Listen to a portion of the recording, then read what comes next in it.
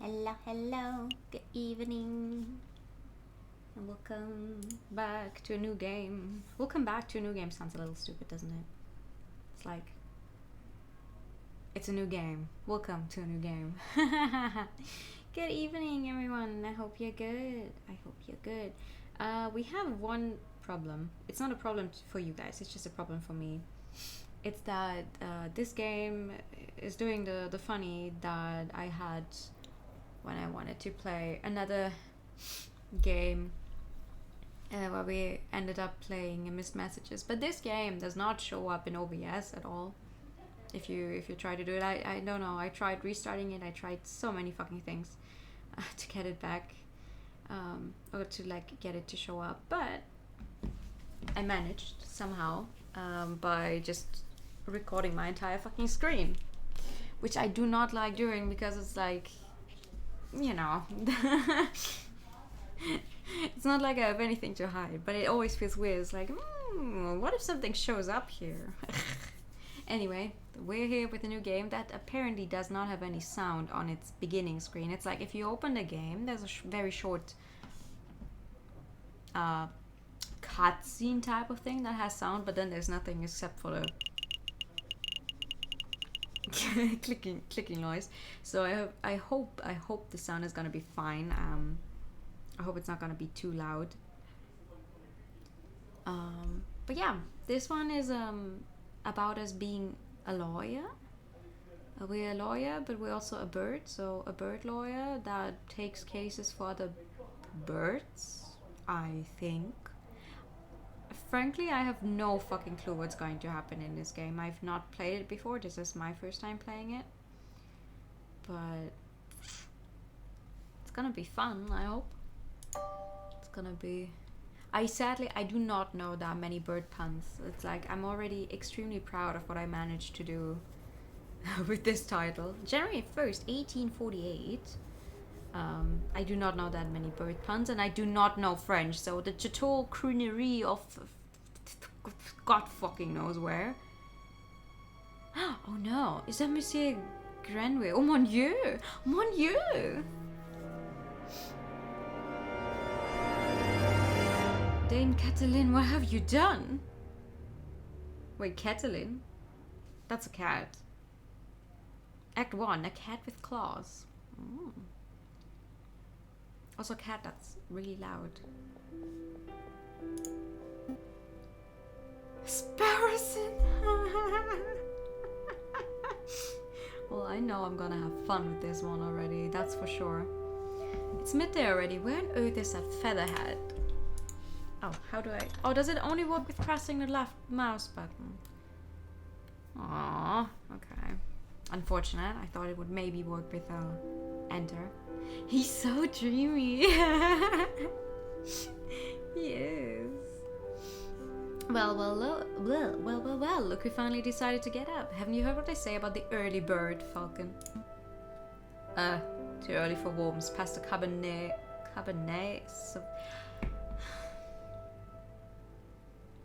Excuse my French. I do not speak French. There'll be time for that later. We've got some business to handle first, do we? Business? A letter arrived while you were sleeping. I haven't opened it yet. It's probably just more junk mail. Go ahead, Sparson. You may have the honors. Proposed junk mail. I looked into my mailbox earlier, and what I got was like some also, in my opinion, junk mail from like the far right thingy here. No politics on stream, but the far right people of like, hey, vote for us. I'm like, really? You kind of chose the wrong person to send your junk to, but okay. All right.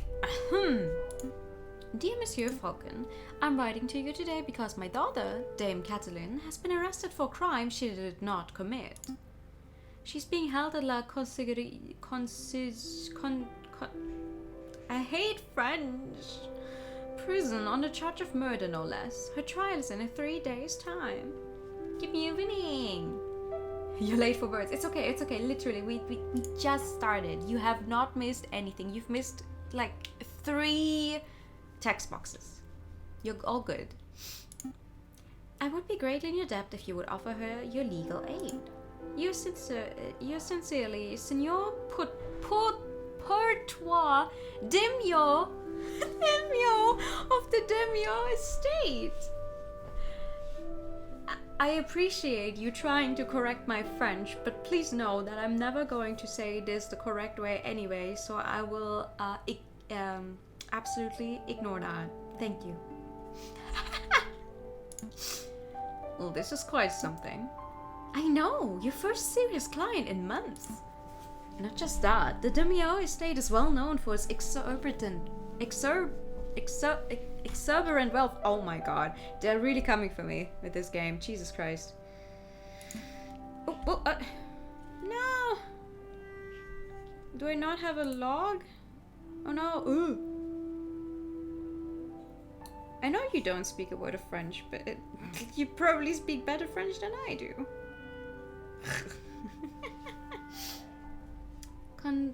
Conciergerie happens to be used in English. Really? Okay. Wow, so I suppose you intend on defending Dame Catalina in court? No, of course not. Bad end. Game over. No, we don't do it. The funny thing is, actually, we could say no, and we still will be taking on the case. But I'm obviously we're gonna help her. Duh. Of course. Of course, it would be foolish to let such a good opportunity slip through our feathers. Grab your coat, Sparson. We're going to go find our kitty client at La I hate this. Conciergerie. Excellent. My verrier was getting tired from all this sitting around. This bird has human hands. You know what, actually... Hold on. 1 second. I think it's gonna make it better if I do this. If I actually let you see my cursor for once. There we go, because it's a custom cursor for the game. But like... This bird has human hands. Why? Why? Portois' letter has been added to your evidence folder. We are Falcon. Very nice. You like Falcons? Yeah, seems like it. Seems like we're the big guy. I'm guessing we're the big guy. Oops. And we seem to be an established lawyer for once, and not like some guy. Oh, I say for once. We only played Ace Attorney before, so I totally hold hands with him. Honestly? Yeah. Okay, evidence folder. That's nice. Ooh. Portois' letter. Signor Portois de Mion has requested legal aid for his daughter, Catalin. She's being held at the conciergerie. Conciergerie. I will have forgotten what this word is like in like 2 minutes. And you may access the evidence folder at any time by clicking the suitcase symbol. Ah, nearly forgot my wallet. I wouldn't want to lose that. Again. I recall you losing it at New Year's party. And at Christmas. Yes, alright, no need to make a list.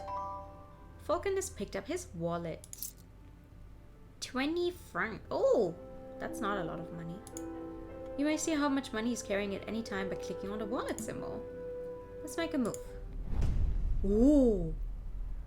Oh, January 3rd, Monday. Welcome to the map screen. From here you can travel to any listed area by clicking on a location name or a location node. Areas marked with a clock symbol take a whole day to visit. Areas with no symbol can be visited freely. Ah, okay. For centuries, the infamous conciergerie prison has detained the accused and the condemned alike.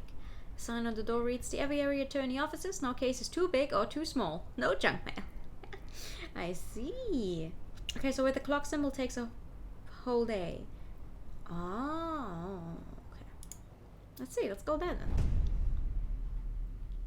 Falcon and Sparrowson step into the stone-cold foyer of the... Can we just say prison?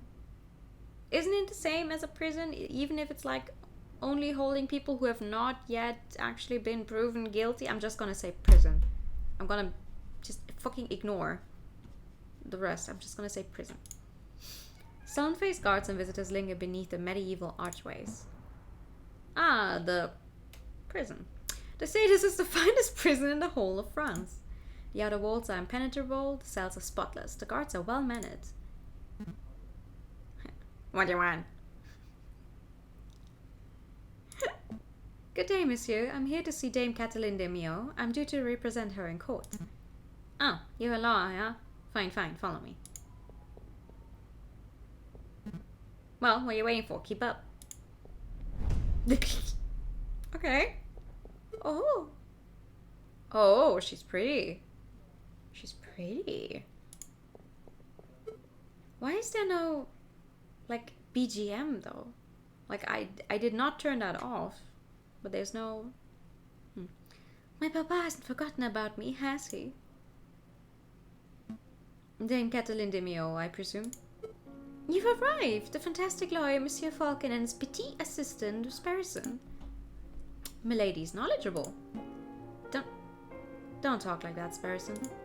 Sorry. My papa told me that he would only hire the best lawyers in town. I'm flattered. But they weren't available at such short notice, so he hired the first people in the address directory. Yikes! Oh.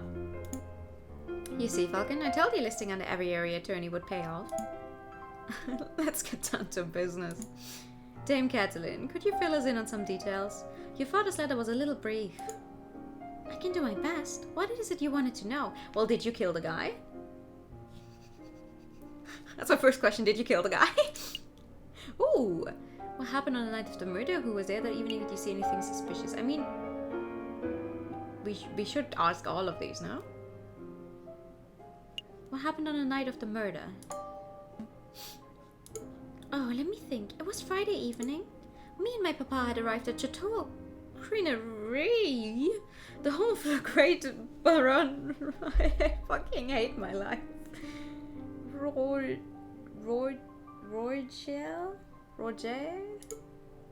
Business stuff. Well, the three of them own a railway company together. Of course they do. Of course they do. It's the 1800s. Of course they own a railway company. So all through dinner they were talking about company shares and investments, but I didn't really understand most of it. But after dinner, this man with a camera took our photograph. That was a lot more fun. Sorry, man with a what took your what? Camera! It's a very new gadget. A tiny bug sits in a box with a tiny paintbrush and paints your picture very fast. No, I don't think that's how it works. In 10 minutes, poof, you have a perfect picture. Wow, technology is amazing. I don't think the lady's explanation is right, Sparrowson. Let me believe. Still, the camera sounds like a very special device. I'll make a note of it. Camera has been added to your evidence folder. Please continue, Dame Cataline. So after we had the photograph, I went to the gardens to get some air, and that's when I found the body of Monsieur Granouille.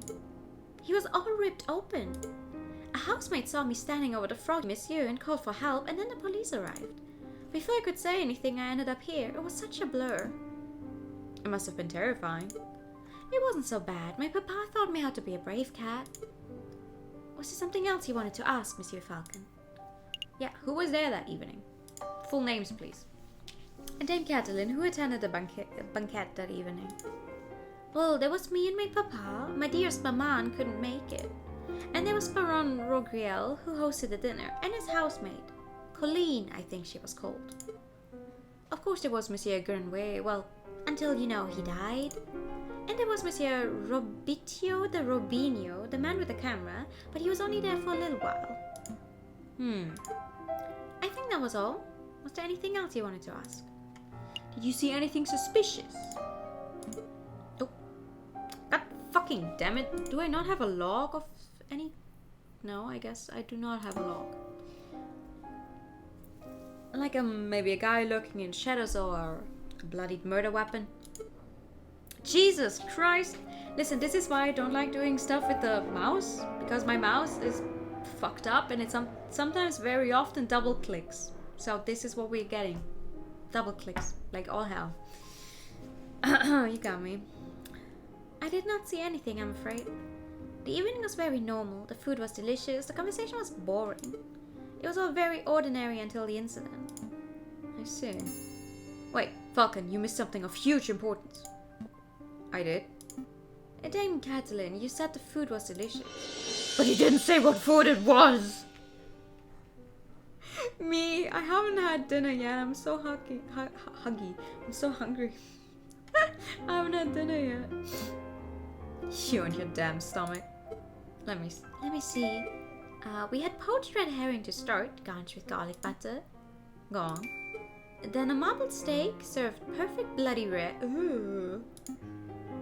Glorious. Falcon, write this down.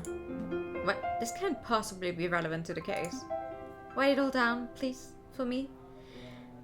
I don't think I have an option to see previous dialogue because, like, most things, like either the scroll wheel or the right mouse button, they just advance. Like, scroll wheel doesn't do anything. Right mouse button advances dialogue the same. Option thingy here does not open anything either. Nothing on the keyboard does anything. Nope. Nope.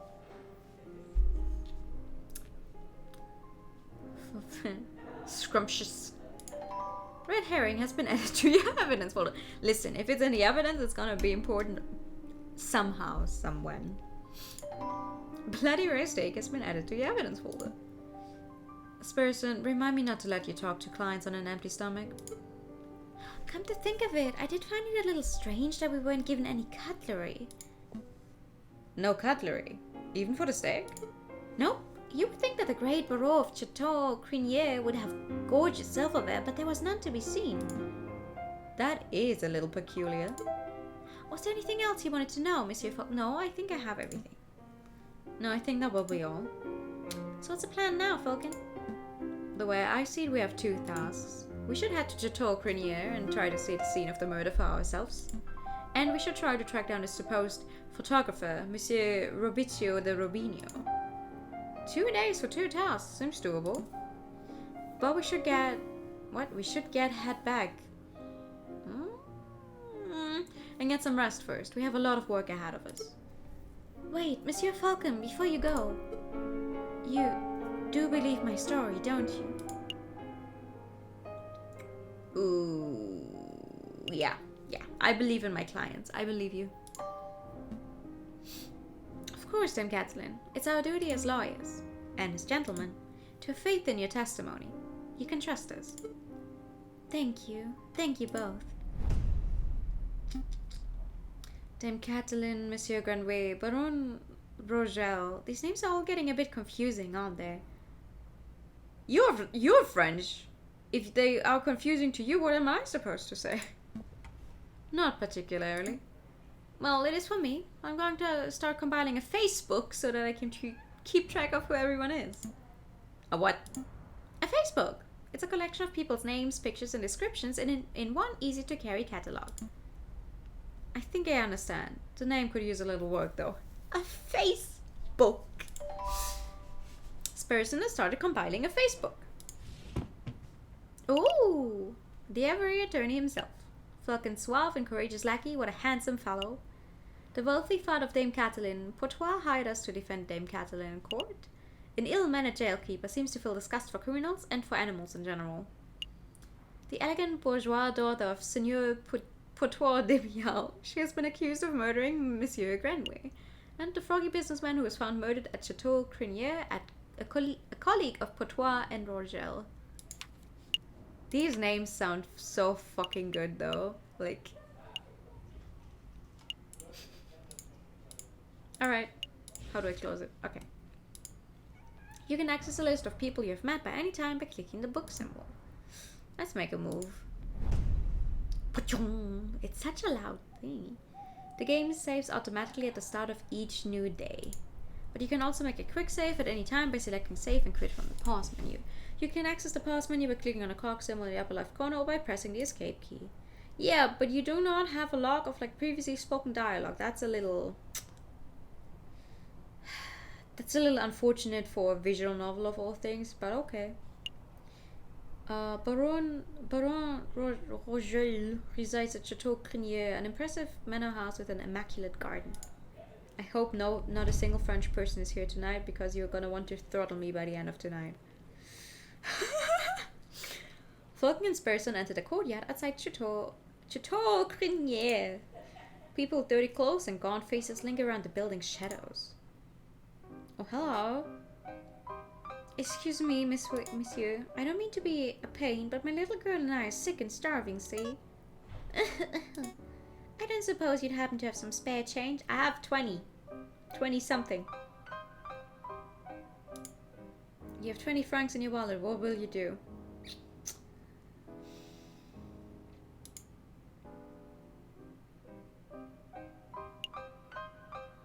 I am just really scared I will need the money at some point, because why make it a point to even have money?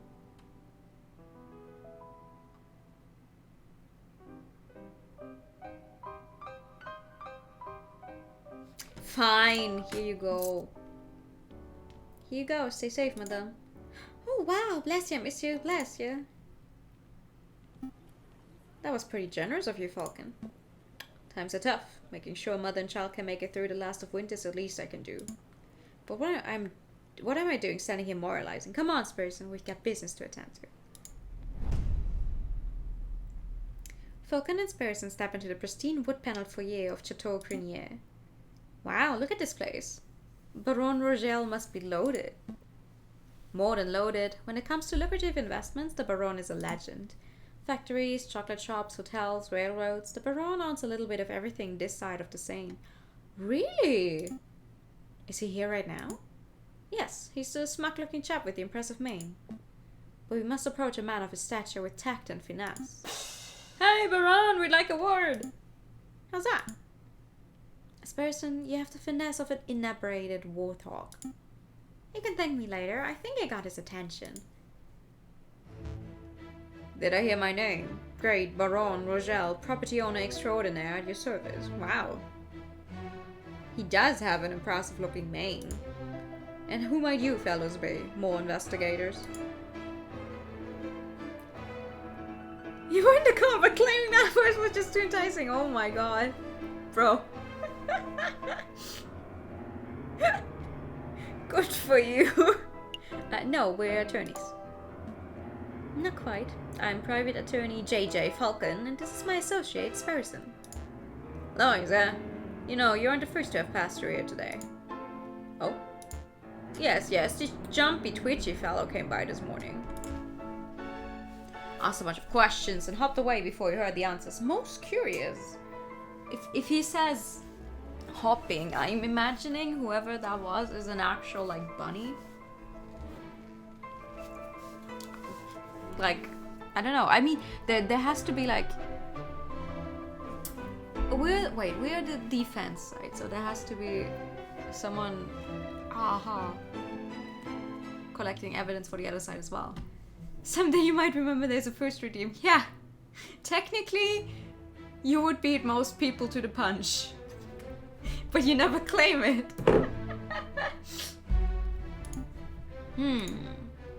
Do you know who he was, Sparrowson?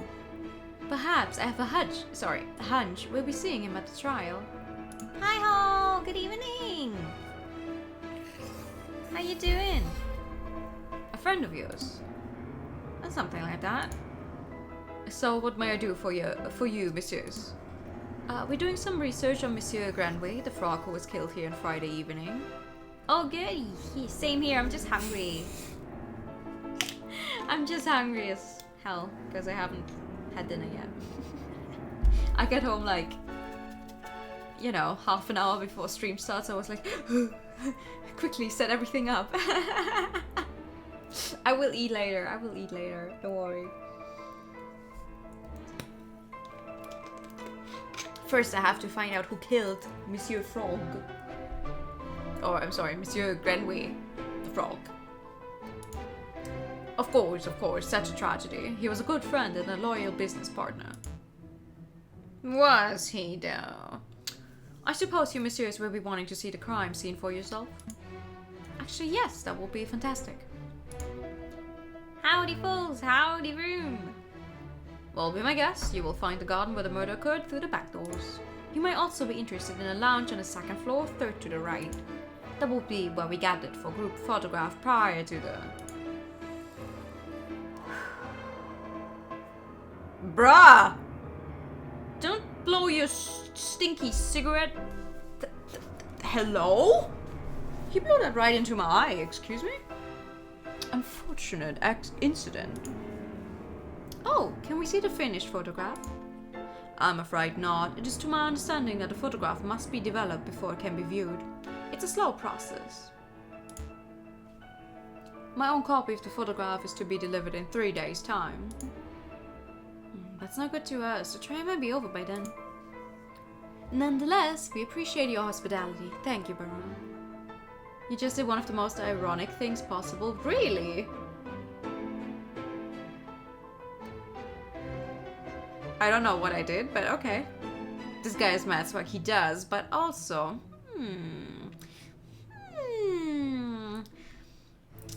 It's like business partners? I would not be surprised if one of the business partners killed the other. I went from playing a cat game to a bird game. True. It's no trouble at all. I'll be here to see you out when you are done with your investigations. Except mouse game.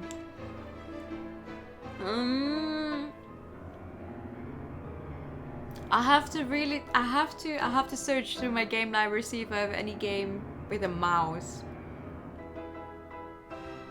But that would be funny if I did that, yes.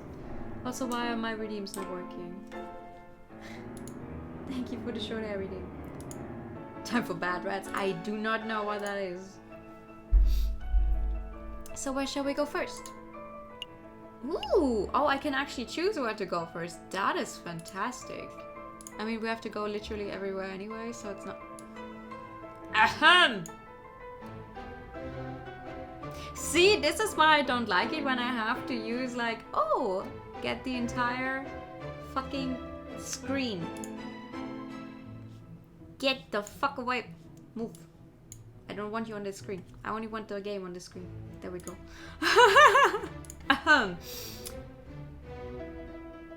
shitty meme, okay. No, I have to see if I have any games with mouse, with any mouses in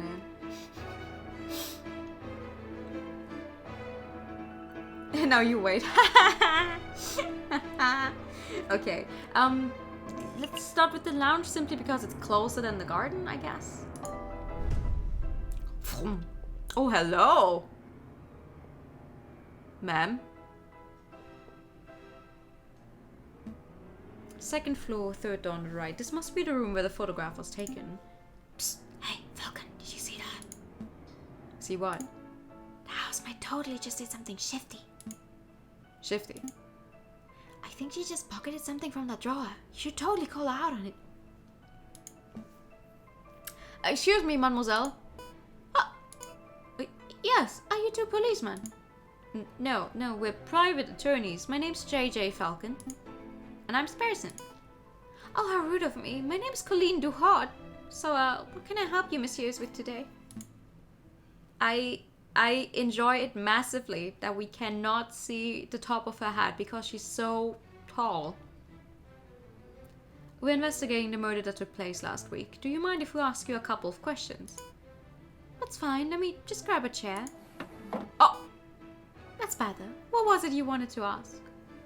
A white long face. Oh! Is this where the photograph was taken? We're looking for the room where the photograph was taken prior to the incident. Would you happen to know whether this is the right room? Oh yes, you're in the right place. I saw the photography session for myself. Let's see, the cameraman was standing... just about where you're standing, actually, Monsieur Falcon. And where was the camera pointed? Right at the clock above the mantelpiece. The Baron insisted on using that very location. Now that I'm looking at it, something isn't right about that clock. I know, the painting on it totally clashes with the decor. I was thinking along more obvious lines. The clock has no hands. Oh, that is weird. Oh, that clock has never had hands in all the years I've worked here. I think Baron Rogel just keeps it around as a conversation piece. Well, we're conversing about it, so I guess it's working. It's a peculiar detail, though. I'll make a note of it. Nice. Is that supposed to be the Jersey Devil? Is that just a giraffe? That's just a giraffe. Everyone here seems to be some kind of animal. But I like the idea, I like the idea that this entire giraffe just sat down in a chair and is now the same height as this falcon. So either we're a very big falcon or it's a very small giraffe. Or both. I feel like the birds may not be true to size. No. Actually, maybe if we see Sparrison turn around once more, actually, he has human hands, so I'm not quite sure where exactly we would put these characters in.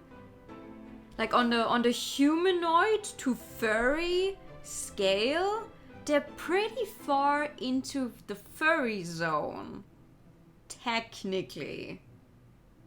Because most of the time you have like humanoids that do not have human hands or legs anymore because those turn into the animal things. In this case, it seems to be like the head and the body is animal and there's a few humanoid things about them, like the hands. So, and the way that they're dressed.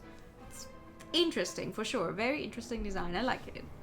A very small chair. Giraffes eat bones? Really? Maybe put them in no relation to this video game. Nah. No. We have to really think about this. Listen. One day I will play How to Fool Boyfriend on stream. And then I'm gonna make, I have to say that again because the pigeons and everything in How to Fool Boyfriend is actually human sized. They're like gigantic. Canonically, according to the manga, they're literally like human sized. Like as tall as a human and then like the entire shape, so they're like as big as a car basically. Canonically. I'm not making this up.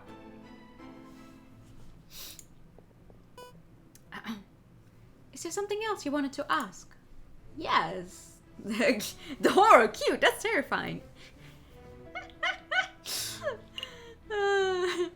Is there something we should know? You were a little nervous when we came in. You thought we were police officers. Is there something we ought to know? Anything you need to confess? No, I suppose I'm... Oh, no, I suppose I'm just a little nervous after all the drama of last week.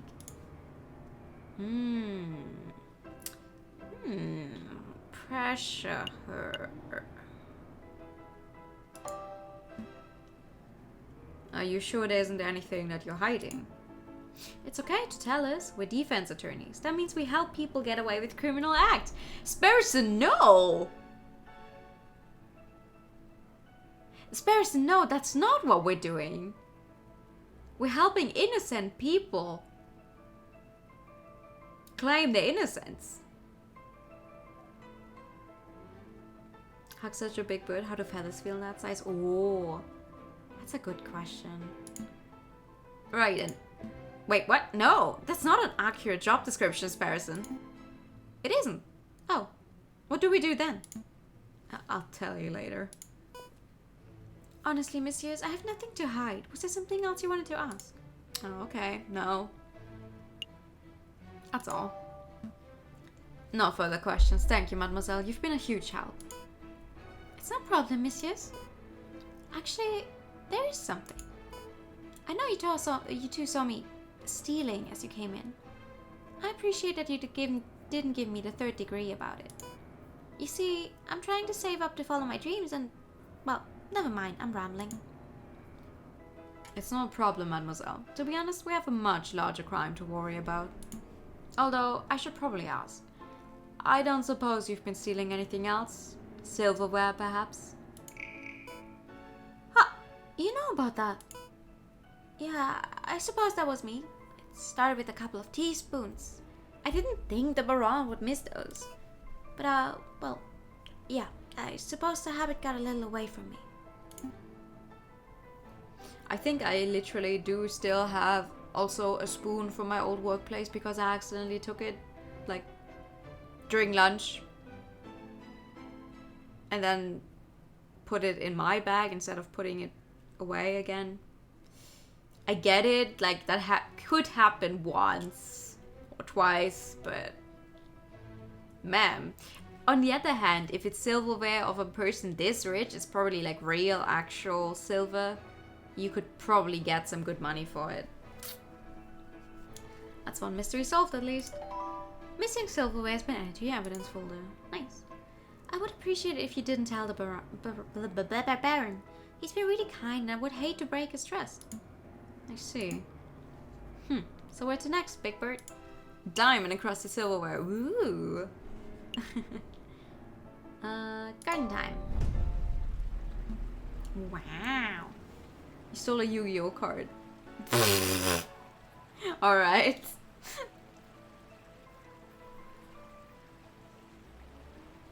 Don't let Colleen's spoon feed you lies.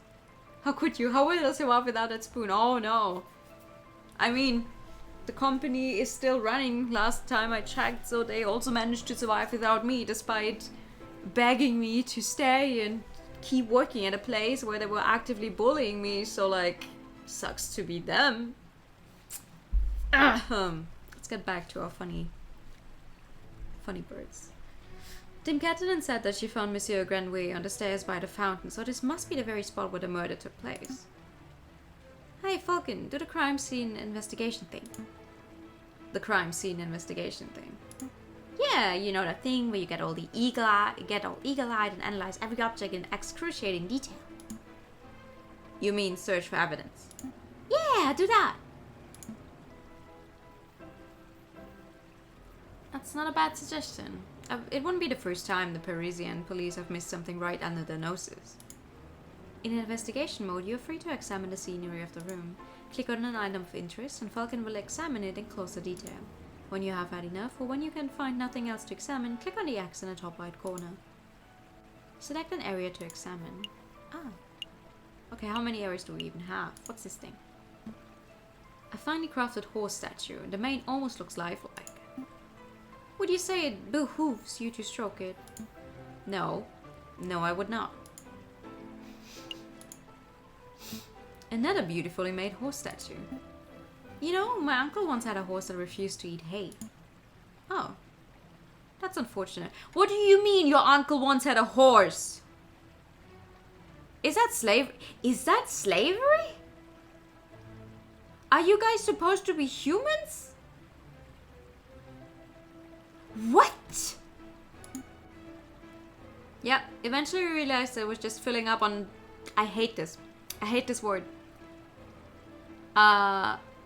You know why? There's a Tumblr post where it's like, oh, I refuse to learn how to pronounce this. And in my head, I just pronounce it as horse divorce.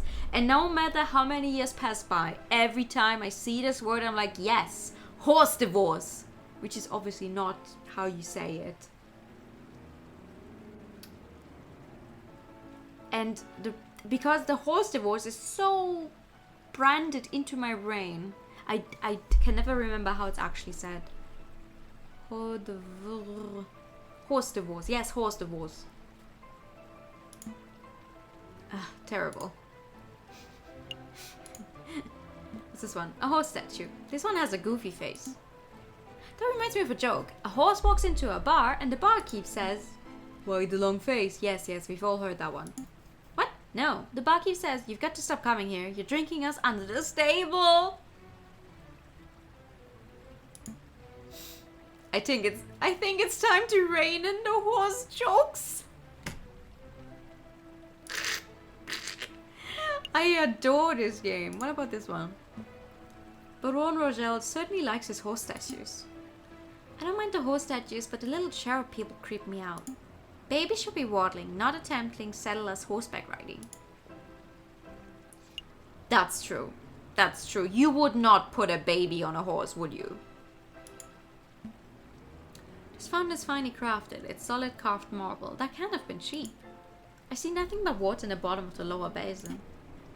It's a shame we can't see inside the upper basin from here. That would be a perfect place to quickly stash a murder weapon.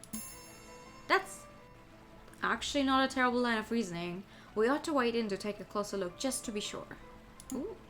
Yeah, I suppose we should. Oh, I apologize. I wasn't being direct enough. What I meant to say was, Sparrison, go wade into the fountain and take a closer look inside the upper basin. Wait, no way. If you want to go wading, do it yourself. I'm a respectable lawyer. You can't expect me to roll up my trousers and paddle around the fountain like a duck in a lake. Yeah, well, you don't pay me enough to justify getting my sweet threads wet. Look, there's only one reasonable way to settle this. We'll flip for it. Flip for it. Yep, I'll flip this 1 franc coin. You call the outcome. Get it wrong and you go for a swim. So what'll it be? Heads or tails? Napoleon face or plant squiggles? I don't know, heads? Put it all on heads. Don't let me down, old emperor. Here I go. It's tails. Follow your pantaloons, Falcon. You're going for a swim. Fine. Hold my shoes.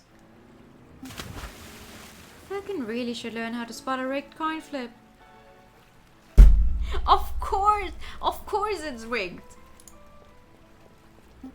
I almost feel bad for cheating.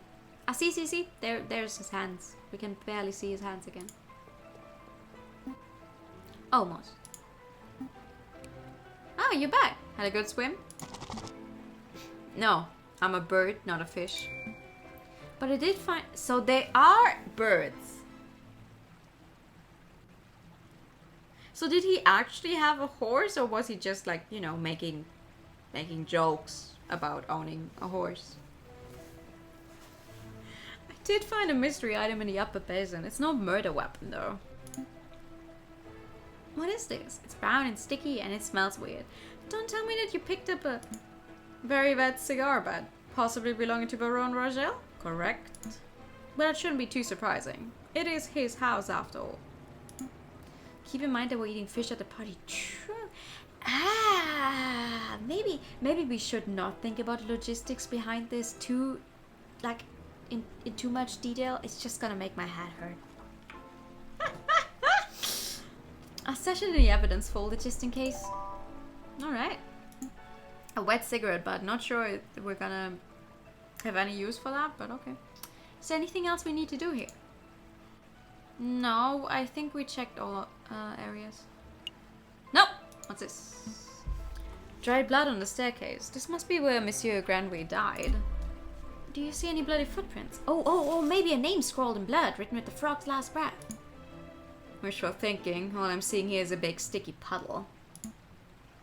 There's nothing to indicate that the body was moved or that the frog left that last-minute clue. All I can make out from the bloody mess is that Monsieur Granway was attacked and killed on the staircase. Okay. I think I have everything else. So yeah, looks like it. I think we're done here. Good call. Are you sure you don't want to take another dip? We still have time. Don't push your luck. I I love them already. Hello, streams go to wiki for info. No, I don't think I will. So how do I get out? Do I just go back to the main hall? Ah. Did you messieurs have a good look around? I trust everything was in order. We had a good look, thank you, Baron, but we actually have some questions for you. Please ask away, I have nothing to hide. Oh. What happened on the night of the murder? Baron Rogel, I would like to ask about your activities on the night of the murder. Oh, am I in trouble? No. No, nothing like that. We're just gathering at the full picture. I see. Well, let me think. The guests arrived at 5 o'clock and we all sat down for dinner in this very hall at 6. That part went magnificently. The photographer arrived at 7 o'clock, but it wasn't until 7:30 that we had our picture taken. At least the timing was always like at the full hour and the half hour, like that's perfect. My housemate discovered the crime scene soon after that. I see. Is there something else I can help you, messieurs, with? Hi, good evening. About your housemate? We met your housemate, Colleen Duhart. She's a courteous young lady, isn't she? Yes, she was quite helpful. Yes, she was more than willing to help us with our investigation. I'm glad to hear it. Did you two want to ask something else? Nope, that's all, thank you. I'm not gonna snitch on her. The one thing I know is to never ask a rich person about a housemate because the information you get might be made up. Really? I think it will be all, Baron. Thank you very much for your time. It was a pleasure. Have a delightful day, messieurs. Did you get all the information you needed, Falcon? I hope so. Don't worry, if everything goes wrong in a trial, we could always just wing it.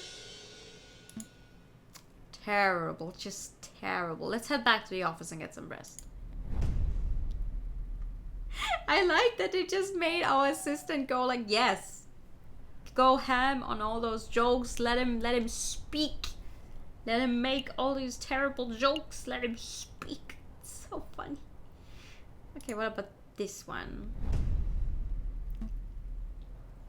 This person is a real protag. Yeah. So this is the studio of the famous photographer. Shall we knock? Wait, there's a note on the door. Ahem. The magnificent and marvelous artist, Monsieur Robiccio de Rubinio, is currently out on an artistic expedition. He shall return when his muse sees fit. When his muse sees fit. What's that? What does that even... What does that even mean? I think it means that he's a pretentious bird brain, but in any case, the artist seems to be out. Pretentious bird brain. What shall we do now? I mean, we could knock.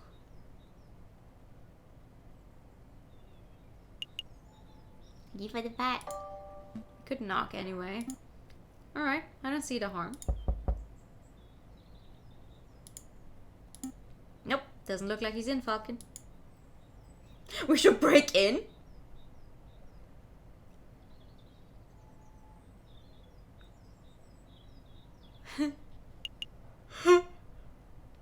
We should break in. We should break in. What? Are you serious?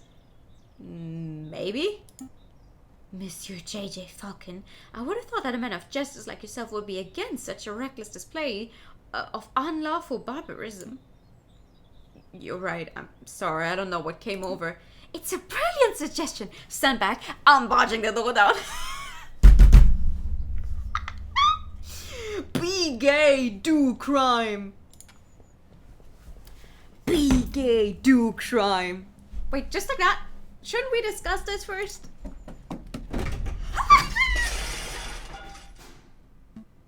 What in bird Jesus' name was that? You said you wanted to break in. I thought we could find an open window. I didn't think you would turn into a bird-sized cannonball. Well, now we're here, we ought to make the most of it.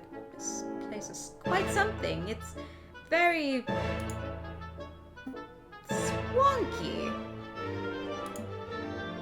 I was going to say ostentatious, which I probably pronounced wrong. Just swanky talk for swanky. We don't have time for this. The sound of a door being smashed in could be drawing unwanted attention. The background music is making me anxious though. We should find anything that may help our case and get out. I pronounced it right. Yay! Woohoo! What's this? I see a bourgeois tigers in profile. Don't ask me what it means. Well, swanky apparently. Swanky talk for swanky. I see paints, inks, and dyes. I'm not quite sure what the clear liquid in this bottle is. I could taste test it. You could, but we don't have time for a hospital visit right now, so let's not. Bird Jesus, is Switch based Pokemon now? Okay, what else? What's this one? I see a finely dressed dandy fellow upon a horse.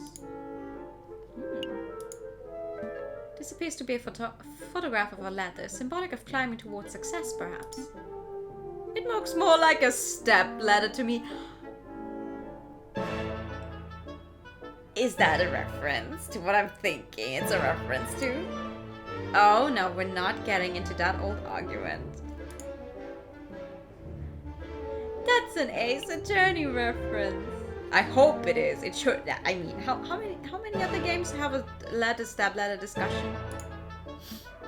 A beautiful picture of the Paris skyline. Given the angle, this must have been taken from Notre Dame Cathedral itself. Ooh. What's this one? This is a photograph of a castle somewhere in the countryside. Yeah, the music is loud at the more intense sections. But you can barely hear it other times. It's a little dumb, not gonna lie.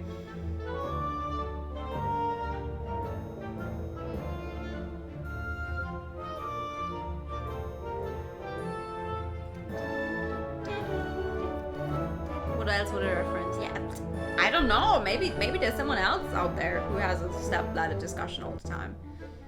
This is a photograph of a castle somewhere in the countryside. You know, I once had an uncle who once fell off a castle rampant while on guard duty.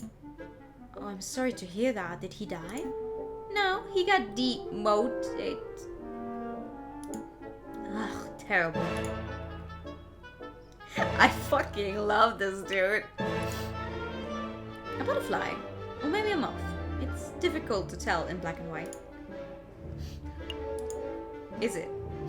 A lighthouse. No. Wait. It's a man in a top hat. Actually, if I squint and turn my hat sideways, it's a black smudge falcon.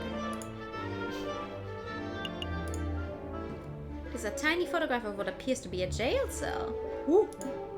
That reminds me, how illegal is this? You know, breaking and entering, riffling through a person's belongings. A little illegal. Well, it's illegal, yes, but we're trying to solve a murder case, so it's forgivable. I don't know. I don't think that's how the law works. Oh, so you're saying that a small act of evil is justifiable if it results in a greater good? Don't put words in my beak. It's a picture of a fence. It's a fancy photograph. Leaves the viewer defenseless. Out of all the pictures here, I would pick it as my favorite. Who wrote this? Oh my god. I hope whoever wrote all of this text really gave themselves a pat on the back afterwards and was like, yes, this is peak writing. Peak. This is peak writing. Anyway, calm down. No more fence pens.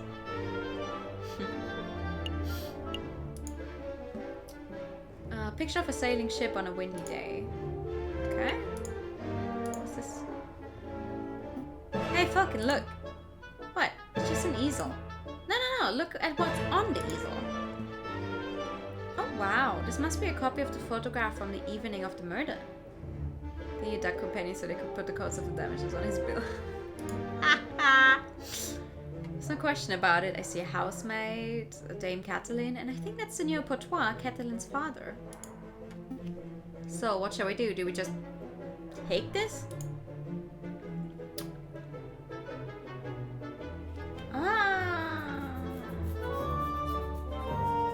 I don't think we could legally present it in court as evidence, not gonna lie. Like, I highly doubt we could present it in court, because then we would have to admit to breaking into the house, but I'm gonna take it anyway. We've come this far, we may as well borrow it. Nice. Is there anything else we need to do here? I don't think we do. I think that's everything. Oh, never mind, chandelier. Chandelier, you should get one of those for the office. I don't have the money for that sort of luxury. Aww. Okay. I think we're done snooping. Let's get out of here before we draw further attention to ourselves. Sounds good to me. Slim. Uh-oh. Oh mon Dieu, what happened to my door?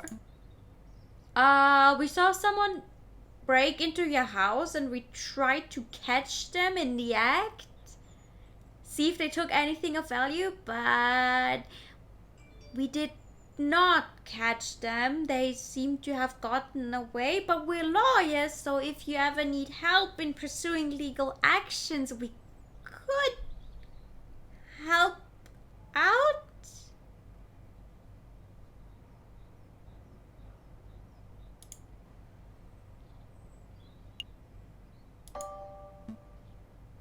Kids, they're little weasel types. We saw them. Yeah, weasels. They were all like, let's break into this art guy's house. And we're like, no, weasels, you cannot do that because that would be illegal. And then they were like, we chased them off. That's the important thing. Well, thank you, I suppose. Let's make a move. Trial day is approaching fast. Right, let's go. Alright. I guess we're not gonna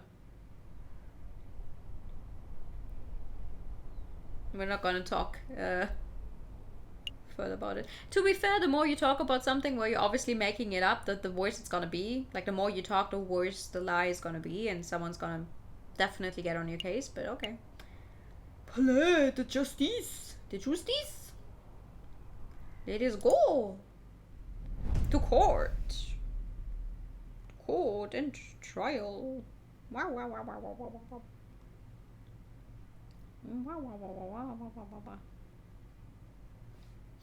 Falcon and Sparrowson stand inside the marble portico of the Palais de Justice, awaiting the opening of the Tribunal de Grande Instance. Fucking French. Are you nervous, Falcon? A little, yes. Of course I'm nervous. We're woefully underprepared for this case. 2 days. We only had 2 days to prepare. How are we expected to get anything done in that time frame? Calm your feathers, Falcon. We can do this. We found this irrefutable piece of evidence on the street, Jan. It just fell from the sky. We could not make out who it maybe belonged to. So we just took it home. With us. Ha ha ha. Monsieur Falcon, petite person, is there anything you need me to do? No, we've got a handle on things. You just shut up and be pretty. I think that is the best thing you could do, yes. You gotta head back to work? Okay, thank you for coming by. Falcon was just telling me how confident he was feeling about the case. That's wonderful. I just know you two will pull through. Let's move it along, fellas. I'll be watching from inside. Do your best for me, Monsieur Falcon. We will. We will while I'm looking through food. Are we ready? Yeah, we're ready. Ba-dunk. Thank you for the pat. We are ready. Alright, settle down everyone, settle down. Is everybody here? J.J. Falcon present. The defense is ready, Your Honor. Rupert Drabbington present. The readiest prosecution, Your Honor. Oh, darn, that's not it. Oh gosh, where are my notes? Ha! I knew it. Thank you for the braid video. Knew what? Rupert and I went to Paris Law School together. He was in all of my classes. Oh, was he smart? No, He always scored second worst marks in class. I can only assume that he bumbled through the final exams unlucky of his 2 rabbits' feet. On a luck. Unless he's improved considerably, you might already have this trial in the bag. That's good to know, but say, Sparrison, if Rupert scored the second lowest marks in the class, then who scored the lowest?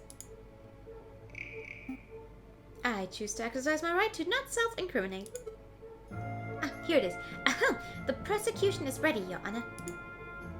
Are the jury all present? Oh, so many people. I cannot do that many voices. All present and accounted for, Your Honor. Hey, Falcon. I thought there were only 6 members of the jury for cases like this. Why do I count 8? Because the people involved are really rich? Oh, those 2 birds with the funny hats are assessors? The associate judges. Okay. I think I'm gonna turn the game down just a little bit though. Like, because the music is really loud. I mean, maybe that's just me, but the music seems to be really loud. Prosecution, please call your first witness to the stand. Oh gosh, are we there already? Okay, I choose to call the officer in charge of the murder investigation, Inspector Volerti, to the witness stand. Inspector Volerti, please approach the stand and recite the oath. Desktop dogs, yeah. As you will, Your Honor, I swear to speak without hatred and without fear, to tell the whole truth and nothing but the truth. Monsieur, no, Inspector, please state your, name and occupation for the record. My name is Inspector Just Volerti. I'm a servant to the law, a scourge of the gutter rats that plague the city. Okay. I've enforced the law for over 20 years, and I shall continue until I bring the infamous Viridian killer to justice. My path begins 18 years ago. Let's stick to the questions, Inspector. Of course, Your Honor. Oh, great. I was hoping we could have one of those bumbling, cuddly officers, but instead we're stuck with lawful goody two-shoes. I bet this guy would turn in his own mother if he saw a littering. So, Inspector, is it true that you are the lead investigator on this case? That's correct. I was also among the first to arrive at the scene of the crime. Then perhaps you can walk us through what you witnessed upon your arrival. Absolutely. Just after 7:30, we were alerted and brought to the scene by the housemaid of Barreau Roget. Why is the music so fucking loud, my dude? I just turned you down. Stop. Please.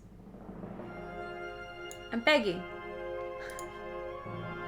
It's like every time I turn it down, it comes back with a part of the sound that's just even louder.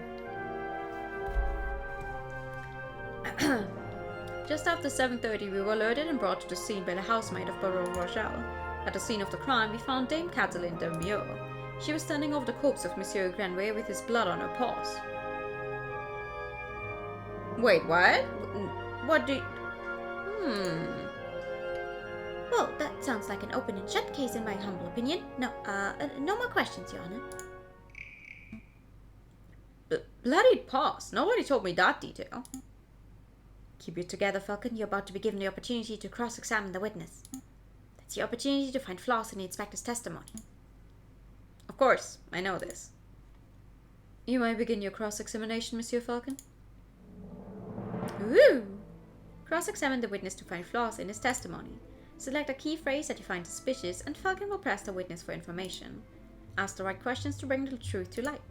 Avoid pressing for pointless details. The judge and jury don't like having their time wasted. Select a statement to question. We were alerted. Ah, okay. I would like to know more about the blood on her paws, because that's the first time I heard of blood being on her literal paws. It's just Ace Attorney with animals, huh? I mean, I think they were heavily inspired by it.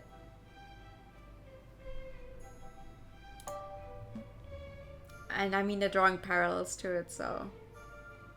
I couldn't actually tell you, though. No clue. If they mention it anywhere. Inspector, you say Dame Cataline had blood on her paws. Correct. Blood clung to a fall like guilt to a convict. Oh. Really? Whose blood was it? Not that I'm complaining. Oh, absolutely not. I actually wish there was more, like, games out there like this. Because I can never go back to, like, experiencing Ace Attorney for the first time. I mean, I still have a few games left that I need to play of that series, technically. But I can never experience them again for the first time. I wouldn't be surprised she has blood on her hands, though. They had to eat steak. Without cutlery. Whose blood was it? What a question. It was Monsieur Gwenry's, of course. How can you be so sure? I object. This line of questioning is absurd. There was only one murder victim that night, Falcon. The blood on Dame Cataline's paws could have only belonged to one person, Monsieur Gwenry. Judge, Falcon's trying to delay the trial by asking pointless questions. I'm afraid the prosecution may have a point, Monsieur Falcon. Do you have any reason to suspect that the blood belonged to someone other than Monsieur Granway? I do, Your Honor. Thank you for the hyper time. You need to play. You really should. The only one I haven't played yet is the current last one. Which is Spirit of Justice. I have not finished it, and I have to start from the beginning, I think. Oh, thank you for the non-binary in the pad.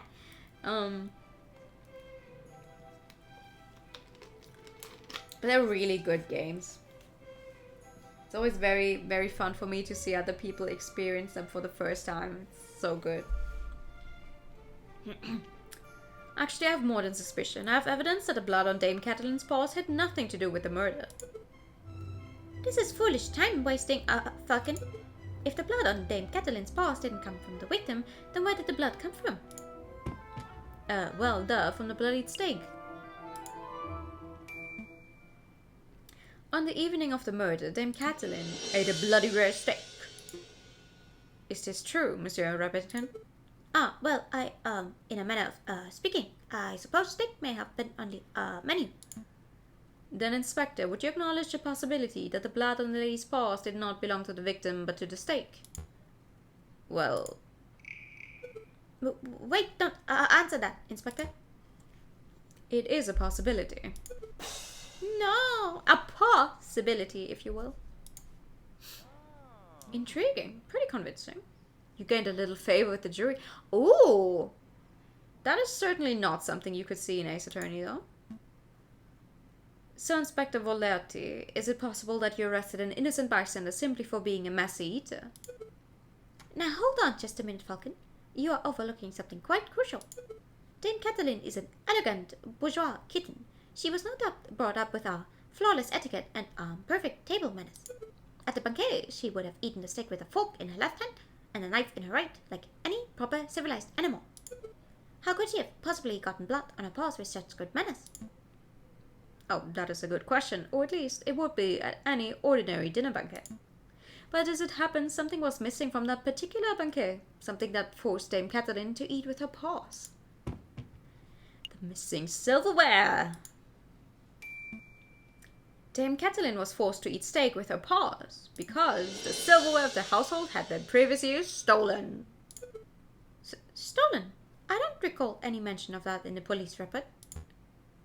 We weren't aware of anything missing from the Rogel residence when we performed the initial investigation.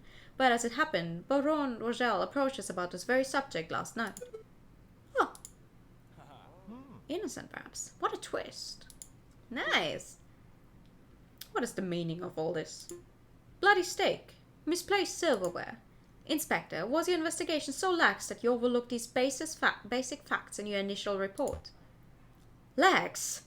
My investigation? Judge, I assure you I'm the most thorough investigative officer on the force. You must head off for now. Okay. Thank you for coming by. Have a good night. Then it is amazing that the Parisian police managed to solve any crimes at all. Oh dear. Be on your way, Inspector. Perhaps do a little inspecting for your next case. Yikes! Oh, that must hurt. Getting told that by a judge? Ouch. Fine, so be it. Messieurs, until next time. Prosecutor, I trust your next witness is ready. Yes, oh, of course, Your Honor. I call upon, let's see, Monsieur Robinio, the photographer who attended the banquet on the night of the murder. Monsieur Robinio, please approach the stand and recite the oath. If he's the most I'd hate to see arrest. Really, though. How does it go? I swear to speak without hatred and without fear, to tell the whole truth and nothing but the truth. It's a little cliche, to be perfectly honest. Could the witness please introduce himself for the current record? As if anybody in this courtroom does not immediately recognize me. I'm the great Monsieur Robinio, cutting-edge photographer and visionary. I don't just take people's pictures, I capture the very essence. Je suis l'artiste. Un pipette? Fuck off! Bro. You may have seen my works in hip magazines Le Barrage or Sexuel. I can send you tweets if you like. Tweets? What on earth? Oh! I can't take any screenshots! God damn it. I wanted to take a screenshot of what on earth is a tweet so bad. Wait, can I not even open the Steam? I cannot even open the Steam interface. What is wrong with this game? Bird-to-bird communication. Come on, Falcon, it's the 19th century. Get with the times already. Yes, your works are very impressive, Monsieur Robinio, but let's get down to business. Could you tell us your activities on the night of the murder? Very well. I was hired by Baron Rogel to capture the evening's events. I arrived at 7 in the evening. I pointed my camera and captured the beauty of the banquet in one fantastic photograph. Then I built Baron Rogel and left. Like a true artist. And with regards to the photograph itself, who did you photograph? I thought you might ask. I brought a copy so that you could all see for yourselves. Oh, very good. Let's take a closer look. He hadn't continued so fast, I've taken one. I'll just have to go back into the vault and take one. It's okay, it's okay. Wait, what?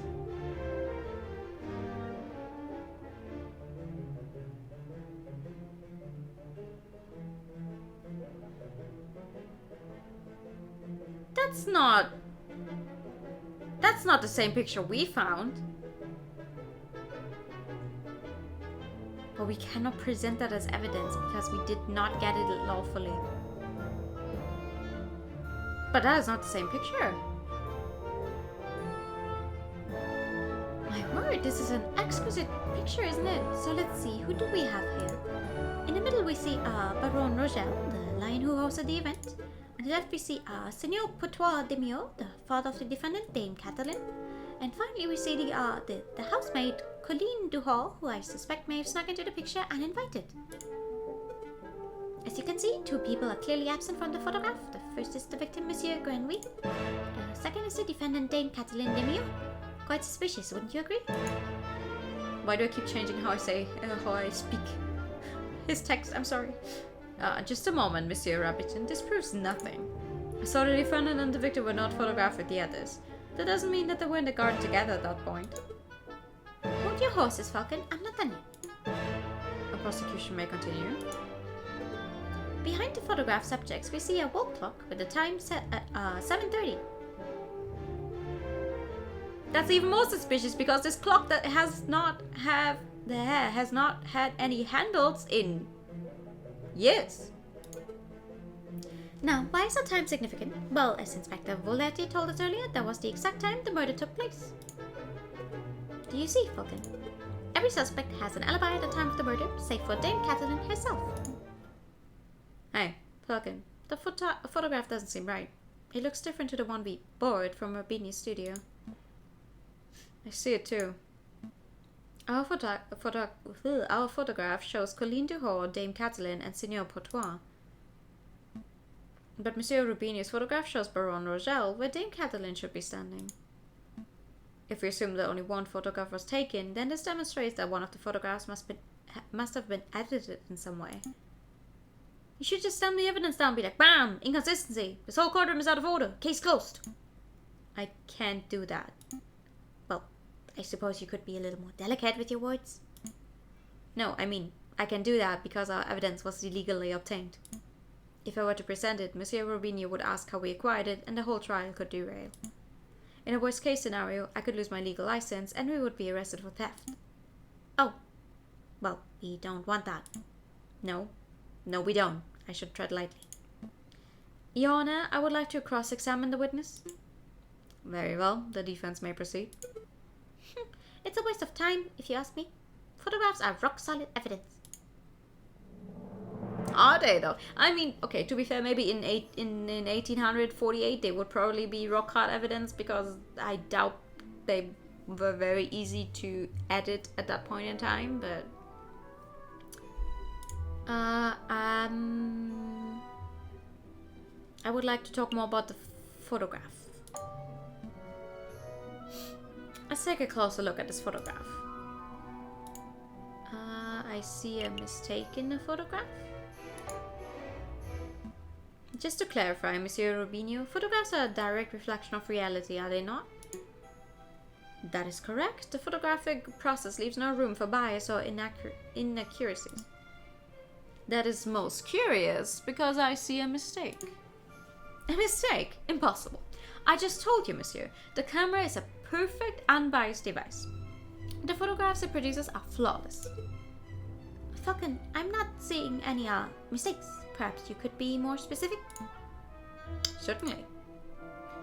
I would like to... the missing hands here. Okay. Okay. This is good. This will count as the area I want. The clock in this photograph. There's something not right about it. Well, isn't that convenient? The defense sees something wrong with the key piece of evidence that implicates his client. Don't give me that cocky tone, Monsieur Rabbiton. I have evidence that there's something wrong with the clock in our picture. The missing clock hands. The photograph clearly shows the clock's hands pointing at 7 and 6. That much is self-evident. Which is most curious, because the clock in the lounge of Chateau Grenier has no hands. It has no hands? The clock is merely a decorative piece, a talking item. Feel free to ask Baron Rogel or his housemate if you have doubts. Monsieur Robinho, how do you explain this discrepancy? Actually, Sean, what you're about to present, how nice. Yeah. It's like, I feel like they're really, really holding our hand through this first case.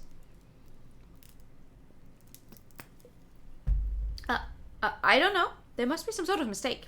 My camera is flawless. Oh, fuck.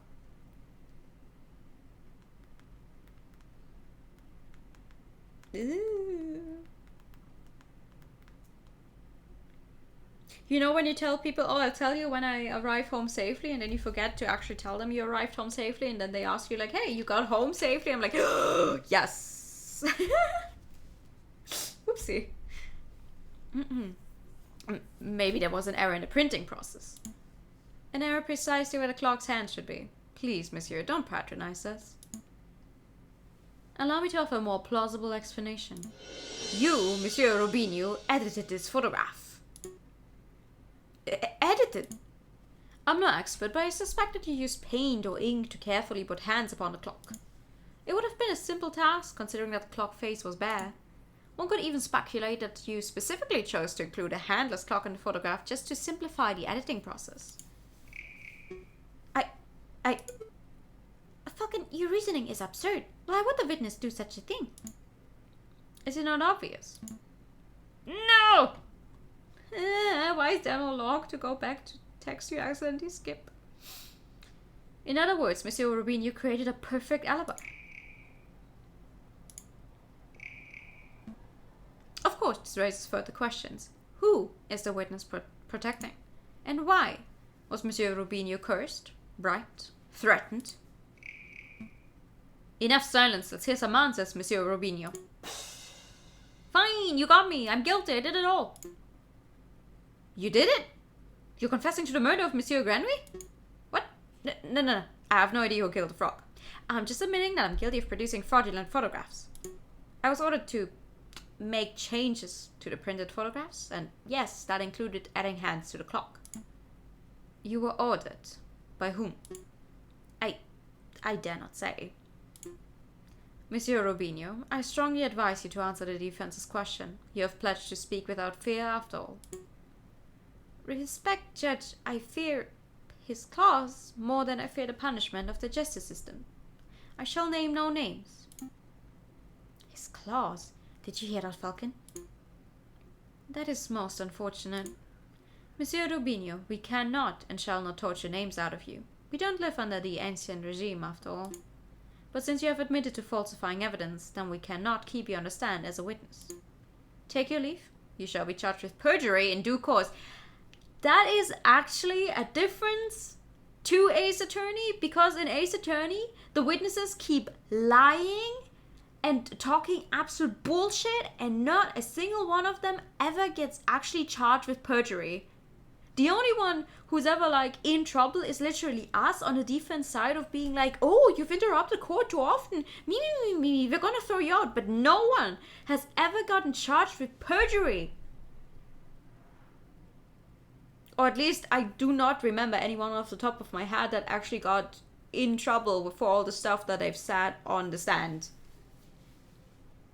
If it's like more than just, oh, okay, I might have gotten some events confused, but like outright lying. And we call them out on it. So that's nice. That's cool. Cool.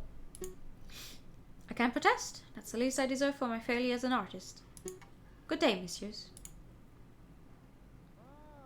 Intriguing. Pretty convincing. Oh. So the clock's hands were painted on. So what? It doesn't matter. The photograph still depicts Dame Catalin as absent close to the time of the murder. That's significant. Don't be dense, Monsieur Remington.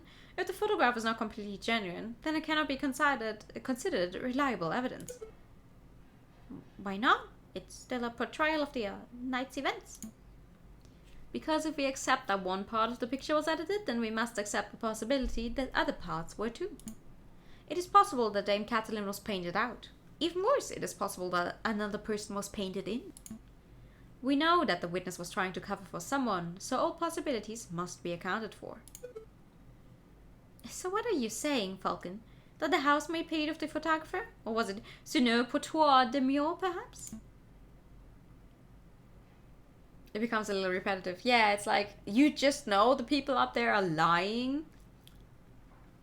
But you're the one who has to make the case and try to get your client off the hook. And they're just out there lying.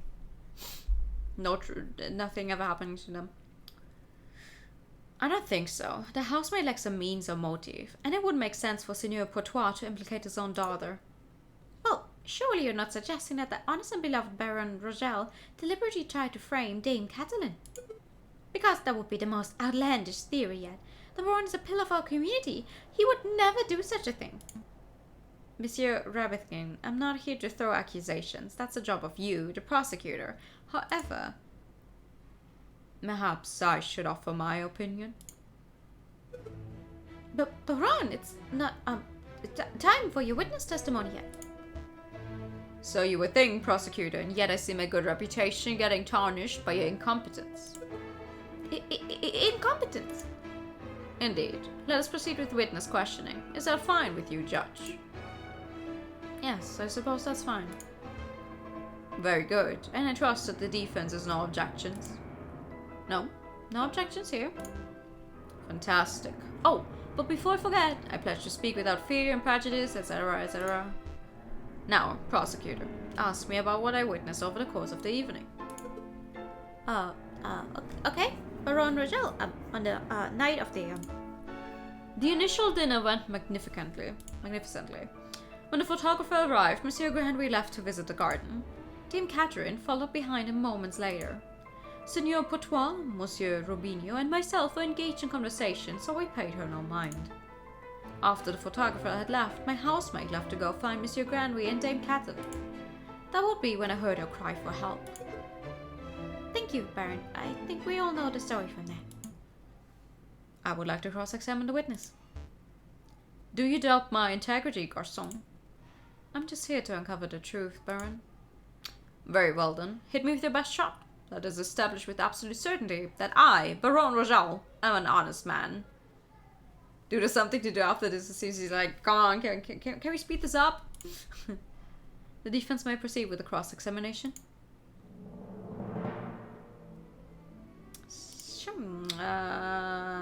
The garden. I would like to talk about the garden. Because there's something I found in the garden that only he seems to have. Baron, we saw the murder scene, your garden, for ourselves. When was the last... What's with all the horses? When was the last time you visited it? Baron Rogel, when was the last time you ventured into your own garden? As it happens, I have quite serious allergies. I haven't been in my own garden for years. Years, you say? Indeed. That's not right. Baron, I do not wish to call you a liar, but that claim does not hold up to scrutiny. Oh, and why is that? Because we have hard evidence that you have visited the garden recently? Balderdash! My word is gold. Shoulder court is so-called hard evidence that I've been in my garden. How dare you! How dare you say I've been to my own garden in my own house? What?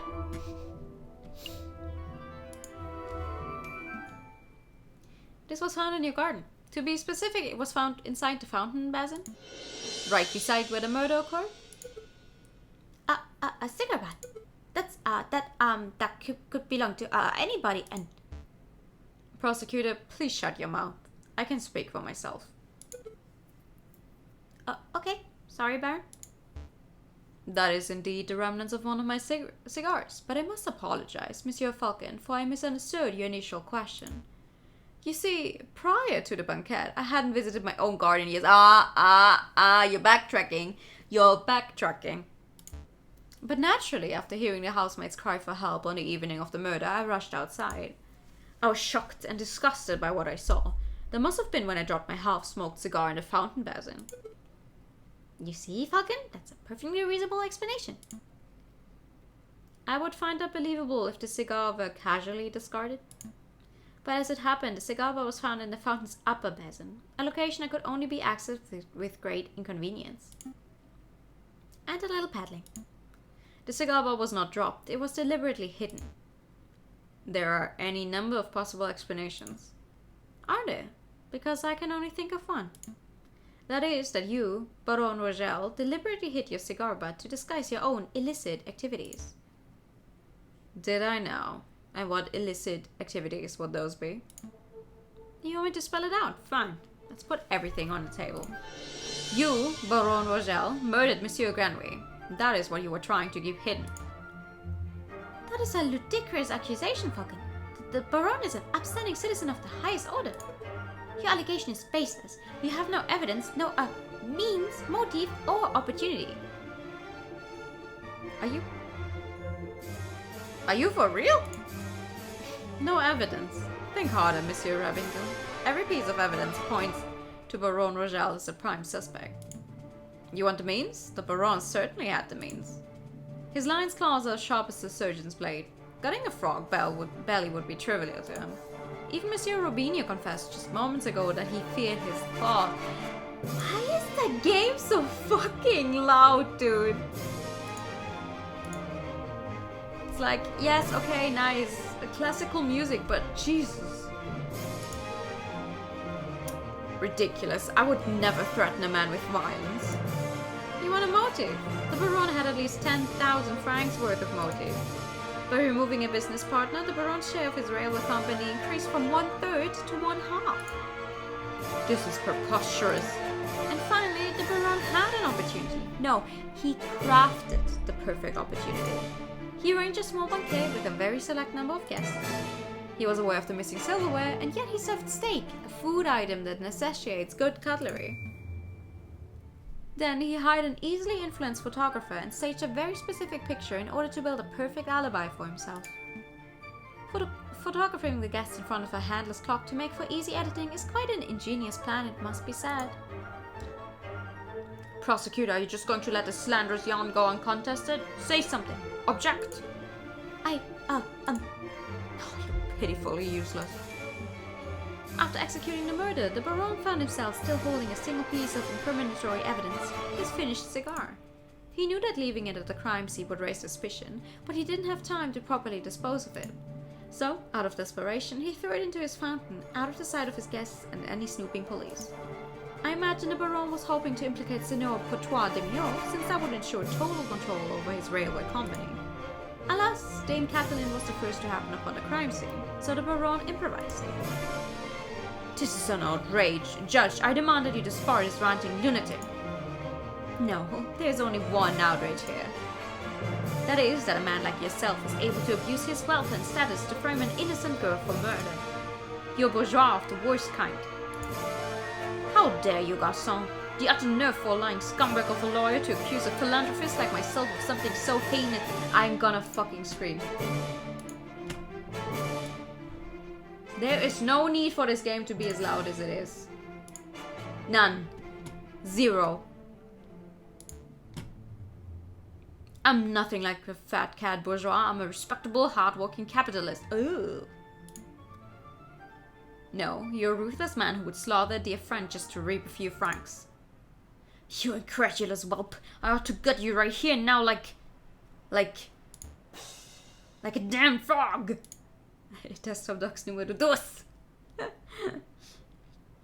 Really? Wait, if I open this up?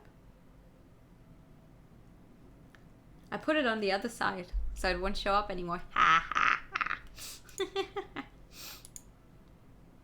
And now you cannot hear anything anymore. It's, you know, I wish people took a little more care in trying to make their soundtracks the same all throughout. Like, of course, if you have a very epic song, it's fine if it's the epic song, but like make it the same fucking volume, please.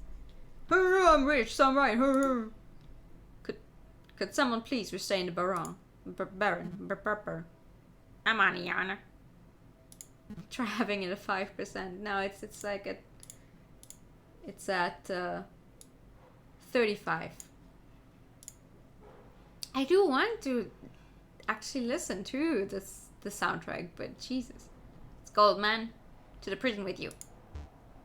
Don't touch me, you filthy jackdaw. I can walk myself. This is quite a turn of events. Does the prosecution have anything to add? Well, in a manner of speaking, well, to be honest, no. Then I shall now confer with the members of the jury to come to a decision. I ask that the animals of the court please be patient in this time. Falcon, that was pretty incredible. Thank you. I just hope it was enough. What do you mean? You just proved Catalin's innocence. We get a not guilty verdict for sure. Sparrison, I think you've misunderstood something important about the justice system. What's that?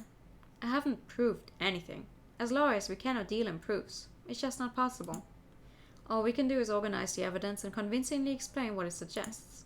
I haven't proved Dame Catalin's innocence. All I've done is demonstrate that there's a significant possibility that she's not guilty. I'm not sure that I understand the difference. We have reached a decision. In light of the recent revelations, it is clear that an error of judgment was made with the initial arrest. On that note, we unanimously find the defendant, Dame Catalin de Mio, to be not guilty.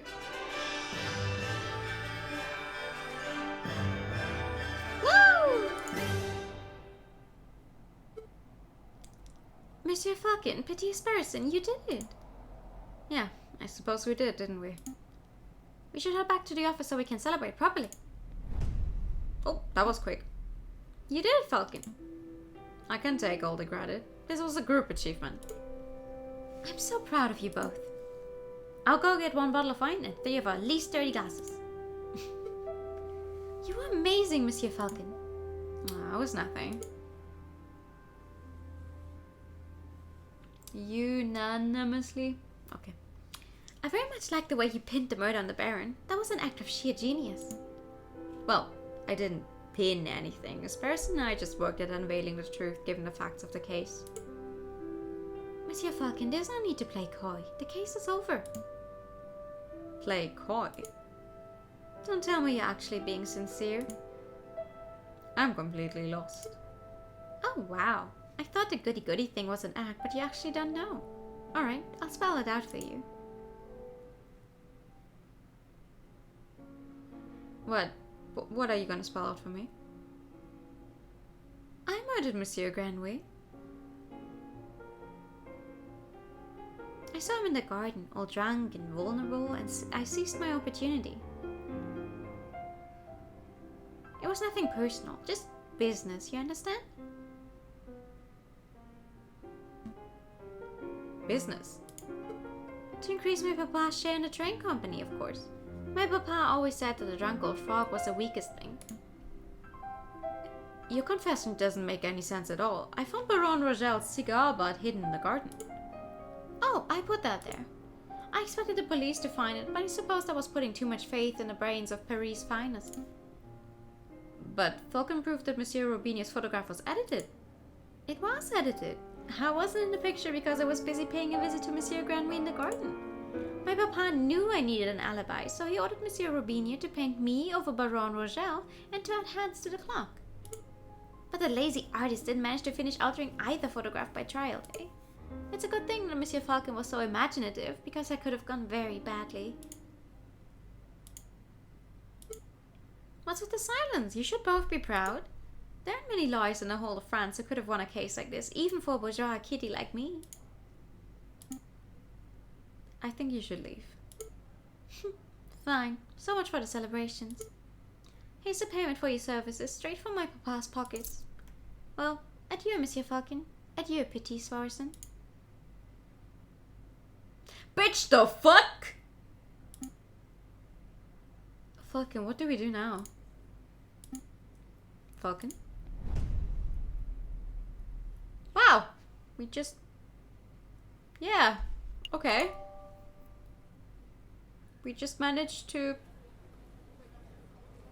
get a murderer free of charge. The Palais de Louvre.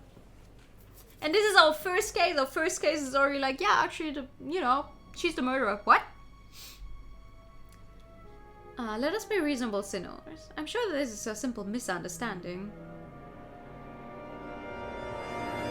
There's no misunderstanding. In the name of the king, arrest that Spaniard. Oh no. That certainly went ways I didn't expect. A Fox Among Wolves. Act 2. How much money do I have? Oh my god, though.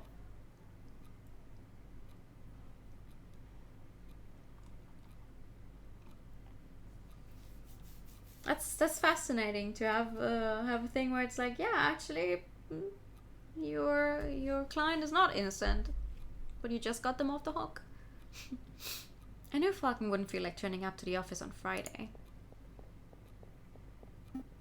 But now it's midday on Monday and there's still no sign of him. This is becoming a little concerning. Oh. Yeah, go look for him. I should probably go find him. His home would be a good place to start, but the bird brain never gave me his address. I'll just have to find him the hard way. By running all across Paris. Paris.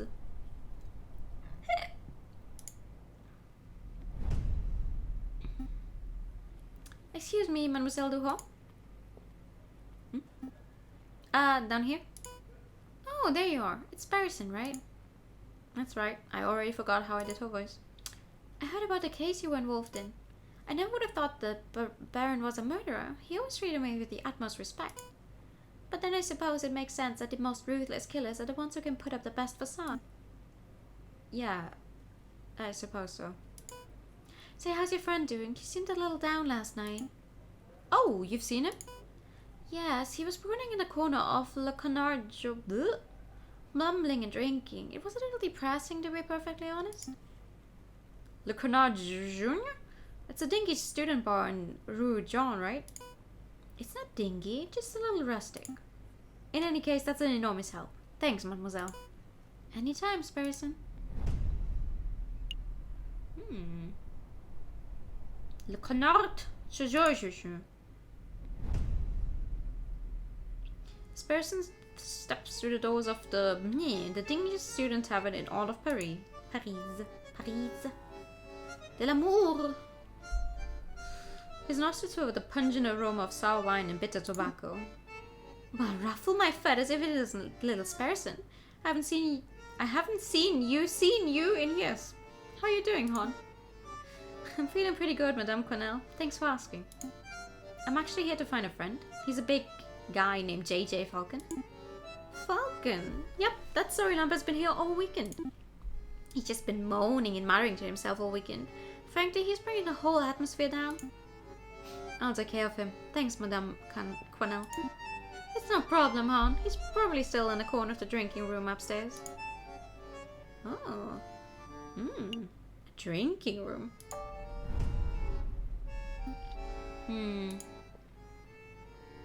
No sign of him.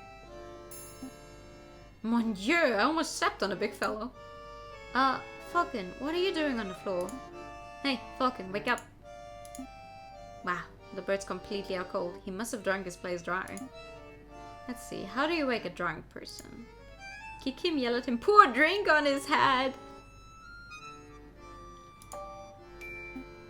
Well, I guess it's time for a rude awakening. Wakey, wakey.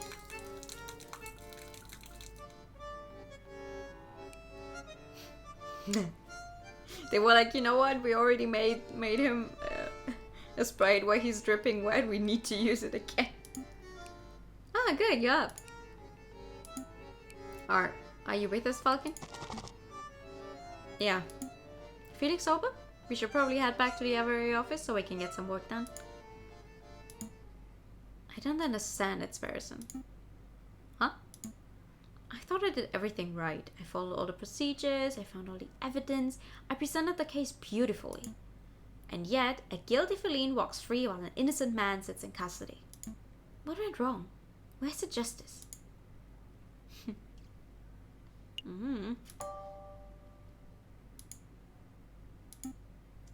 Sorry, Falcon, I don't have the answers. But what I do have is freshly baked croissants from Pierre's Boulangerie. Croissants? Yep, they're waiting for you back at the aviary. I'm sitting here moping about justice and you offer me croissants? Well, it's not just croissants. I got some pain au chocolat too. I could go for pain au chocolat. Pan au chocolat? Pain? It's not pain, right? Anyway, it's chocolate bread, but like... Fantastic! Let's make a move. Fantastique! I love Sparrowson as well. He's a fun guy. Alright, I admit it. These croissants are amazing. I told you, Pierre's Boulangerie on Rue Vert is something else. Oh, that reminds me. The baker told me something interesting. Do you know what they call pain au chocolat in America? They don't call them pain au chocolat? Nope. Pronunciation difficulties. American is a whole nother language. So what do they call them? Chocolate croissants. Hello? Chocolate croissants. What do they call profiteroles? Oh, I think those are still profiteroles. Oh my fucking god. Rather than custard, they fill them with ice cream and smother them in melted chocolate. Simply outstanding. Is this the Aviary Attorney? Can I speak to someone, please? Well, what do they call crabs? Excuse me! Did you just hear something, Sparrowson? Down here! Oh, sorry, I didn't see you there. What can I do for you, little one? Oh gosh, where to start? Your name, perhaps? Mousy. My name is Mousy. And what can we do for you, Monsieur Mousy? I have this friend, and he's fallen under some legal turbulence. Legal turbulence? You mean he's been arrested? Yes, I suppose so.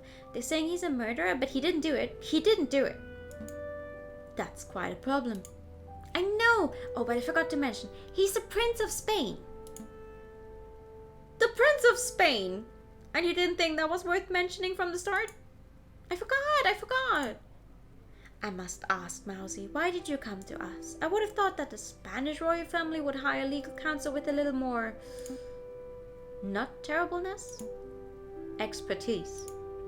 Oh, the prince has great faith in your lawyering skills, Monsieur Falcon. He said that your reputation as a lawyer was renowned. Really? The prince said that? That's a great opportunity, Falcon. Surely you wouldn't deny a request from a Prince of Spain. Meh. Of course not, we'll take the case. Of course we'll take the case. Grab your coats, person. We have royalty to defend. We have some pretty high-class clients, surprisingly enough. That's the spirit. Good luck to you, messieurs. You aren't coming with us, Mousy. I have other matters to attend to. But Prince Juan is being held in the conciergerie. I'm sure he will fill in all the details. Right, let's make a move then. Alright. Sure. Meh. Would you like to take on his case? Meh. Good day, monsieur. It's you two again. Hey, nice work on Lady Kitten's trial. Baron Rogel's pacing around the cell right now, running about wringing your neck. Yeah, I'm not surprised. He's super mad, but hey, criminal's a criminal, right? If the lion didn't want a death sentence, he probably shouldn't have killed the guy. Oh, you're not here to defend him, are you? Because that would be hilarious. We're actually here to see Prince Juan Querido, heir to the throne of Spain. The mouthy fox, huh? Guy's driving me nuts with his senores and his flamboyant attitude. He said the sooner he hangs, the better. Oh, you guys have the death penalty in here? Well, come on then, while we're young.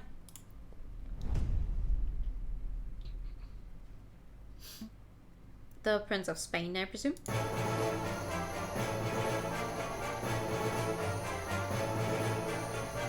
Jesus Christ! Indeed, I'm Juan Querido, heir to the throne of España, and you must be the legendary lawyer, Senor J.J. Falcon. Well, I wouldn't say legendary. I wouldn't even say notable. Such humility. I would expect nothing less from renowned individuals such as yourselves. But let us get down to business. I trust that my compañero Mousy explained the situation. He told us that you have been accused of murder, but we need some further details before we can start our investigation. I'm gonna fucking cry. Please. It's either no sound or extremely fucking loud sound all the time. I only have these two options. I would like to have more options. Of course. What is it that you wanted to know? All of this. Tell us about the murder. To be honest, Prince Juan, I'm a little confused as to how a member of royalty could get in so much trouble. Could you walk us through your activities on the day of the murder? Of course. Let me see where to begin. It was a cold and misty morning of the 6th of January. I had heard that King Louis Philippe was unveiling a new painting at the Louvre, and I wished to meet the man himself. So after a brief stroll and picnic in Tuileries Garden, I entered the palace. I found the royal entourage in the Louvre's Grand Gallery. When I saw an opportunity, I presented a humble gift to the king. A rose, an international symbol of passion and virtue. How romantic. But before the king could take it, a rather rude person snatched it from my fingers. It was a royal guard, a dog by the name of Major Howl. Of course. Ouch! Cried out Major Howl. I've pricked myself upon the thorns of this dastardly flower. And then the major slumped to the floor. His face turned blue. His mouth rotted. And he died.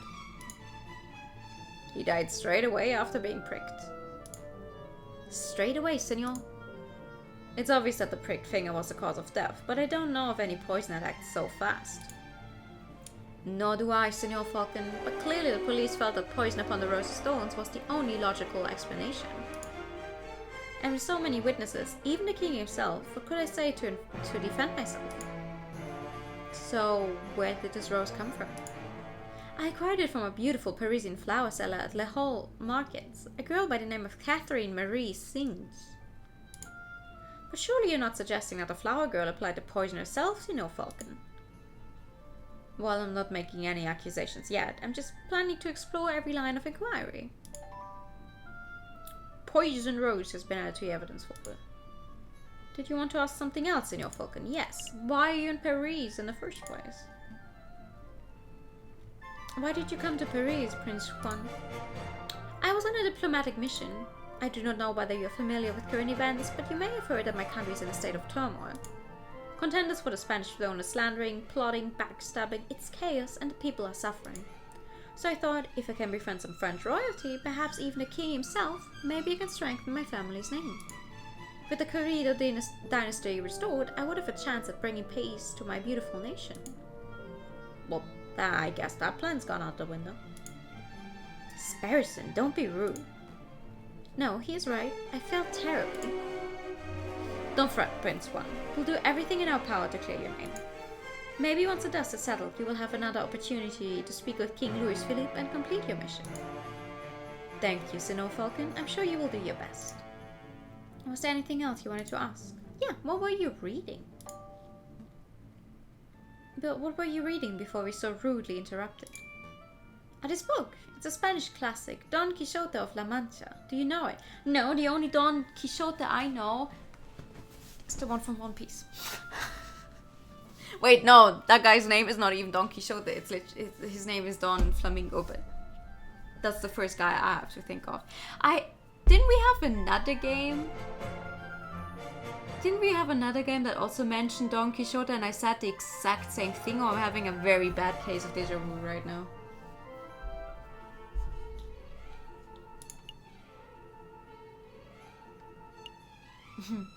I have not read it. I do not know what that's about, but I've heard of it. It's about the knight who just windmills, right? That's one part of the story, yes. The hero is a virtuous but elderly knight by the name of Don Quixote. In the chapter you mentioned, he takes up arms against an army of giants who are terrorizing a town. Quixote's partner, Sancho, warns him that the giants are just windmills, and the flailing arms are just sails twirling in the wind. But Quixote doesn't listen. He takes up his lance, gets on his horse, and charges anyway. Sounds more like, dumb Quixote, am I right, Falcon? Perhaps he's dumb, Senor Sparrison, but many of us spend our whole life jousting imaginary giants. Speak for yourself, Juan. I've never been jousting, let alone seen a giant. I think we're getting off track here. Indeed. I tell you what, Senor Falcon, I'll lend you my copy of this book. Maybe you have time to give it a read at some point. Maybe I will. Thank you. El Ingenioso Hidalgo Don Quixote de la Mancha has been added to your evidence folder. Great! So not only am I being fucking terrible at French, now they're also making me be fucking terrible at Spanish. Lovely. Lovely. Was there anything else you wanted to know? No, I think that's everything, thank you. What's the plan, Bigfoot? Well, we have 2 lines of inquiry. We should head to the scene of the crime, the Palais de Louvre, and see if we can find any clues or witnesses. And we should interview the flower girl in the Hall Market to see if she has anything to say about this alleged poison rose.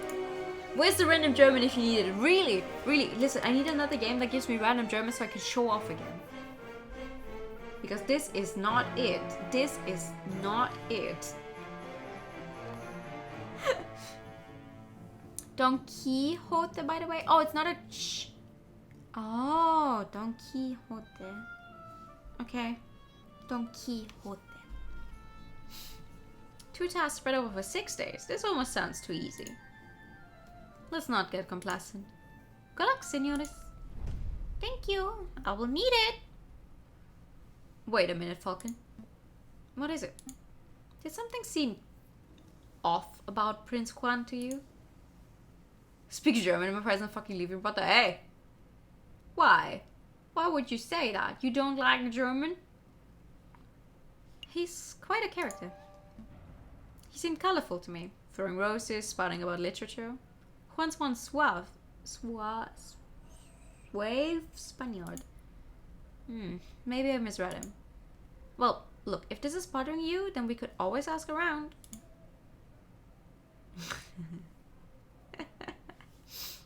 Maybe someone in the city knows Gwen's dirty secret, if he actually has anything to hide, that is. Yeah, let's dig up the dirt. We still got a trial to prepare for. Priorities, person. Maybe he's gay. Maybe he's gay. Maybe you guys are being homophobic. I like when characters are described as colorful. It's always like, yeah.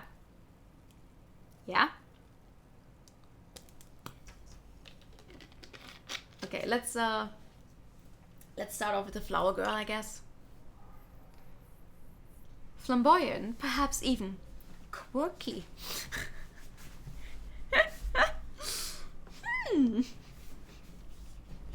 Laholt's market is popular among all shoppers, no matter the class or their wealth. The pair arrive at Laholt's market. Vendors and buskers, performers and thieves, bourgeois and peasants all bustle from place to place. Prince Juan said that he met a flower girl here. Singe, I think he said her name was. Thank you for the higher time. I have hiccups anyway.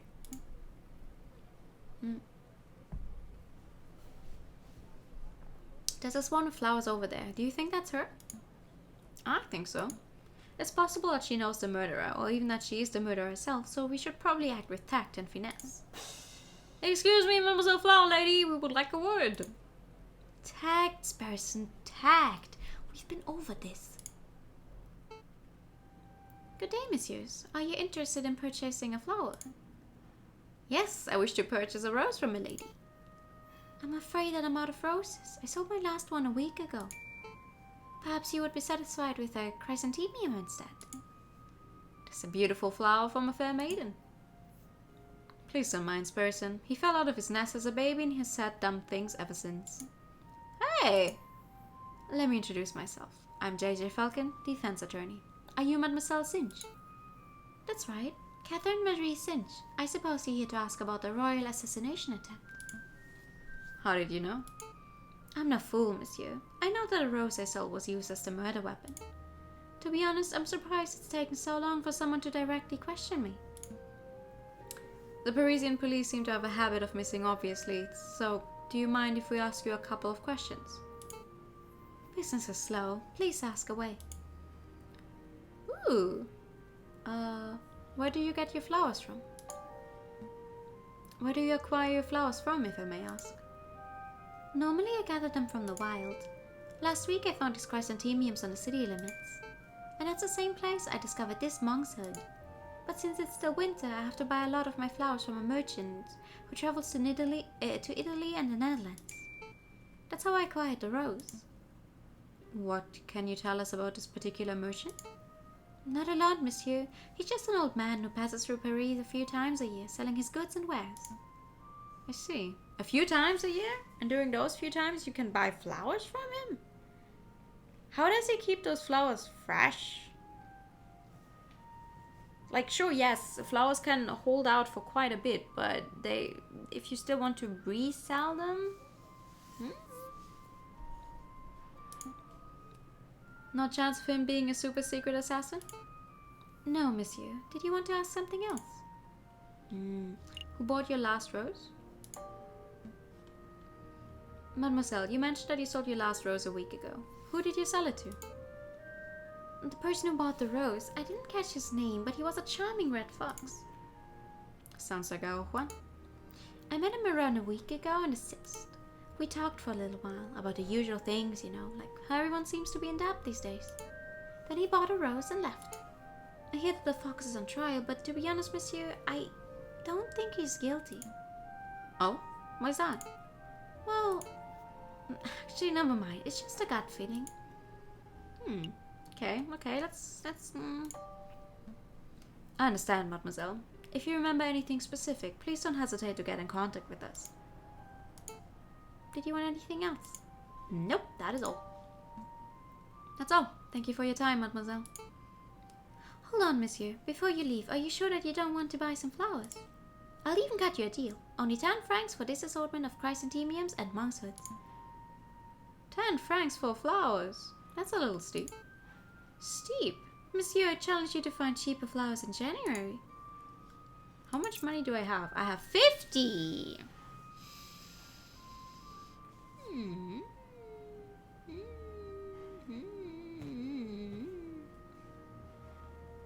Should I?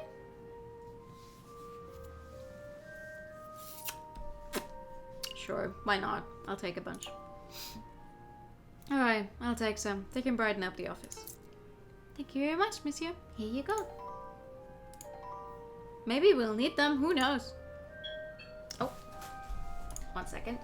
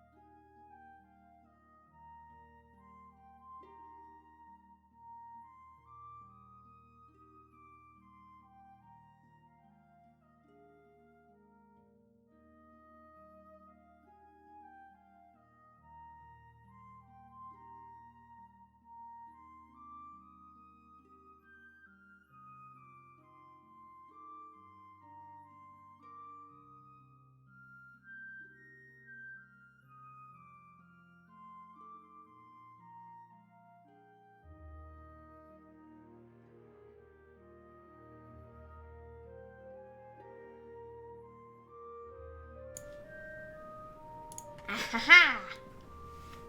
See?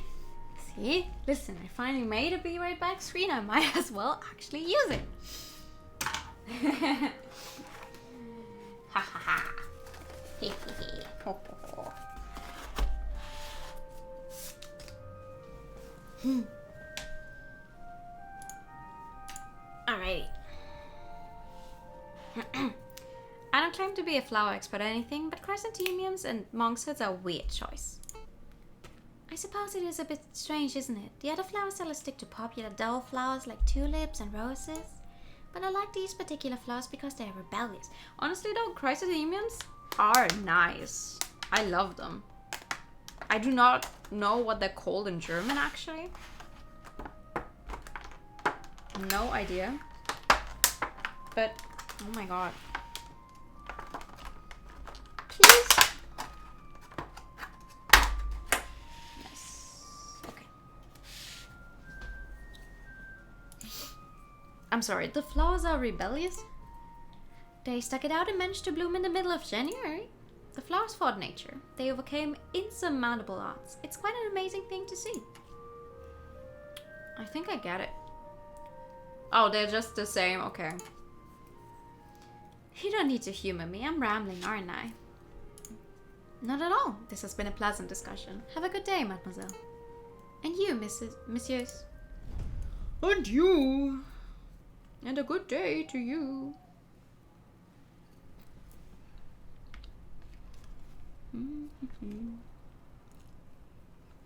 Okay.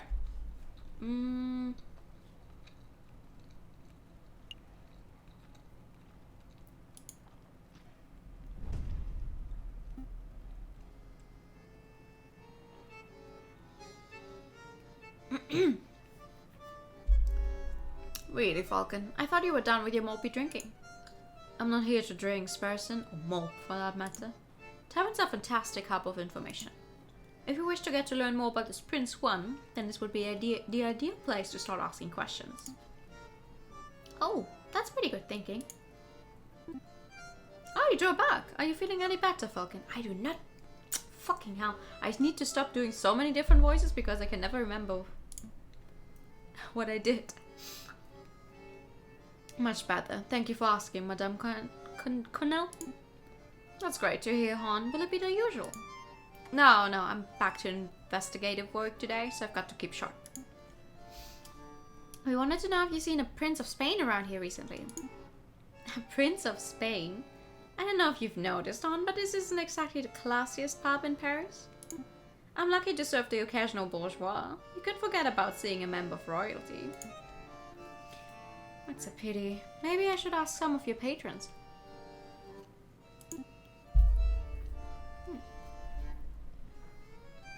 Fifi, Theo Dracula's Rufus and Paul are playing cards in the attic, same as always. But we got all sorts of colorful characters in the drinking room. I bet if you rattled enough cages, you would find someone who knows whatever it is you want to know. Thank you, madame. Let's see where to start. The colorful characters then.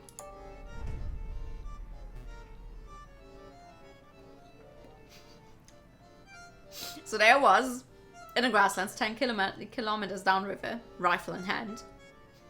So there I was. Barbecue sauce on my titties. I have been pursuing the set of footprints for an hour. I was getting closer and closer. I could almost smell the beast. Then I spotted it. It was a boar. A big, stupid boar, completely oblivious to my existence. I readied my gun. I carefully took aim. And then BAM! You shot it. No.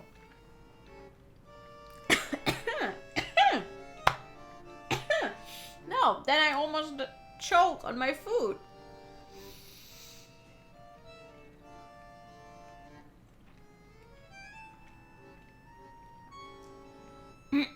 No, it was the most peculiar thing. The boar slumped over dead right before I could take the shot. Sounds like one of my heart attacks. But now went the same way. That's what I thought. But when I went to take a closer look, I noticed the boar was frothing at the mouth. Whoa, it was rabbit? Possible, but I don't think so. I remembered reading something about frothing around the mouth being a symptom of poisoning. Needless to say, I left the dead animal alone. Look, Carl, who wants to deal with tanning meat?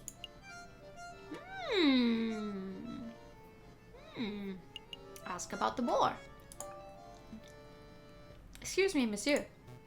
Yes, can I help you? You say that the beast you were tracking might have died from poisoning. Could you give us some further details? Further details? I'm not much of a poison expert, I'm afraid. Well, what do you think caused it? I would guess that it ate something bad. I saw some of the poisonous plant around. Wolfsbane, I think they call it. But really, I have no idea. I'm a hunter, not a vet. Excuse me. Okay. Let's give them some peace. Who's in the card room? Come on, pal, just want my game of Chagnon. Absolutely not. My wallet is hurting enough as it is. Please, I'll even let you deal this time. The answer's no, Rufus, I'm skint. If you want to play cards, you will have to ask someone else. Fine, I'll ask that bit fellow. Excuse me, monsieur? Yes, you, monsieur. Would you care to play some Jack Noir? I don't know what that is, but sure. Absolutely. Dear me and monsieur. Very well then. Do you know how to play? No. Nope. I'm only familiar with Seago and Tap Tarot. Oh, this is so much better than those silly games. Let me tell you how it works. I have a deck of cards with values between 1 and 11. I deal you one card at a time. If you hit 21, oh, it's Jack. It's Blackjack. Yeah. Oh my god, I'm stupid. Of course it's Blackjack. Jack Noir. Blackjack. I give you 5 francs. 5 francs? That seems a little steep.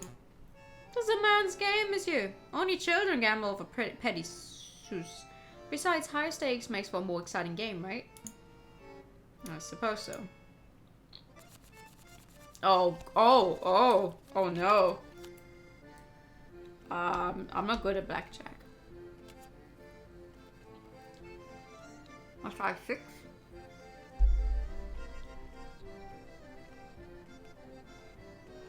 Which of these is increasing? Like, hey, I want another card.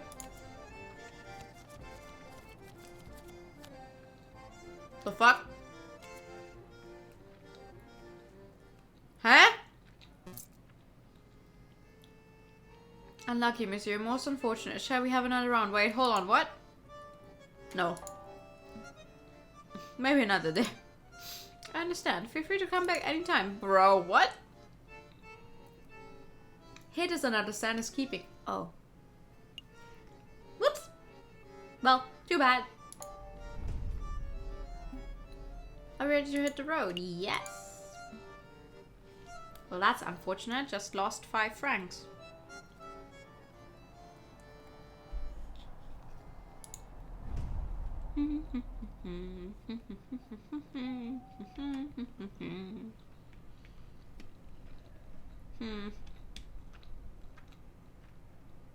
Gotta play my Yakuza in no time.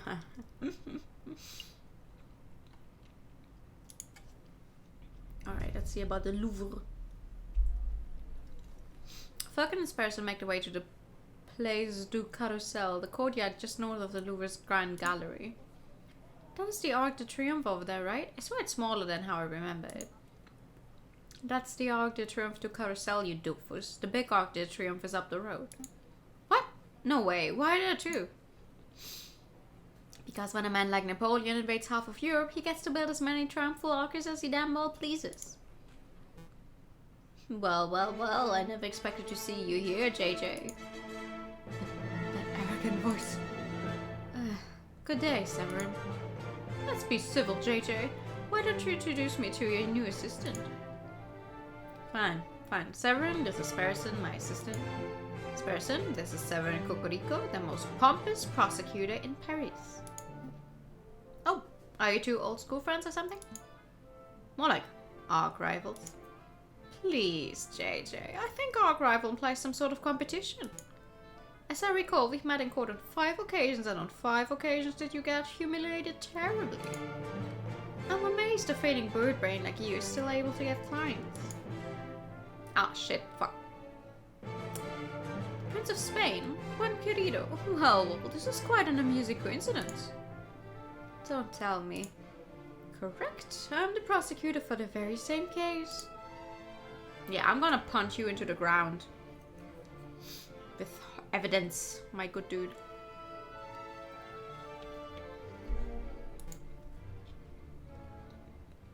It is a pity that the Spanish prince will indubitably hang, but I suppose that is what he gets for hiring a bird brain to represent him.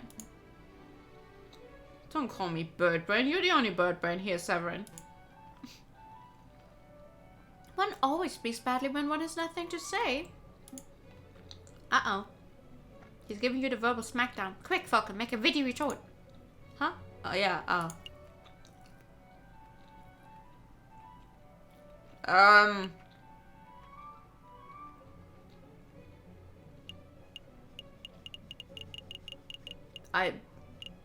I don't know.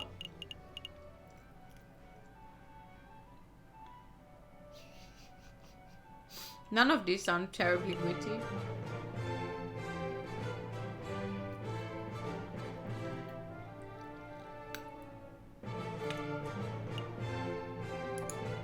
Second? Ah, shit, no, that's a bad one. I don't agree with you right to- wait, I agree with what you say, but... oh dear. You're the same bumbling fool that you've always been, Falcon. Enough talk. If you messieurs would excuse me, I have a case to prepare for. JJ, Sparrowson, I'll see you 2 in court. Ugh, I can stand that guy. He did seem like a bit of a cockerel, but is it true what he said? You know, that he trounced you in court 5 times? Can't deny it. Severin has a reputation as a ruthlessly thorough prosecutor. Mountains of evidence, surprise witnesses. It's no wonder he always manages to one-up me. But this time will be different, right? I hope so.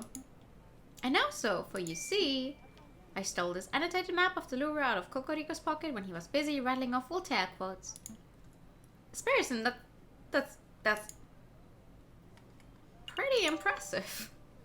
Actually, I swear you were standing 3 meters away the whole time. You tall birds are so busy with your hats in the clouds that you don't even ever notice a small folk running around your feet. Prince Cocorico's pocket was like taking candy from a very tall baby.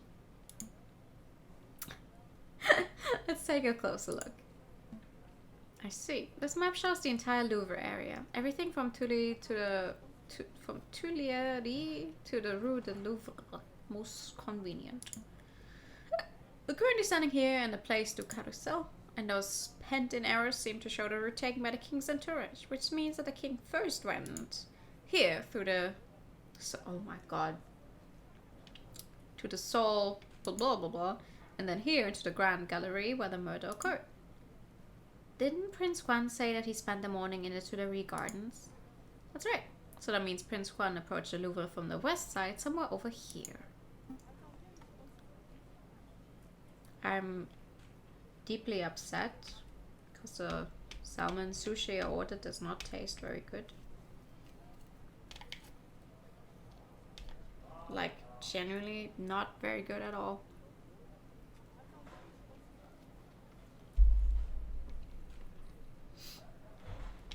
Sounds like we have a lot of places to visit. Where should we go first?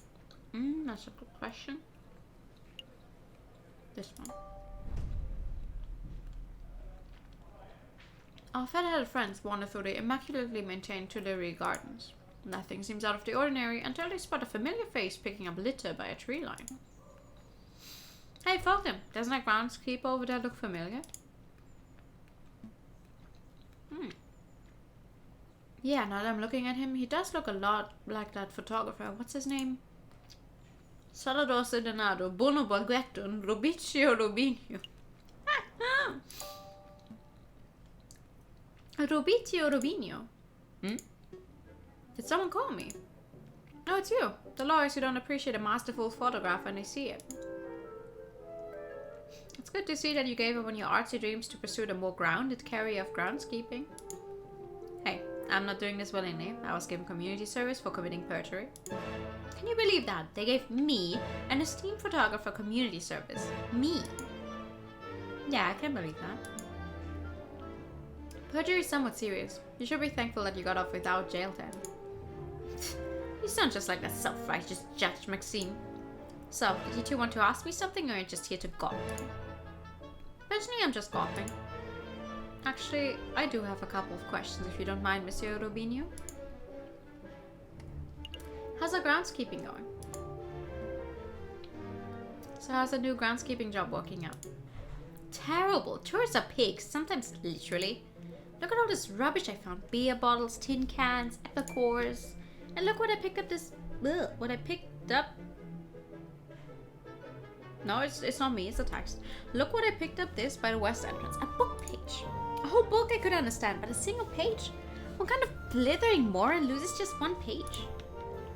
Wait a moment, may I take a closer look at that, monsieur? Don Wait, what was it? Quixote? What's a page from Don Quixote? May I take it off your hands, monsieur?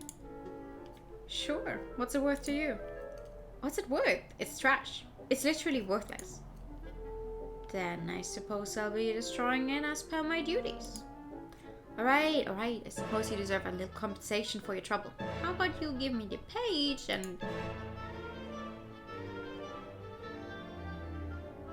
I'll pay you 5 francs.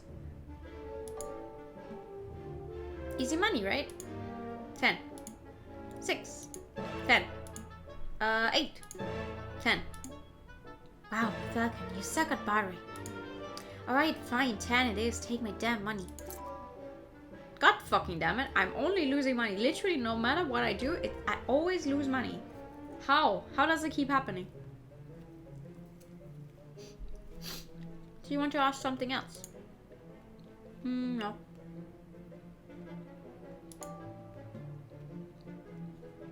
That's all. We'll let you get back to your work, Mr. Robinho.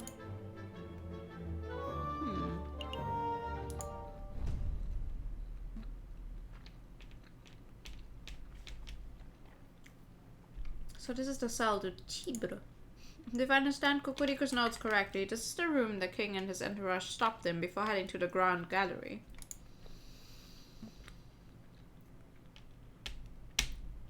You could be mean now, but I keep it. Fuck off. Keep it then. Keep it. Don't be mean. Have I ever been mean to you in my life? No. How could you ever be mean to me? I'm so sad.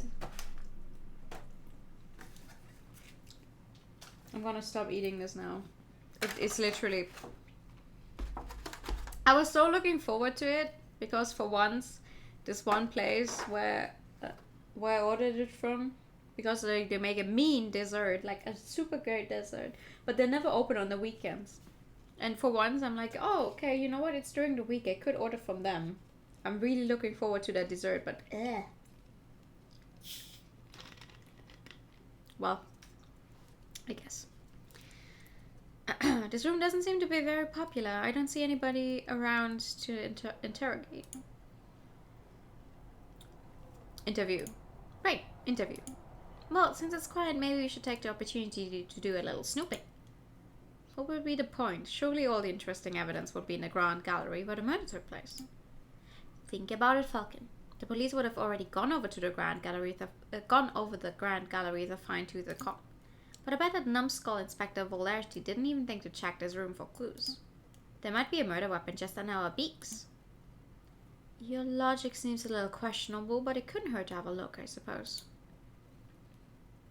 I shall not talk about the time you kicked me while sleeping twice. Well, you deserved it. Obviously.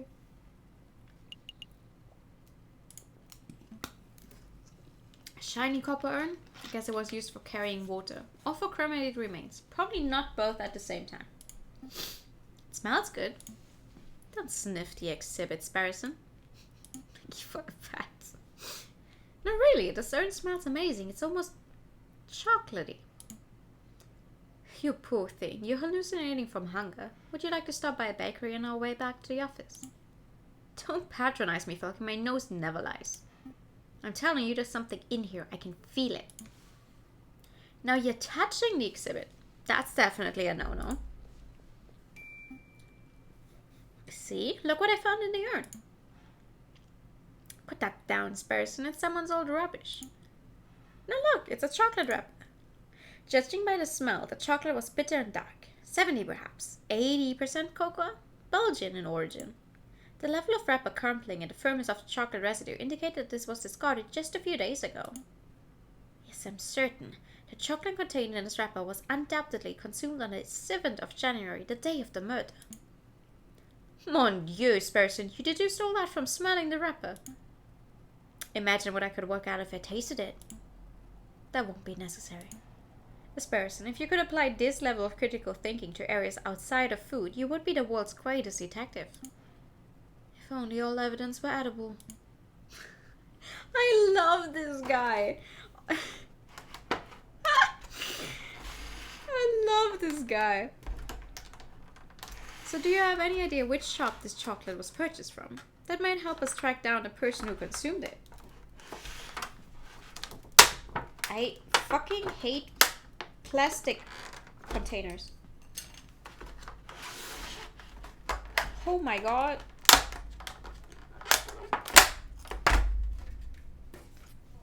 Nice.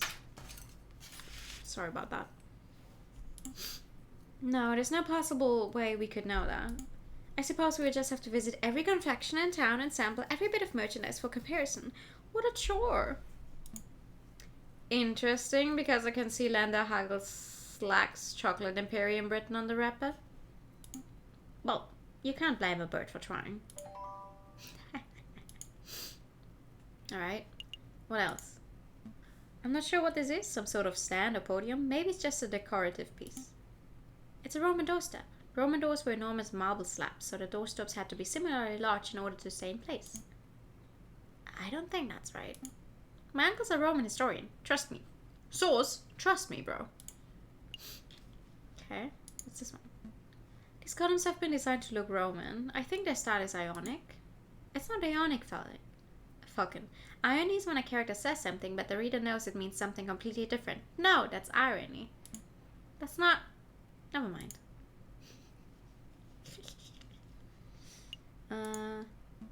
I see a cabinet full of engraved plates, mostly bronze. How much do you think they're worth? I don't know. 300 francs a piece at least. What? Are you serious? I'm in the wrong profession. I don't think archaeology works as a get-rich-quick scheme, Sparrison. Who said anything about archaeology? I'm going to become a museum robber. Oh, well, that's one way to get rich quick. This is some sort of ceremonial container. It's beautifully crafted, but what did it contain? Maybe it's an arcane with wine cabinet. Don't be so ignorant, Falcon. This is a sacred Mesopotamian artifact gifted to Emperor Hadrian for his victory at Operatus in 123 AD. Oh. God damn it. Alright, you got me. This could be a Hippo's chamber pot for all I know. You're making all that up, aren't you? Supporting column, it's holding the roof up. If the column were truly supportive, it wouldn't hold the roof up. It would encourage the roof to get to its location on time. Okay, I think we got what we needed. The chocolate wrapper sounds like our thing. Oops. I'm gonna fucking scream.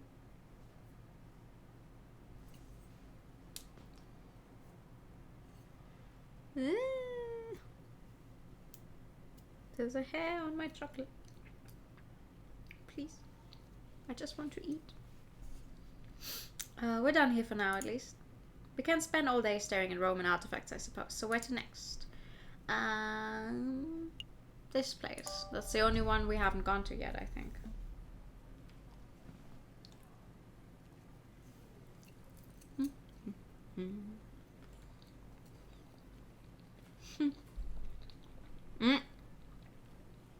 Is that a hedgehog behind us?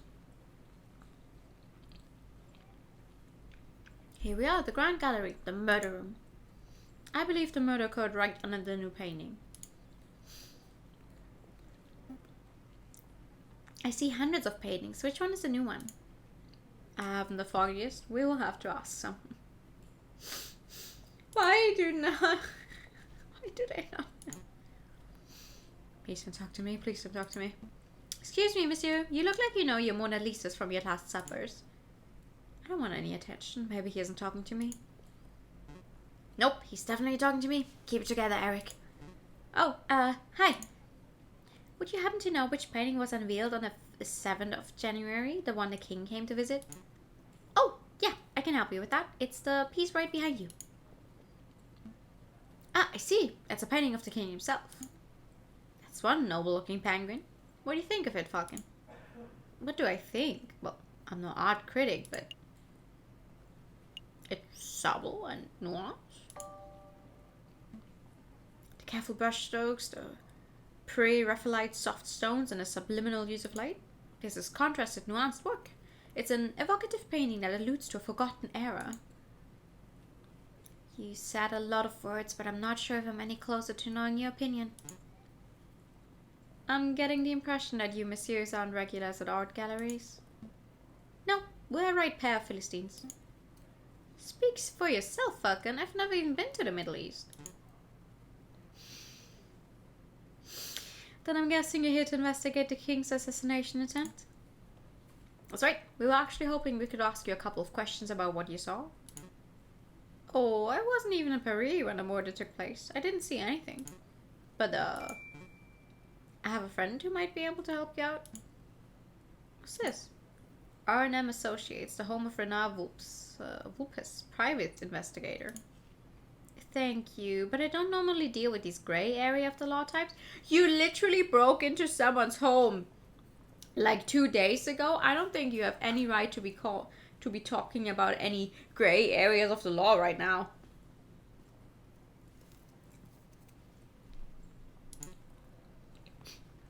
Just saying.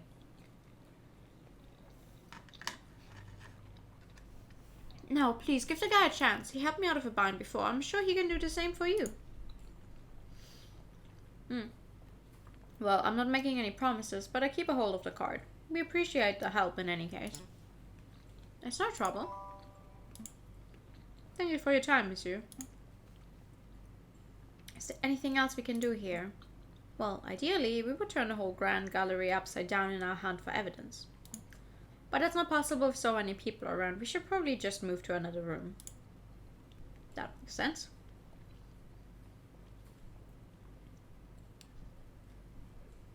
Where have we not been to? This is where we started from, right? Are we all done here? Yeah, I think I've been to every place. Let's make a move. Good call. We can always come back later if we've forgotten something. And then waste another day. Rather not. A new day! Oh my god, there's so many places we could go to. What the fuck?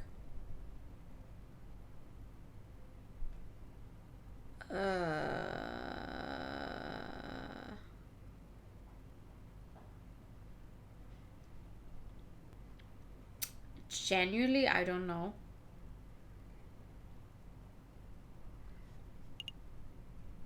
Maybe I should have asked those guys more stuff. Why is there so many places we could go to? What about this one? Why does this one not seem to waste an entire day? Because there's no one home? Oh, customers! Hi, Mousy. Hello? This is the office of Renard Vulpes. Ah! It's you two! Mousy, what are you doing here? Oh, this is where I work. See, R&M, Renard and Mousy. Monsieur Renard Vulpes and I carry out all sorts of investigations together. Although, to be completely honest, it's normally Monsieur Vulpes who chooses which cases to take on. I see. Well then, can we speak with Monsieur Vulpes? Oh, I'm afraid that won't be possible. See, Monsieur Vulpes is on vacation right now. He's visiting his father in England. England? But he's set to return in a week or two. Maybe you can come back then? That's no good to us. Our case will be over by then. There's nothing to be done about it. I suppose we have to come back later. Okay. Maybe the Chocolate Imperium then? When is our thingy anyway?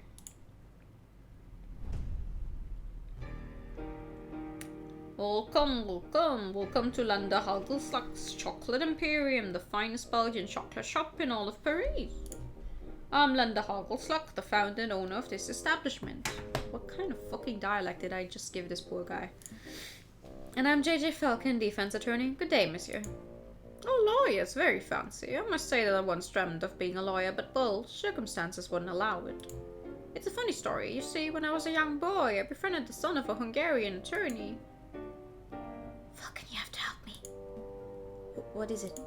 It's a smell, Falcon. It's overpowering me. It's demanding that I lay waste to the shop. For pity's sake, restrain yourself, Baron. Oh, but I'm rambling, aren't I? So, you monsieur said to buy some chocolate. Yes! No. We're actually here on business, monsieur. Business? First things first, we believe that this chocolate wrapper originated from your shop. Are we correct? Oh, yes. That is indeed a trademarked Hagelslack wrapper for genuine Belgian Hagelslack chocolate. This was almost certainly bought from this very establishment. Very good. With that established, there is something else we wish to ask, Monsieur Hagelslack.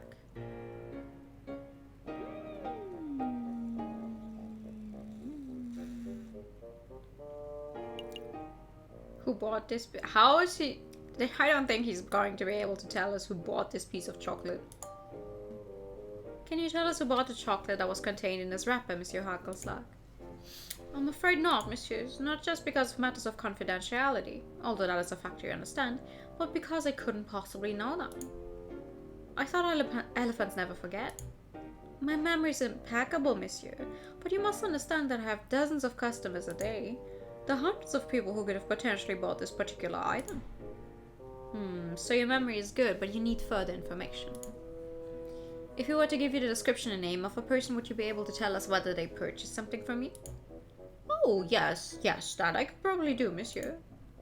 Let me think. Who to ask about? Oh.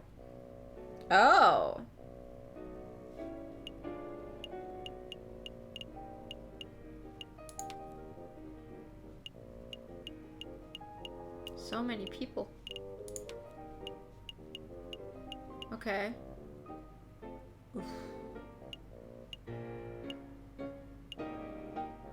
I mean, wait, where's Juan himself? There he is. He? Have you ever served Juan Querido, the Prince of Spain? Prince of Spain? No, monsieur. Well, that's good to hear. Our clue would have turned into a dead end if our own client turned out to be the chocolate fiend. I did once serve a princess from Mali, if that is any help. You see, I met the girl while hiking through the Himalayas. Please stop. Okay, no, it's... I don't want to ask anymore. No, I don't want to ask anymore. How do I...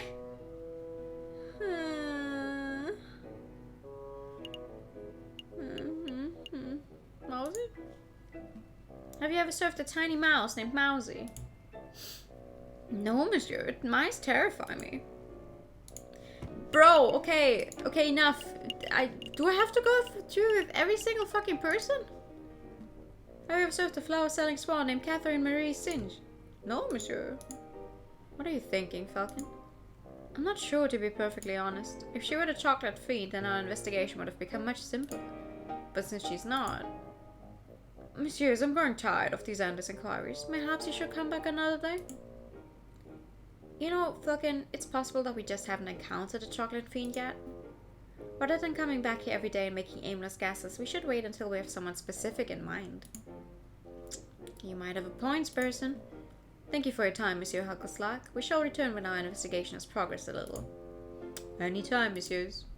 Okay, that makes more sense. Okay, so it's just a character I haven't seen yet. Occasionally, special cinematic scenes marked by exclamation mark will pop up on the map screen. These cinematic scenes are only available for 1 day before disappearing, but they take no time to visit. Their viewing is entirely optional. I don't have so many places to go to. Okay, what is the special scene? A storm is brewing, my brother. Word of the royal assassination attempt has spread. The proletariats grow confident. The bourgeoisie are cowering.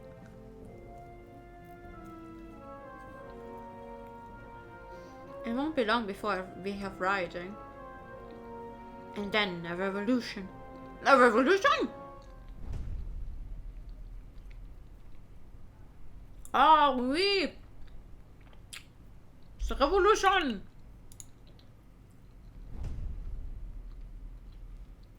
What do you want? I'm JJ Falcon, defense attorney for... I know who you are. I saw you come by earlier. But visiting hours over. Come back next week. Do you think you could make an exception for us? Visiting hours are over. We'll be quick. I said visiting hours are over. Your birdmaids understand? Parlez-vous français? No.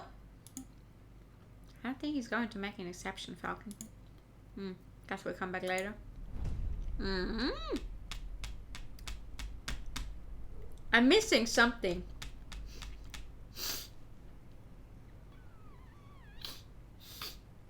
I'm definitely missing something somewhere.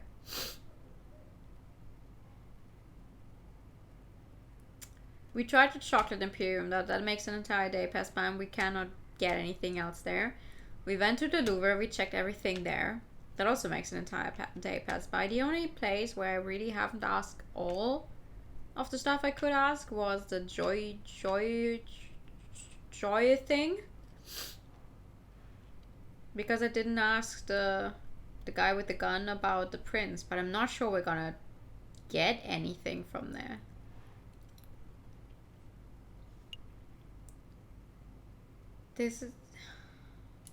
I'm just gonna go to the places that do not actually take up a day, just in case. That's strange. I don't see any sign of the flower girl. Do you think we scared her off? Maybe you did with your horrendous and inappropriate flirting technique. I was an upstanding gentleman. I'll have you know that I can flirt like a peacock in tail fanning mode. We really don't have time for this discussion. Let's just continue our investigation elsewhere. Nope. Because if nothing happens on any of these, I guess I'll have to go to the pub thingy again. A little early, aren't we? Just scoping the place out. Come on, Falcon. We've got investigating to do. But it's sweet that we have a little text. Foul play, excellent. Yes. I tried to scrunch together as many bird puns I could possibly think of, which is not a lot, so... Okay, I guess I try this place again then. I literally don't know anywhere else we could find something. Playing cards at a flat out road. No, we're gonna talk to these guys again. The boar was something else though, I swear. All 100 kilograms of meat just dropped dead on the spot. Ask about Prince Juan. Excuse me, monsieur. What is it? I don't suppose you've seen a Juan Querido around here. He's Spanish royalty. Foxy fellow, swanky hat, calls everyone Senor. That doesn't sound familiar. Do you recall seeing anyone like that, Piero? Ain't got a clue. Sorry, messieurs, you're barking up the wrong tree. Well, what can you tell us about the Spanish royal family? Do we look like walking encyclopedias or something? I'm afraid my compadre has a point. If you want to talk about hunting, then I'm your man. But Spanish royalty? That sounds like a question to be answered at the library, monsieur, not the tavern. A library? Maybe you're right. Sorry for bothering you, monsieur. Ah! Fuck, I should have asked him this the first time. The library's gotta be a point we can go to. Maybe he will tell us something more about the ball, though, if I'm already here. Excuse me. Yes, can I help you? Say to him, Oh no, it's just the same thing. Okay. Okay, the boar is the same thing as before, damn it.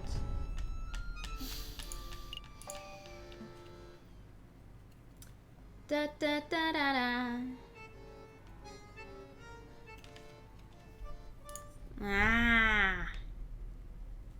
Stupid. Stupid, stupid, stupid, stupid. Biblioteca. The humble hidden library contains a formidable collection of rare books and manuscripts. Here for a little light reading, aren't we? Not quite, Spurson. I'm following the hunting beagle's advice. Don't eat poisoned pork. The other piece of advice, that if you want to learn about a member of royalty, we should hit the library. Oh, that makes sense. Say, Falcon, I've been meaning to ask, since we're in a library and all, are you a classic literature fan, or do you prefer more modern works?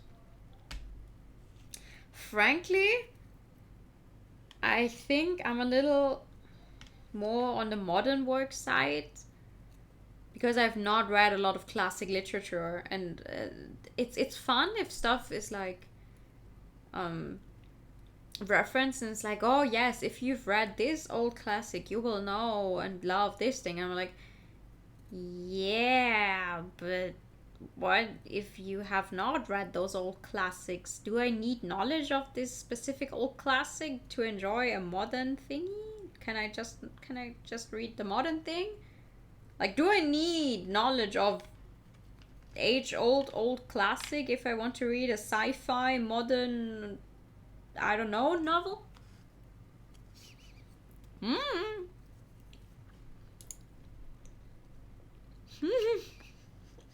Reading first class. They say, playing a visual novel. I enjoy modern works. I like modern novels. Have you read The Three Musketeers yet? It has heaps of romance, intrigue, and action. You would love it, Spurson. Don't patronize me, Falcon. Of course I've read The Three Musketeers. Despite its contrived narrative tones, I enjoyed the novel's scathing critique of our current socio-political climate. Wow, that's quite an insightful review. Wait a minute. You just memorized that single sentence to sound well read, didn't you? Maybe. Would you messieurs mind lowering your voices? I can hear you squawking from the other side of the building. Ah, my apologies, monsieur. We'll keep it down. Wait, you're a librarian, aren't you? An astute observation, yes, monsieur. As the only quiet person in the library, I'm most assuredly the librarian. Well, now that we have your attention, my friend wants to ask you something. I do? Oh, right, I do. What can you tell us about Don Quixote? Donkey. I borrowed this book from a friend. What can you tell us about it? Don Quixote of La Mancha. It's a classic. Everybody's read it. I haven't. Yeah, everybody, but for those who haven't. I'm going to sit here and summarize a great work of literature for two imbeciles who are too lazy to read. What kind of fucking librarian are you?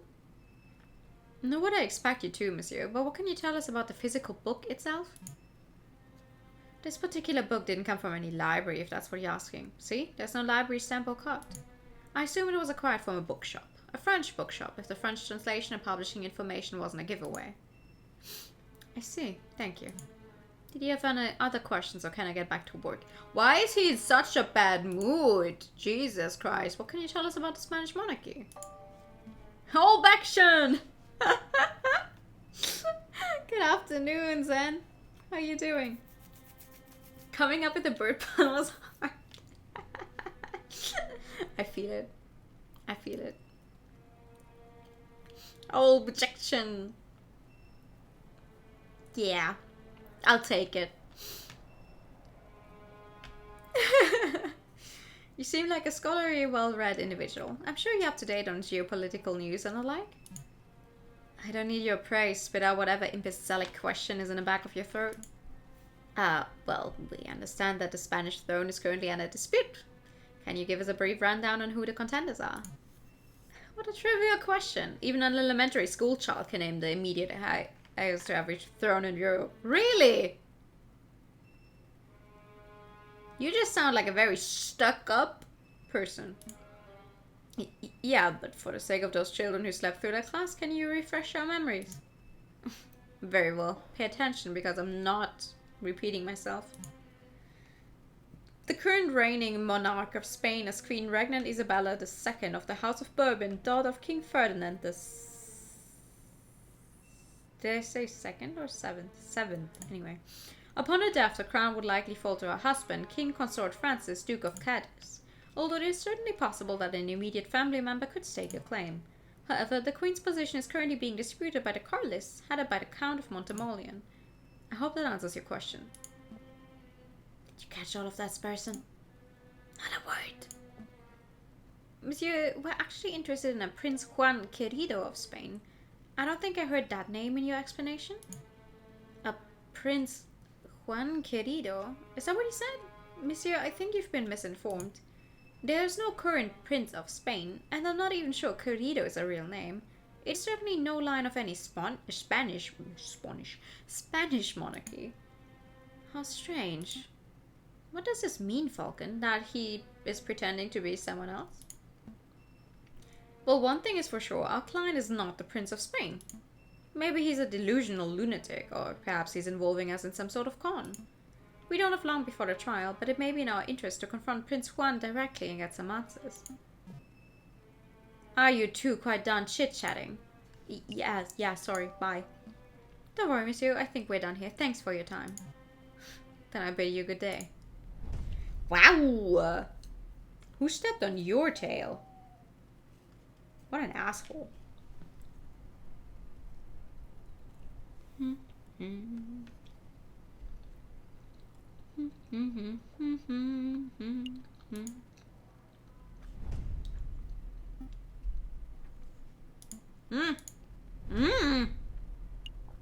Okay, I'm not allowed to do anything else except to go to the trial. That's fair.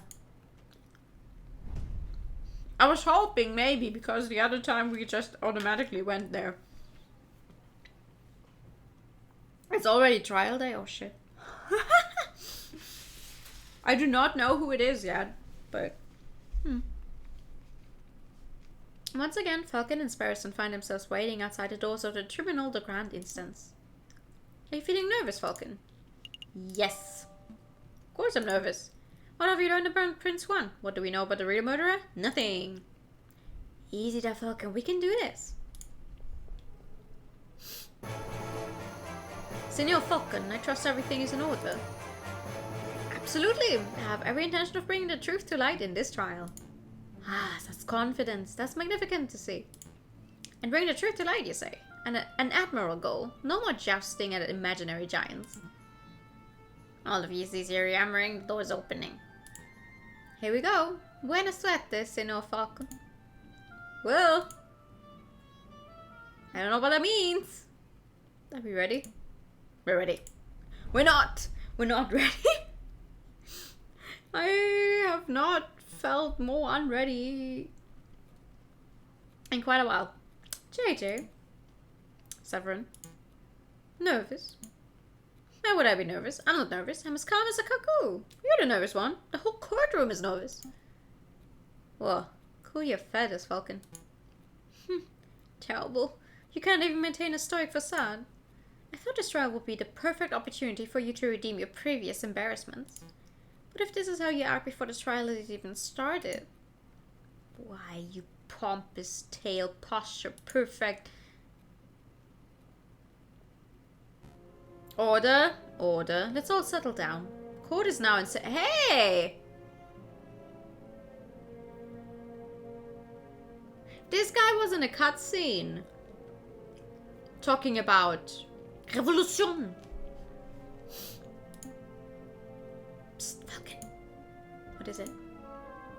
Is it me or does the primary judge look hairier today?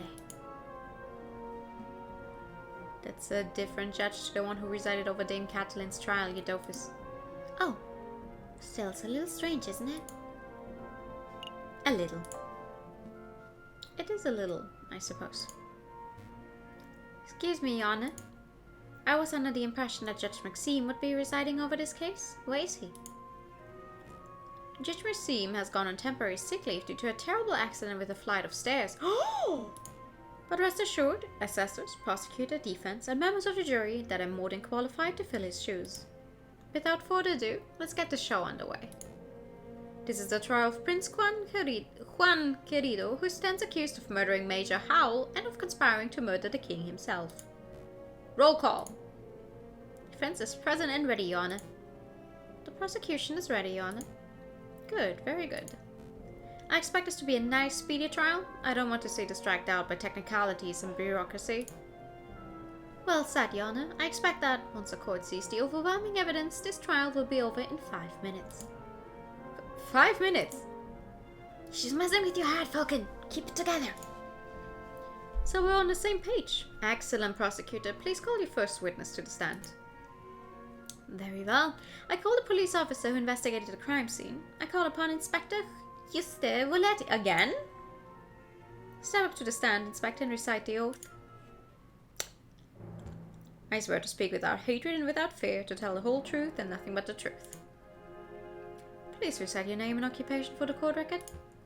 My name is Inspector Juste Voletti. I'm a servant to the law, a scourge of the gutter rats. That will do, Inspector. We've all heard your monologue before. Whoa, Kuriko really is going for a speed record, isn't he? Now, can you tell us what you witnessed on the morning of the 7th of January? Of course. At 10 o'clock in the morning, I was called to the Louvre's Garden Gallery by one of the King's Royal Guards. Did you just say o'clock? I wish I could look it up, but since there's no log, I cannot tell you if it was o'clock.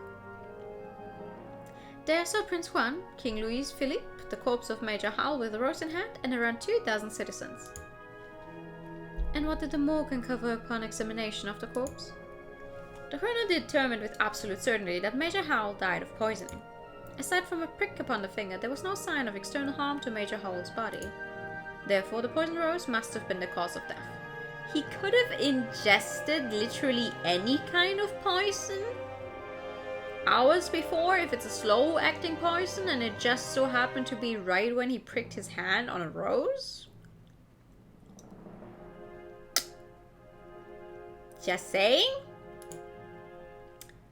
Putting the pieces together, that does seem very implicative of the prince. I have no further questions. Damn. I was hoping that the coroner's report would determine that the guy died from a freak heart attack or something. That would make for a particular speedy trial, wouldn't it? But no, we aren't so lucky. Something else must be amiss in the old bird's testimony. Right, I'll tear it apart. Your Honor, I wish to cross-examine the witness. Falcon, wasn't it? Don't waste the court's time. A high-ranking police officer would never lie on the witness stand. I wouldn't accuse the inspector of lying. I just want to make sure that every base is properly covered. Ugh, this sounds like pointless nitpicking to me, but I'll allow it. For now. We are in court. You cannot stop me from cross-examining a witness. Even if you're the judge, you cannot stop me from cross-examining a witness. I don't think you can, at least. I don't think that's quite legal. You can tell me, like, that I'm badgering the witness with too many questions, or that I'm, I don't know, asking them leading questions, but you cannot completely stop me from asking, right? Go on, Falcon, do your cross-examination. I will. I will. Poisoning.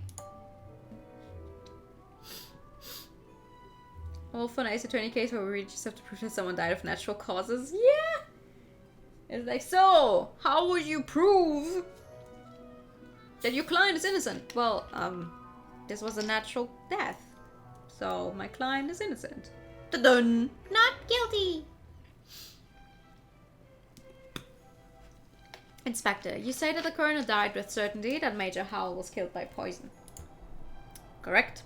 He stated the signs and symptoms were textbook. There's no possibility that his death was natural. Oh, okay. How was he poisoned? What was the delivery mechanism? His finger was pricked by the poison rose. He even commented out loud about it seconds before dying. All 22 citizens who witnessed the murder attested to seeing and hearing this. Is there any possibility that he was poisoned by something else? What an absurd thing to ask, JJ. You just heard that 22 people saw the victim prick his finger and die. What are you suggesting? That the pricked finger had no relation to the poisoning? That is exactly what I'm saying. I don't doubt that Major Howell was poisoned, but I do doubt that the rose was the cause. Unbelievable. Only a total buffoon could fail to draw the blatant link here. JJ, as tempting as it is to sit here and lecture you on the basics of cause and effect, I'll end this discussion painlessly. Inspector, please tell the defense that you found traces of poison on the thorns of the rose itself. That should alleviate all doubt that the rose was, in fact, a poison delivery mechanism. Actually, I can't tell him that. I dread to ask, but why not? We didn't check the rose for traces of poison. It just seemed obvious that the rose caused the poisoning, given the timing of the incident. The police here are really bad. Why wouldn't you check just to make sure? Well, then now would be a good time to make a test. Here's a marvelous thought. We prick the finger of the defendant with the rose. If there's no poison on the rose, then Prince Juan lives and he's free to go. That's like a witch trial. Oh, if she dies when we tie her to a stone and let her sink in the water, then she wasn't a witch. Oopsie, but if she lives, then she's a witch and we will kill her. If the rose is poisoned, then the prince dies, but that's okay because the punishment would be just and fitting of the crime. A marvelous suggestion. What is this, a witch trial?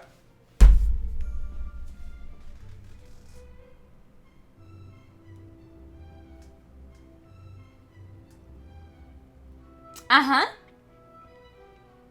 Uh-huh. These guys making Gumshoe look like a professional for real. This is America, Severin. That's not how we do things here. Calm your fattest, JJ. It was clearly a joke. There are far more humane ways of testing for poison. I'm sure the inspector will perform his duty with due diligence. Actually, we won't be able to test the rose for poison at all. Why is that? Given the dangerous nature of the flower, it was destroyed by the police force. We burned it to ashes. Such unprofessionalism.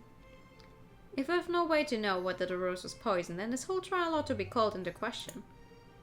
Nice try, JJ, but through the process of reasoning by elimination, we can still deduce with absolute certainty that the rose was poisoned. In other words, there was nothing else at the crime scene that could have caused the poisoning. Wrong! There was something else at the crime scene that could have contained the poison. Something the investigative police blindly overlooked. The chocolate wrapper. They burned evidence. How did nobody get fired for that? Honestly, from the very little things we've seen the police do in this game so far, they do not seem like a very competent bunch at all. Hi, Louie! Good evening! How are you? Look at this. What am I supposed to be looking at? It is a paper wrapper to a piece of chocolate. It was found in a Louvre, the Sol du Tibre to be precise, and we can date its consumption to the day of the incident. You're not suggesting the Major Howell ate a piece of poisoned chocolate moments before he died? I most certainly am. You gained a little favor with the jury. Nice. You love this game? I'm definitely loving it so far. We're not that far into it yet though, but it's a good game.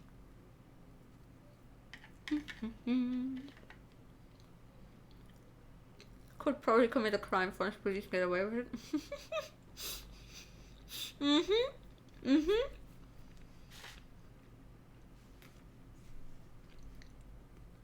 It feels like, I don't know, it feels like it was extremely staged.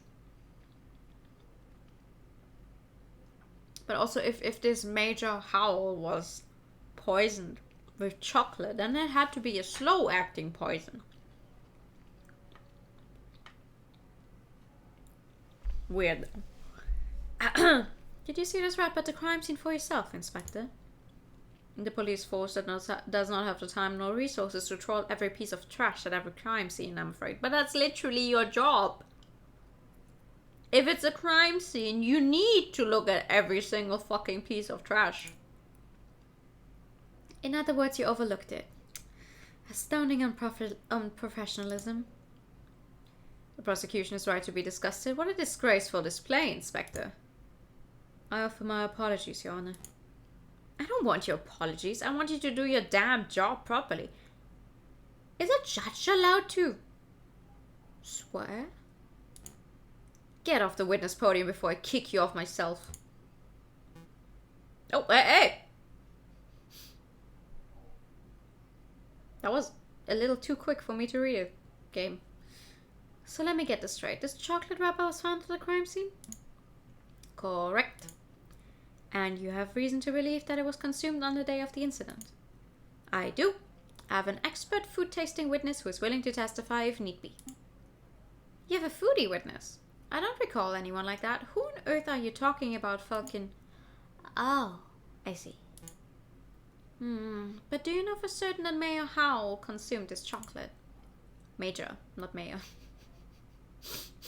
Quickly, he's very quickly changed profession in between him getting killed and me saying his name wrong for the 5th time in a row. Well, that is a fact that we're still investigating.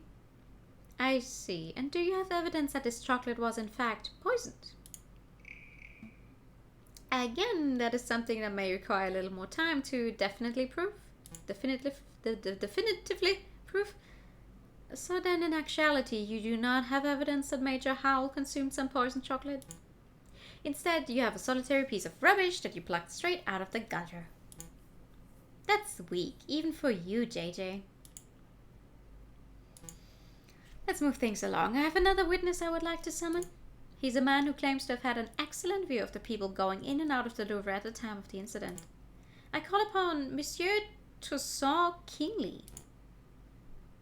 Could the witness please approach the stand and recite the oath? Hello. Hello. Alright, the oath. I swear to speak without hatred and without fear, to tell the whole truth and nothing but the truth. Please state your full name and occupation for the court record. My name is Toussaint Kingley and I'm a person who fishes. A person who fishes. So you are a fisherman. Oh, is that how it is? I thought the French justice system was better than this. I beg your pardon? Then beg. Here comes Toussaint Kingley, the kingfisher. Clearly he must be a fisherman because didn't you hear all kingfishers are fishermen? Well, you are carrying a fishing rod. And can a man not carry a fishing rod, reel, and bait without being branded a fisherman? Look, the prosecutor's carrying a riding crop. Clearly he must be a horse jockey. Oh, for pity's sake. Fine, we can list your occupation as person who fishes and not fisherman. Thank you. Actually, why do you carry a riding crop, Severin? I've never seen you ride a horse. I don't know, JJ. Why do you, a 30-something-year-old with no health problems, carry a cane? Hey! Do you know I have no health problems? Do you? This is wearing quite off the course. Could the prosecution please get back to his questions? Of course, Your Honor. Monsieur Kingley, is it true that you were nearby the Louvre at the time of the incident? Yes, I was sitting upon a railing on the Pont aux Arts. What? The Pont aux Arts. That's a new bridge. It's just a stone's throw from the Louvre's south entrance, correct? That's right. And what were you doing at the time of the incident? I was fishing. Kingfishers, am I right, Falcon? So you would have plenty of opportunity to see the people who entered and exited the palace. Can you tell us who you saw? Wait, but that doesn't make sense. We literally, when we got the map, we already heard about that Juan entered from the left side, from the garden side, and not this side. Well, the Louvre's a busy place. Naturally, I saw a lot of people. But at 9 AM, I saw the king, Louis Philippe himself, enter the building. He was surrounded by his entourage, of course. Then around 9:30, I saw this shifty-looking fox lurking around the entrance. Your Honor, I object to the witness's use of the term shifty-looking. It's vague and biased. It's a vague and biased description. No, really, he looked super shifty. I saw him rubbing his paws and cackling gleefully. And I saw him take out the rose and carefully rub the stem. Rub the stem of a rose, you say, as if you were applying something to the flower, perhaps? Objection! Leading! Well, monsieur, I really shouldn't speculate. Of course, it was wrong of me to ask such a leading question. Game, stop being in my brain! But yeah, it definitely looked like he was putting some sort of powder on the stem. Wow! Even I wasn't expecting such a bold admission. Members of the court, it sounds like what we have here is a direct witnessing of the defendant readying the murder weapon. The defense claims that the rose was never poisoned, and yet here we have a man who saw the poison with his own eyes. I smell perjury. You do? No question. He saw a shifty-looking criminal readying poison and cackling near the scene of the crime? That's not believable at all. I think you might be right. I wonder if I have any evidence that calls Toussaint's story into doubt. You do! The map! Your Honor, I would like to cross-examine the witness. Really? This nonsense again. It is my right as a defense attorney to cross-examine a witness. Fuck off. You just heard the witness directly describe your client readying poison on a rose. What is there to question? He only said he might have rubbed some powder on the stem. No one said anything about it being poison, even if. How would he be able to tell that it was poison? Huh? This judge is making me mad. At least the judge in the Ace Attorney games, they're always a little dumb. But not like outright mean. Even if there was powder, we don't even know if it was poison. Exactly. You cannot tell that by just seeing it. I'm just trying to uncover the truth, Your Honor. Ah, fine. Do your thing. Go on, Falcon. Go make a fool out of yourself. How is this a judge? That is not how you act as a judge. I would like to question the entrance, I guess.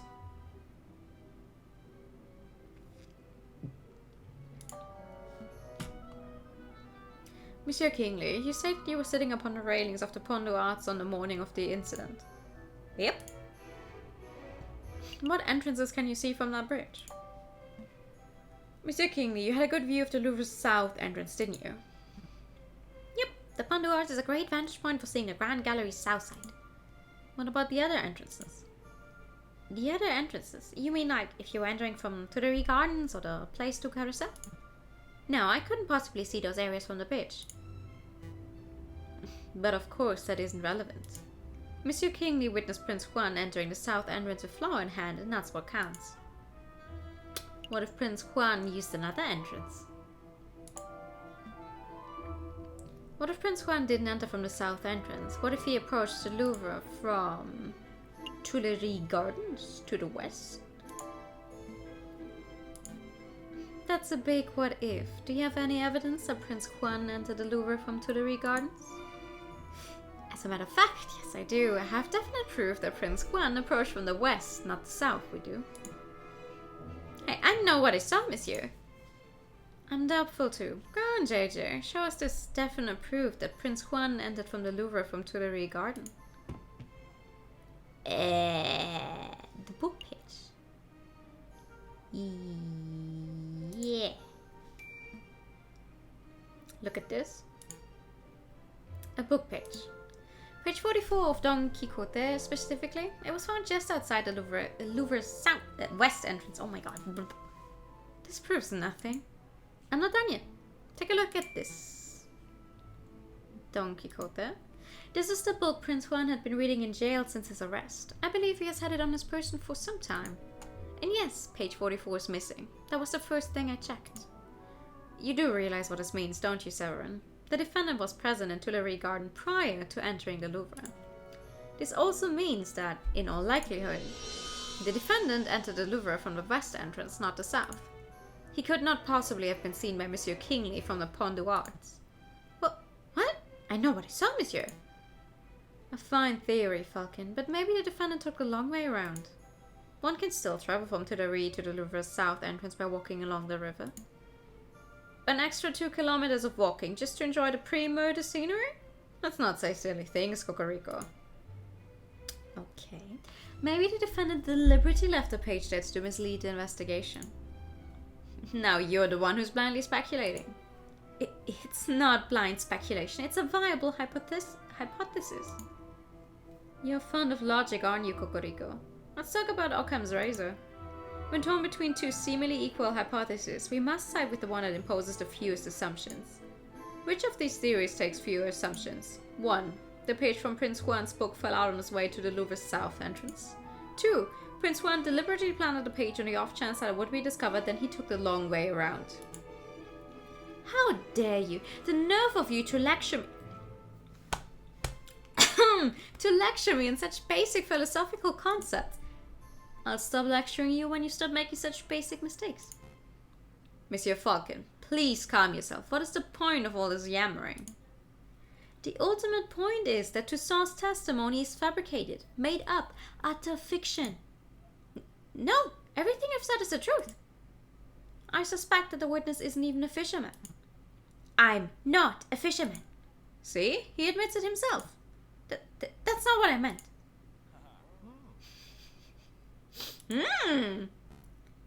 Prosecutor, you have something that will put this arrogant Falcon in his place, don't you? I must concede. You concede? On this point, at least, Falcon's evidence strongly suggests that the key component of Monsieur Kingsley's testimony is false. I mean, maybe he saw a different fox. Who's to say that there's only one fox in the entirety of Paris? This doesn't mean that Prince Juan is innocent, of course. All Falcon has demonstrated is that this particular witness is unreliable. But I did see something, I really did. Alright, so maybe I didn't exactly see a shifty-looking fox. I made that part of the story up. But I did see a swan looking around the south entrance on the morning of the murder.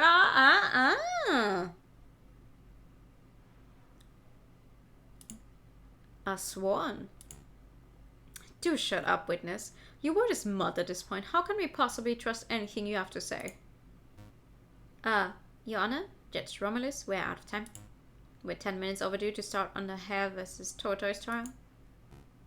Is that late already? Curses. I was hoping we could have the case wrapped up in a single trial session.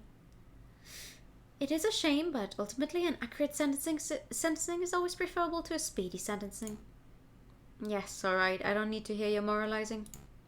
Court will resume this Friday, the 21st of January at 9 o'clock. Don't be late.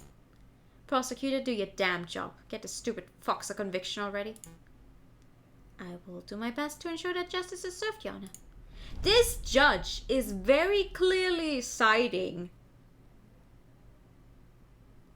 with the prosecution. Is that allowed?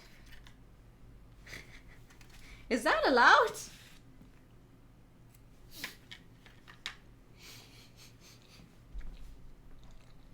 One second.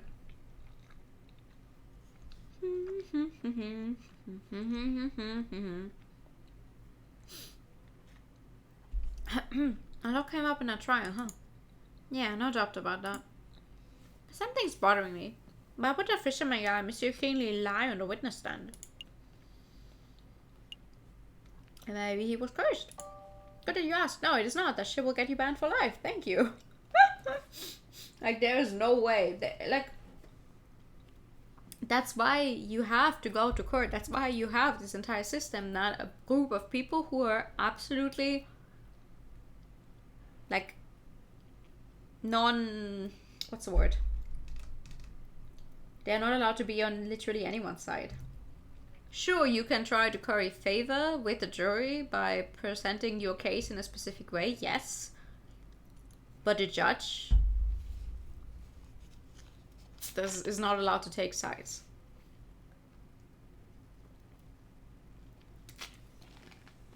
Unless there's evidence enough to support that one party is guilty or not, blah blah blah. Well, it's possible that he was coerced or bribed. It's just what I was thinking. Maybe the real murderer threatened the fisherman into making up a story about Prince Juan. Let's keep an open mind. Anything is possible at this stage. But to be perfectly honest, something else is bothering me about the trial. The judge. Judge Romulus. He's acting without a shred of professionalism. He's obviously more interested in securing a guilty verdict than he is in discovering the truth. But why? Maybe he has a vendetta against Spanish royalty. I'm not so sure. There must be something else at work here. Excuse me, Monsieur Falcon? Sorry to bother you, but this letter just arrived. I think it's for you. A letter for me? I wonder why it wasn't sent to my office. Have you been demoted to courier status, Rupert? Oh, hush, hush, Sparson. I don't need to be pitied by a first-year dropout. Ooh, good comeback. The only role of the judge is to overlook the trial, making sure there's no perjury, forgery, and general rule breaking. I mean, to be fair, most of the stuff that, like, literally the entire last trial in Great Ace Attorney, the second one. Wait, no, you haven't played that yet. I don't want to spoil you. Never mind. Forget I said anything. But yeah, the whole trial with a jury thing, I feel like they don't make use of it often enough to like see how different your writing would have to be if you have a jury that will actually like make its opinion on your case.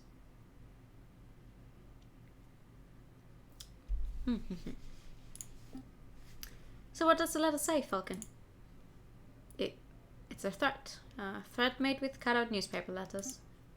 Oh, I didn't know those things actually existed. Let me see. Nary spelled that as a final try in Great Ace Attorney 2. Oh no, what do you mean? There's a final trial at the end of my Ace Attorney game? What? Listen, I caught myself in time. I'm so sorry. I forget. I forget sometimes that not everyone has played all of the games that I've played.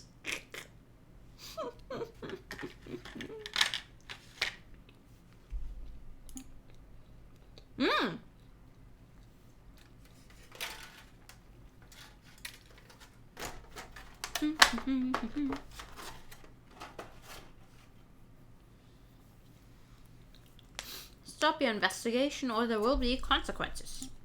Scary. There's no question that this letter originated from Major Howell's murderer. He or she just used they. Just use they. It's easier. Believe me.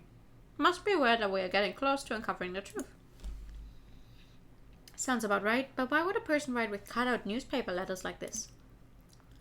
Masking one's handwriting would be the most common reason. Although I can't help but wonder why they would bother since we don't have any handwriting samples to compare it to. The SpongeBob meme is blackmailing us.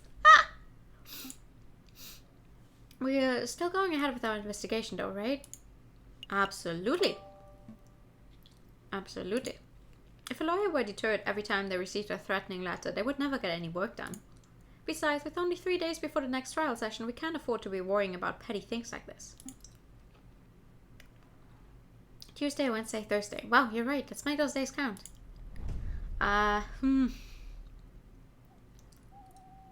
Oh yeah. All of these make days pass by. I hate this. I would like to go here. Hola. Hello again. Hi, Mousy. Is there any sign of Monsieur Vulpes? No, not yet. He's still vacationing. Come back next week. Grrr. Grrr. But there's something I need to get from them. Did I miss the day because I fucked up my timing? Shit. Okay, well, let's ask the chocolate guy and see if you can remember who bought the chocolate. We'll come back, messieurs. Have you finally decided to sample my fine chocolate? Or perhaps you have just returned to ask more questions. Just the questions today, I'm afraid. Who bought this piece of chocolate? Was it our snappy judge who seems eager to wrap up trials as quickly as possible? What's this guy's problem? Could it be him? Have you ever served a hairy wolf in judicial robes named Judge Romulus? Yes, monsieur. Alright, have you ever served... Wait, did you just say yes? Yes, monsieur. A wolf in judicial robes. I did serve a person like that a little while ago, on the 6th of January to be precise. Did he say or do anything suspicious? Not that I can recall, monsieur. He was a pleasant fellow, big, toothy grin. Brought 200 grams of classic dog Belgian chocolate with a custom filling. A custom filling? Some type of caramel? He provided himself, although he unfortunately did not bring enough for me to sample. Corrupt judge is our murderer? What does this mean, Falcon? Well, we shouldn't make assumptions. It may just mean that this judge liked to eat chocolate. But if the judge's purchase is related to the rap at the crime scene, then... Monsieur Hagelslag, do you think I could get a copy of Judge Romulus's receipt? I can do you one better, monsieur. I have the original right here. I'll keep them for tax purposes, you understand. Is it okay for us to take it, monsieur? Absolutely. Memorizing the receipt's contents is trivial, after all. I mean, it's nice if you memorize it, but if you actually have to, you know, make your pay your taxes, I don't think they will take, oh, I memorized the thing as a valid receipt. Proof of purchase or proof of sale or whatever. But you look at this thing. Judge Romulus signed it in green ink. Green ink? I knew Judge Romulus was shady, but only truly villainous people write in green. Thank you very much for your time, Monsieur Hagelslag. You've been enormously helpful. I'm glad to be of service. I wish you the best of luck with your case, messieurs. Thanks, bro.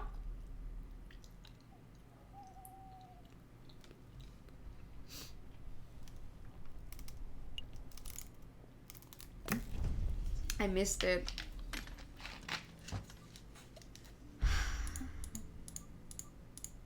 Yeah, no, I'm missing a piece of evidence because I fucked up the timing to get it, I think. Fun! Okay.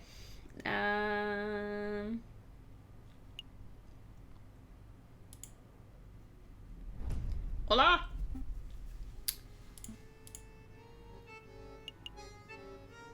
Anyone here? Hello. Well, Falcon and this person returned to the drinking floor, but nobody appears to be interested in conversation. Aww. Card room would let me play. No. No. Okay. Worth a try.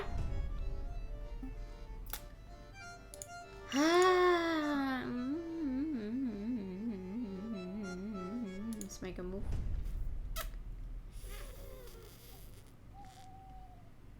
Ah, this sucks. This sucks. I hope I can still make it through the trial, though.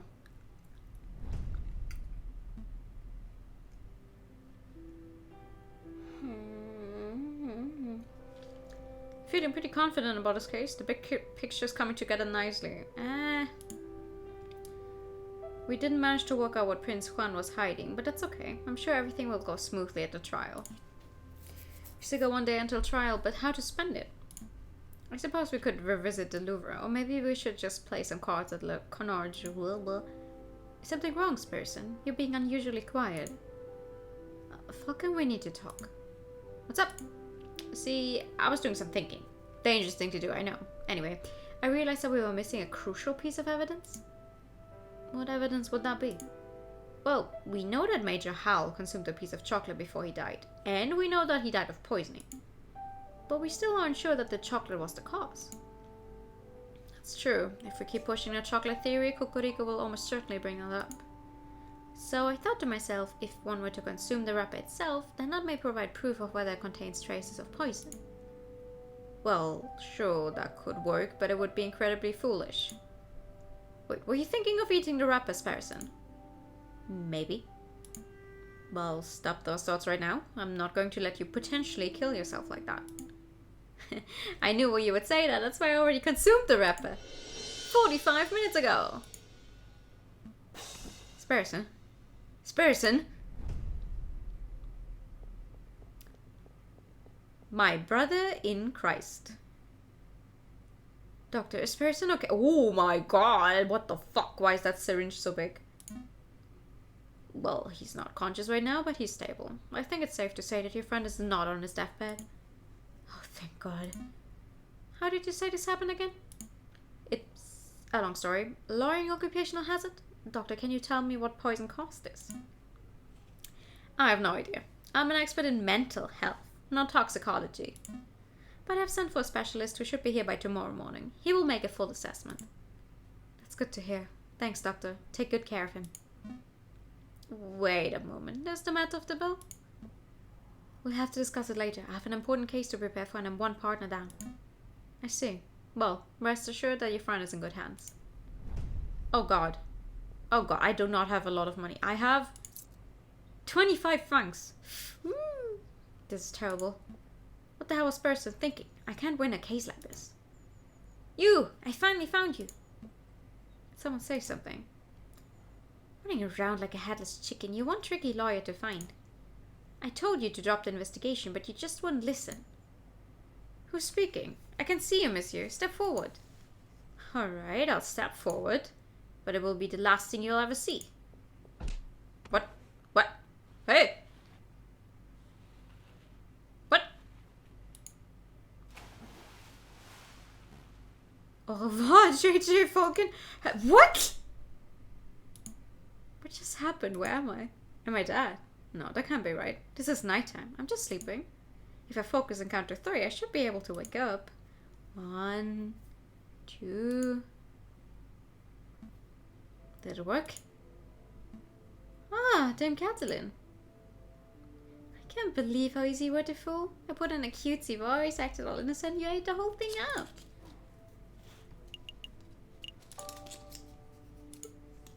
Silence. I shouldn't be surprised. There are no words that excuse the heinous act of putting an innocent man on death row.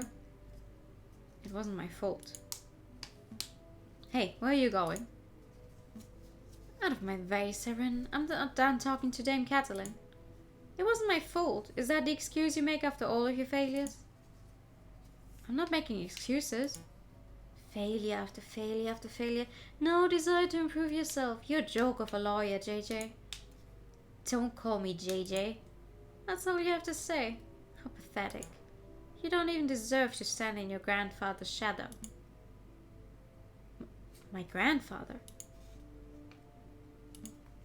I'll prove you wrong. I can do better. How's yours, person? Have you come to berate me too? What? No. No, I'm just here to tell you to wake up. Wake up, monsieur. Wake up. Hey, can you hear me? I said wake up. Oh my god, I really thought we ran into like a bad ending where we fucking die or something, but I guess not.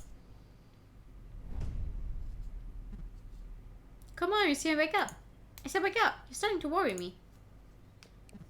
Oh, thank goodness. I wasn't sure whether I would have to find a doctor or mortician.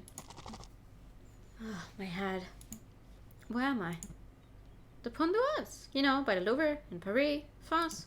I just fished you out of the Seine. Nearly broke my rod doing it. Wait, I know you. You're the disrespectful other guy. Shiro Falco or something? What time is it? Actually, what day is it?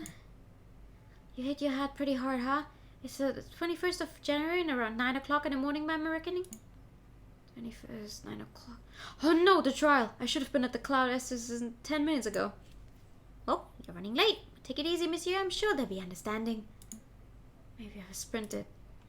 In your condition, that would be stupid. Take a seat, clear your head. I'll go get some dry clothes. No time. Wait, monsieur, at least take this before you go. What's this, a dip pen? No, wait, it's a modern fountain pen. Bone handle, gold nib. This is very fancy. Thanks, monsieur, but this isn't mine. Really? Are you sure? You were holding it pretty tightly when you found you. I was holding this, then I suppose it has to be mine? Thanks, fisherman. How are you on? Hey, don't call me fisherman. Shit. We're late. It's 9 o'clock. I believe it's time for the roll call. Is the defense not present? Such unprofessionalism and professionalism.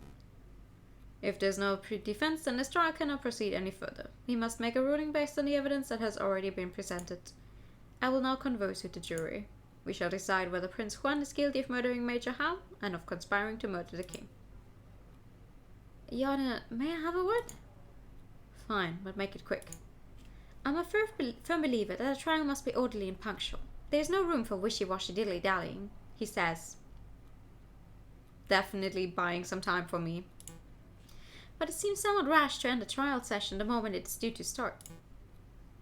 But perhaps it would be prudent to wait 5 or 10 minutes in case the defense is just a little tardy. Then the trial still has a chance to proceed and justice will be served.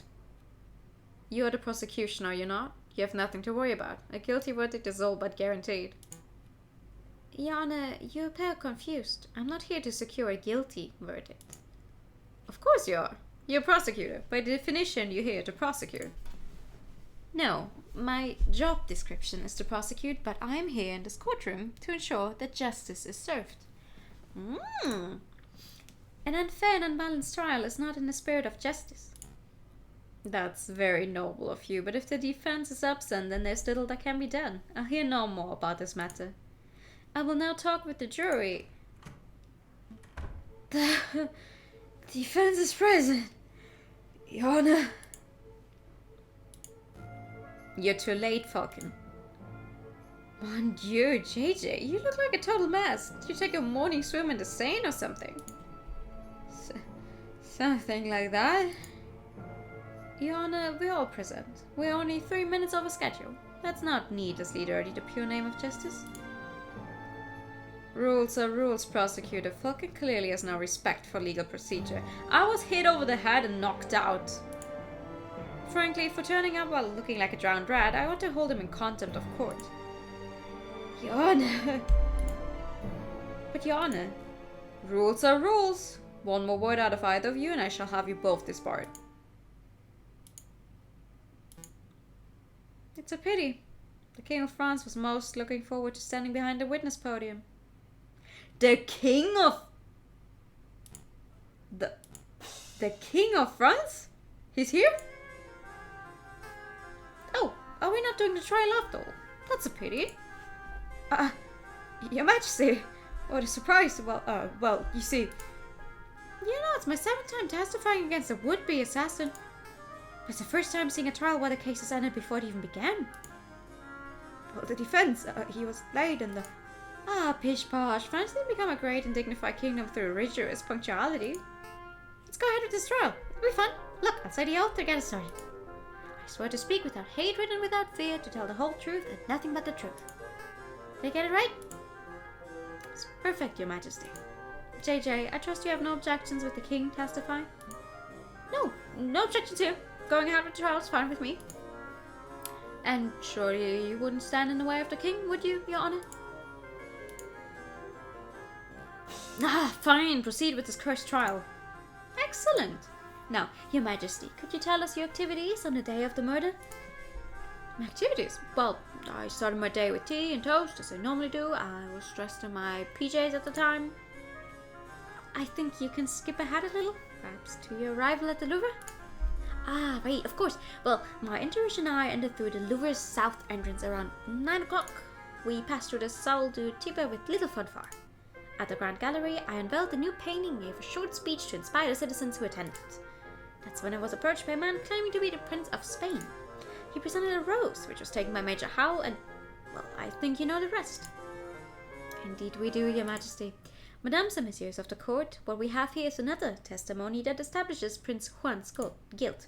And this is no ordinary testimony. It is a testimony of perhaps the most trustworthy man in all of France.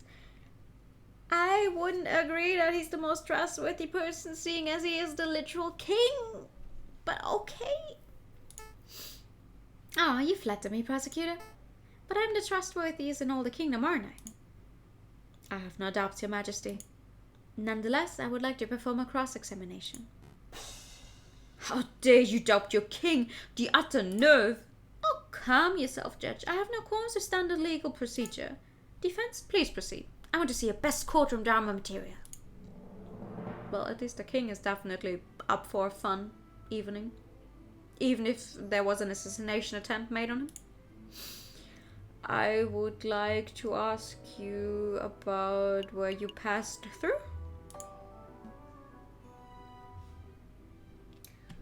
Your Majesty, you say that you passed through the Sol to Typre uneventfully. Indeed, we stopped briefly to look at the paintings and then moved on to the Grand Gallery. What did you see in there? Could you elaborate? What did you see in the Sol to Typre? What did I see? Well, Roman stuff mostly. I meant aside from the Roman artifacts. For example, did you talk to someone in the room who wasn't a member of your entourage? You're reaching, JJ. The king already testified that he passed through without encountering anything of interest. Yeah, and I want him to elaborate on that. I'm asking him, not you. I have reason to believe that this was a key moment on the day of the murder. I want the king to elaborate on exactly what and who he saw. Then I suppose that you will have to proceed, Your Majesty. Alright, let me think. So there was a giant doorstep and there was a copper urn thing. Oh, there was something else now that you ask. I was offered a box of chocolates by some peasant, mademoiselle. I don't have much of a sweet tooth, but Major Howell was keen to accept a chocolate or two on my behalf. What? Did I say something startling, prosecutor? No, please continue, Your Majesty. I think the prosecution is startled because he just came to the realization that I was not spouting drivel in the previous trial session. Well, that's debatable. To cut a long story short, Your Majesty, this mademoiselle may hold some relevance to the case at hand. Could you describe her? He's been through like 7 assassination attempts. Maybe it is just another Friday, sure. Really, she's relevant. Well, let me think. I didn't get a good look at her face, but she was a sorry-looking swan, probably in her late teens or early 20s. A young, sorry-looking swan, you say? I don't suppose her name was Mademoiselle Singe? Singe, that sounds familiar. Why, yes, I think that was it. She was called Mademoiselle Singe. I see. This is undoubtedly significant. Mademoiselle Singe gave chocolates to Major Howell minutes before he died. Now, just 1 minute. I see what you're alluding to, JJ. You're suggesting that the gifted chocolates killed the Major. Well, that line of reasoning holds no weight because the evidence is circumstantial. Circumstantial, my tail feathers. The king just testified the Major Howell ate chocolates. Yes, that much is no longer in dispute, but you still have not proved that the chocolates were poisoned. Without doubt, we must assume that the swan was merely offering a gift rather than speculating that she is a murderer. Yes, yes. Shame on you, defense, implicating a poor, innocent girl like that. Absolutely disgusting. Why I ought to end this trial. Hold on. I do have evidence that the chocolate was in fact poisoned. I don't believe you, JJ. If you had a piece of evidence that significant, you would have slammed it down already. Present it. Well, I can't. It's not really the evidence folder type of evidence. Also, hello, TK. Good evening. Why am I not surprised? That drama was just getting good. Why did you all suddenly go quiet? Well, Your Majesty, it appears that the defense just had a realization of his own. That is, that he lacks the evidence to support his theory. Since he cannot continue with his argument, I believe the cross-examination has come to an end. No, that's not true. I'm not done yet. Let me present my evidence. See, I had the chocolate wrapper back in my office and Sparrowson ate it. Stop, JJ. Stop while you still have a little dignity. The results of whatever crackpot pseudoscientific experiment you perform do not constitute valid evidence. I think this trial is over, Your Honor. About bloody time. You may take your leave, Your Majesty. Very well. I'm pleased that justice has been thoroughly served. Until the next assassination attempt, adieu, misters. I will now deliberate with the jury. Objection! Sorry, I've always wanted to do that. Sparrowson, are you okay? Yep, the doctor said I have an iron stomach. Most of the poison passed straight through me. Speaking of which, I would like to testify on a poisoned chocolate issue. I even got a doctor's note, see? It's too late. The trial is over. You can't be serious, Your Honor. The contents of that note could turn the entire trial on its head. You must allow it. Why are you constantly arguing with me? I thought the job of a public prosecutor was to assist the judges. I told you, Your Honor, my job isn't to get a guilty verdict, it is to ensure that justice is served.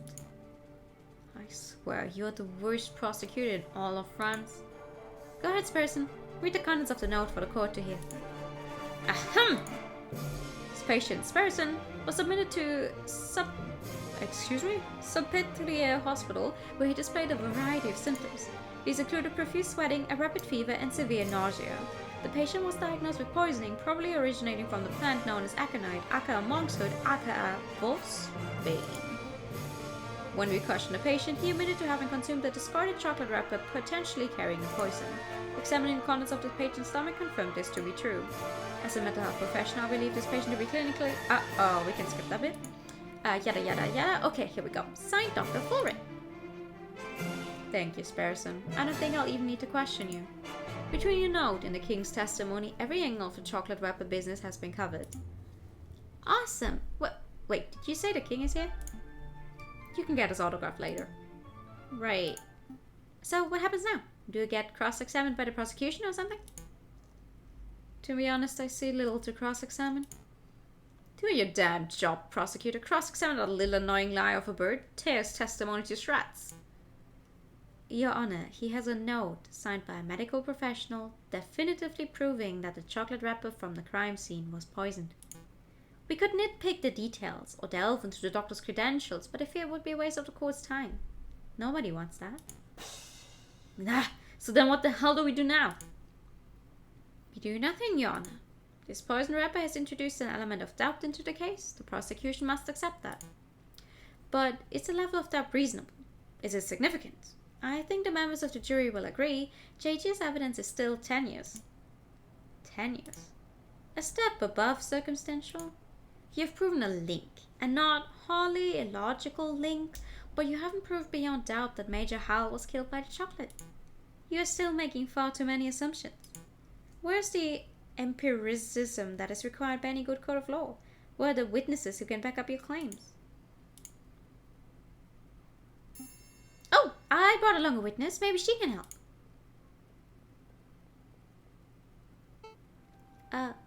Hello? You.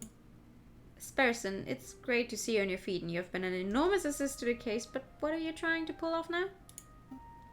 Surprise witness! Surprise witness. Yeah, I remember you mentioning that Cocorico liked calling surprise witnesses, so I thought we would beat him at his own game. I brought the flower girl, Mademoiselle Singe, so that she can testify about Prince Juan's character. You're putting me in a difficult position, Sparrowson. Just moments before you arrived, we, the court, established that Mademoiselle Singe is a possible suspect for this case. What? That can't be right. Sparrowson, it's okay. Monsieur Falcon, I would like to testify. You want to testify? Do you understand what you're agreeing to? I do. I have accepted my fate. Prosecutor, do you have any objections to me calling upon Mademoiselle Singe as a witness? No, none. Bearing in mind, of course, that you are here to defend Prince Juan, not to convict Mademoiselle Singe. Prosecuting is my job. Of course. I have no objections either. Please proceed, witness. Speak the oath. The oath? Say that you swear to speak without hatred and without fear, to tell the whole truth and nothing but the truth. I swear, Your Honor, I swear to speak without hatred and without fear, to tell the whole truth and nothing but the truth. Good. Very good. Please state your name and occupation for the court record. My name is Catherine Marie Cinch, and I'm a flower seller. Mademoiselle Cinch, tell the courtroom of your activities on the morning of the 7th of January. Very well. I saw the king and his entourage enter the Louvre around 9 o'clock. I followed. When it came to a stop in the Salle du Tigre, I stepped forward and offered the king a chocolate. He refused, but a guard, a big dog by the name of Major Howell, was happy to oblige. The guard died because I, personally, had previously added poison to the chocolates. Excuse me? That can't be right. I used poison derived from monkshood, a notoriously dangerous plant. As a flower seller, it was simple to acquire. Why did you do it, mademoiselle? Why, monsieur, people have tried to kill the king before, and people will try again. He's a vile man who has no respect or love for the people who suffer under him. I did it to better the French people. I don't believe that at all. Fucking say something. Mademoiselle, are you being coerced or threatened? Speak freely. No, monsieur. I'm confessing out of my own volition. It is my guilt and nobody else's. I highly doubt that. Well, defense, it looks like you want a confession out of this murderous feud. I suppose I guess your client, Prince Juan, completely off the hook. Lucky you. So, shall we wrap this court session up? No. No, not yet. I have further questions for the witness, Your Honor. Further questions? To what end? You've already proved your client's innocence. I wish to uncover the truth. You aren't here to uncover the truth. You're here to defend Prince Juan, and you've done that job with a disgusting level of diligence.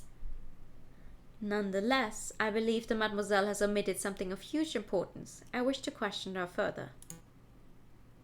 Something of huge importance. I won't allow it. Fine. Can I at least show something to the witness? You and the prosecutor are a right pair of moralizing blowhards, aren't you? You're doing my head in.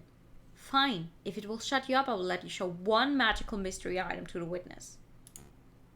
I can't imagine you have anything up your sleeve to change the flow of this trial, though. Monsieur Falcon, save it. I have nothing more to say. Do you now? Do you now? Do you now?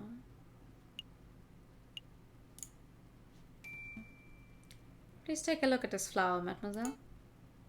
I recognize this. It's one of the flowers I sold you. What's this supposed to prove? Do you remember what you told me when you sold me this flower? You told me that you were amazed by the flower's ability to rebel. You were impressed by its ability to go against nature itself. I understand that you're afraid, mademoiselle, and your fear is entirely reasonable and well-grounded. But now isn't the time to be reasonable and well-grounded. Now is the time to rebel like a chrysanthemum in January.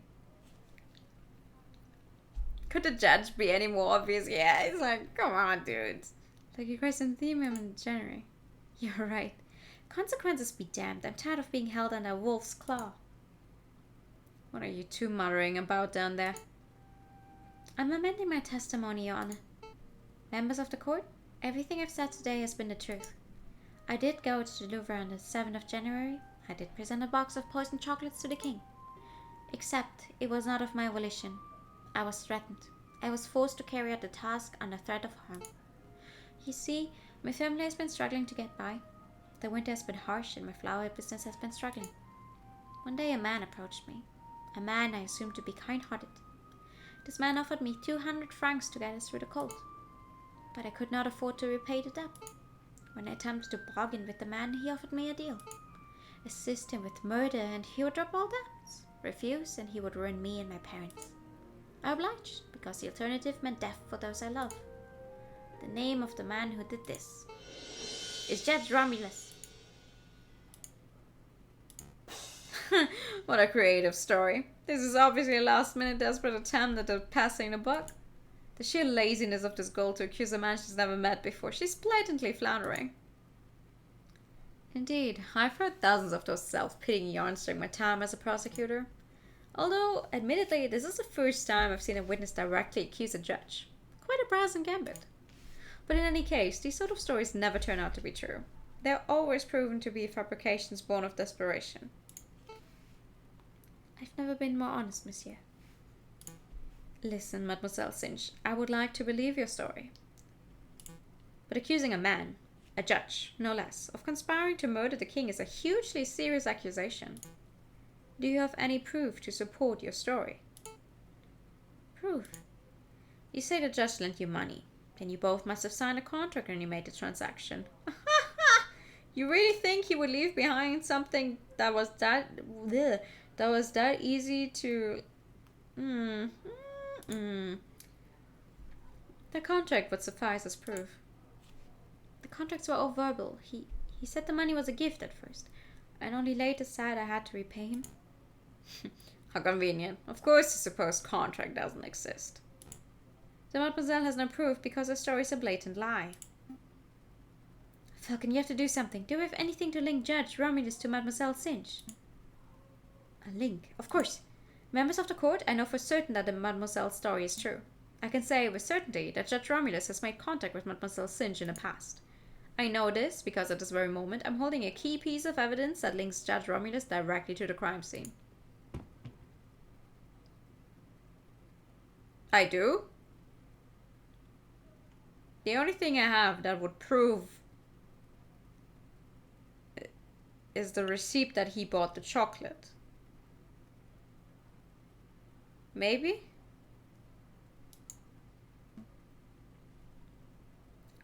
I think you should take a look at this, Severin. Me? You don't trust it in a judge's hands? What? What is that? What does this piece of paper say? This is a receipt for a box of chocolates from Lender Hagelslack's Chocolate Emporium on the 6th of January, made out to a man named Romulus. The writing upon the receipt is clear. A man named Romulus bought chocolates on the day before the murder. These chocolates happen to have been of the same brand and flavor as the ones that were used in the royal assassination attempt. By itself, this evidence would not be definitive. It would only suggest that the judge is something of a sweet tooth. But taken in conjunction with the Mademoiselle's updated testimony, that would imply that the judge was directly involved in the assassination attempt. Judge Romulus, do you have anything to say about this? Yep. That receipt's not mine. I haven't stepped foot in a chocolate shop in years. You cannot be serious. This receipt is indisputable proof of your purchase. Indisputable? Watch me dispute it. What you have there is a scrap of paper with the word Romulus scrawled on it. Is it a forgery? Are there simply two men named Romulus living in Paris? I don't have a clue. What I do know is that you have nothing to prove that I was the one who signed the receipt. This is absurd. Do you want me to dig up court documents with his signature so we can undertake a handwriting analysis? That wouldn't be possible. I believe His Honor uses a rubber stamp for signing off on official court documents. That would be correct. Well, it's no matter. I don't need a judge's signature. I already have in my possession proof that the signature on the receipt belongs to Judge Romulus. I do? Oh, but first things first, I believe you dropped your pen, Your Honor. Oh yeah, that's mine. Thanks. I've been looking for that thing everywhere. Well, that was easy. I thought as much. Mesdames and messieurs, last night I was assaulted outside Salpêtrière Hospital. I did not see the assailant's face, but I did accidentally grab something from the garments as I was thrown into the Seine. Oh, so that's why you smell of fish. I wanted to say something, but I thought it might be rude. This fountain pen is the very item I grabbed. Did I say this pen was mine? On closer inspection, I see I must have been mistaken. Save it, Your Honor. I'm not here to press assault charges. What interests me most about this pen is the ink it contains. It is emerald green in color. And as we all know, only baddies write in green. Well, yes, but more importantly, it's a rare and unusual choice of ink color. I would venture that only a dozen people in all of Paris are arrogant enough to write in green. And I would venture that only one of those arrogant people is named Romulus. So, Judge Romulus lacks respect for classic penmanship. What of it? Take another look at the chocolate receipt, Severin. That receipt was signed with emerald green ink. It certainly is quite a coincidence. No, there's no more room for coincidence. There's no more doubt. Thank you. There's only one narrative that can tie this ridiculous string of evidence together. On the 6th of January, you, Judge Romulus, bought a box of chocolates with a custom filling. The custom filling contained poison originating from the flowers of Mademoiselle Singe, a street seller who owed you a debt. On the 7th of January, you, Judge Romulus, leveraged that debt to force the girl to present the poisoned chocolates to the king. Then, an idiot of a man by the name of Juan framed himself as the murderer in order to take the fall in Mademoiselle Singe's stead. You pushed for Juan's guilt by priming a witness, Monsieur Toussaint Kingsley. And when that failed, you pressured Mademoiselle Singe to take full responsibility for the crime. That is the only narrative that makes sense. Admit it. Fine, I do admit it. I did it. I purchased the chocolates. I added the poison. I put a peasant girl in debt just so I could force it to take the fall. I was the one who wanted the king murdered. But there's not a damn thing any of you can do about it. I am the one who holds the gavel. I'm the one who passes the sentences. With a snap of my fingers, I could have each and every one of you guillotined at the place to Austerlitz before nightfall. Who judges are judges? Who stands above me? Nobody, not even God, can condemn me when I sit so high.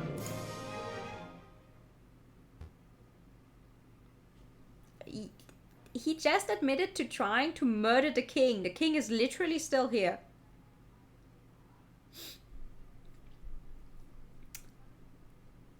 Like,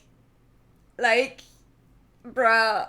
Attempting to murder a king, corrupting the court assizes, what an utterly repulsive individual. Don't touch me, you dirty pig. You have no authority over me. He doesn't. I do. Take him away, Inspector. I'm not done. I'm not done with any of you. You're all guilty, you see. A revolution is coming. The rebels will overrun Paris. The king and government will fall. The bourgeoisie will be slaughtered. We shall have glorious second republic, a republic free of class, where everyone is free and equal. Hey, don't touch me. Just another ranting lunatic, Your Majesty. Ignore him. Of course. Carry on, Inspector. Viva la Revolution!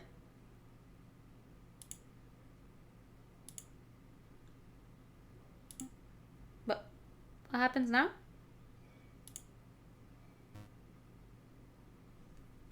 I guess I'm supposed to take over the president judge's duties? Well, given the surprising series of revelations that just took place, we believe that the results are clear. We find the defendant, Prince Juan Querido, to be cleared of all charges. We therefore find the defendant hot, milky. Woo!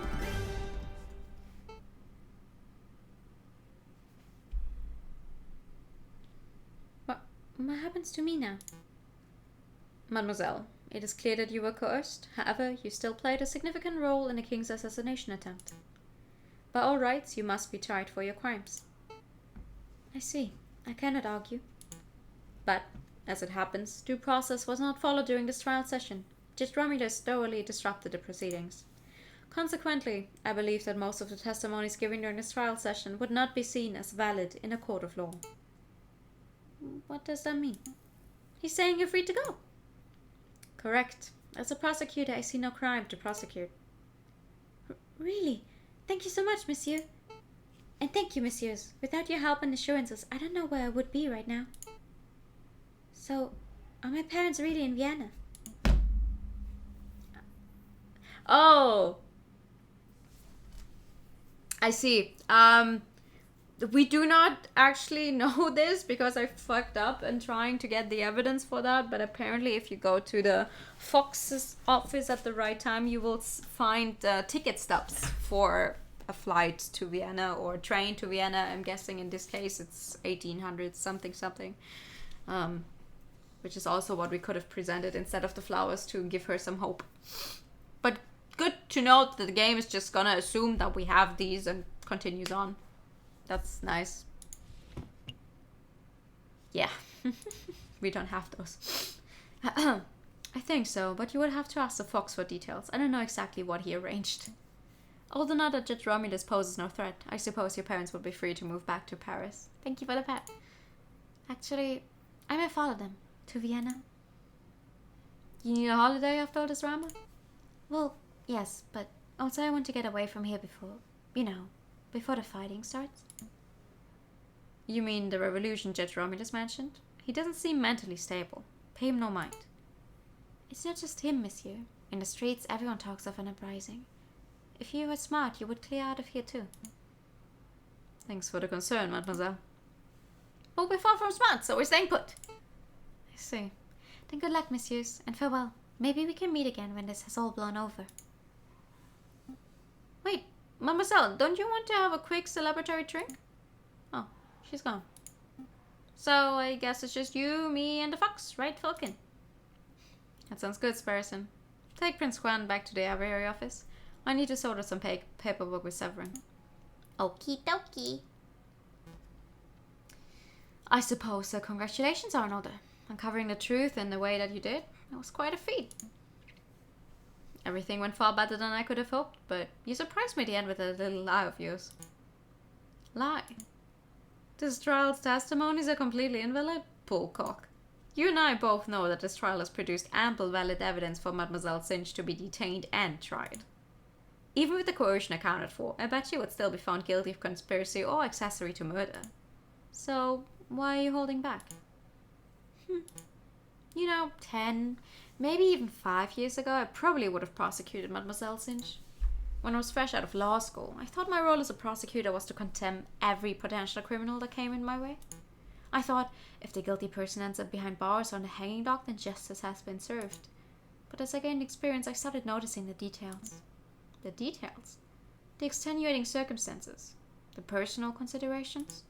The gaps in a law where, even when due process is followed to the letter, good people are punished and wrongdoers walk free. I hated it, so I changed my role. I decided that I should not strive to secure a guilty verdict, but to ensure that justice is served. I could prosecute Mademoiselle Singe and she would definitely be convicted, but I would not serve justice. You're a good lawyer. You're a terrible fucking. This person's proven not smart by willingly consuming poison. Imagine if it had not been poison and he just straight up ate a piece of chocolate, like a chocolate wrapper for no fucking reason at all. I must congratulate you, Senor Falcon, Senor Sparrowson. What am I doing? Still using that old accent. I of course meant congratulations, Monsieur Falcon, Monsieur Sparrowson. It's no big deal. We were just doing our jobs.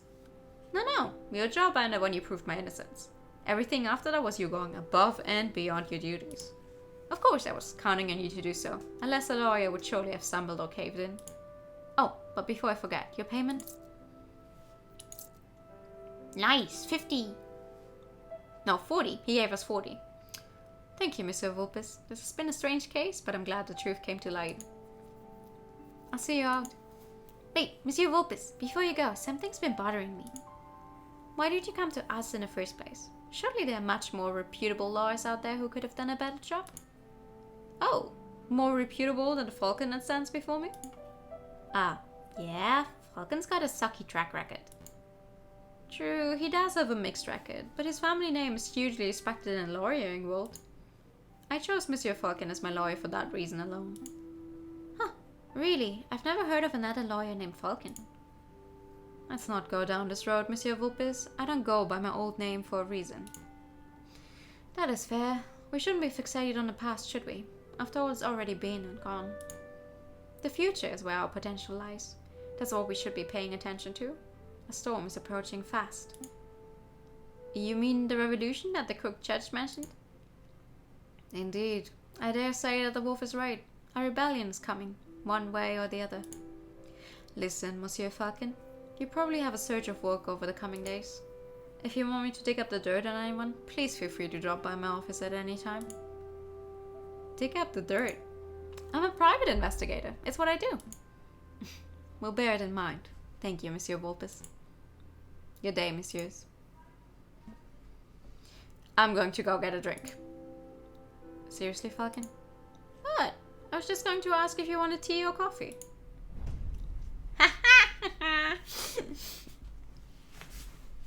Your game has been saved. Do you wish to continue? Sadly, no. Because I cannot make it through yet another case today. But that was fun. That is a lot of fun. I like this game. I really, really like this game.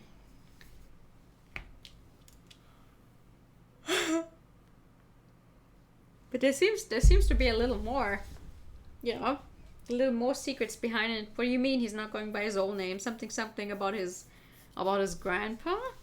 So that is fun. Definitely looking forward to seeing what that's all about. We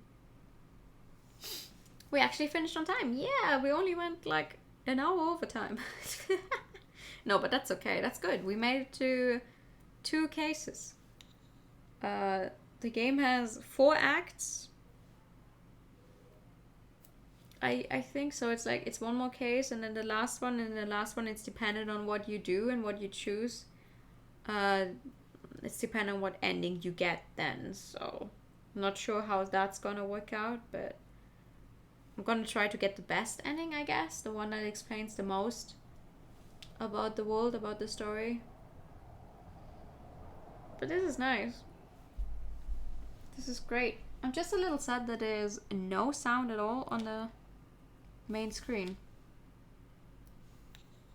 And they really should fix like the volume levels. It's kind of annoying to have to switch it up so often just because the songs are so loud at some point.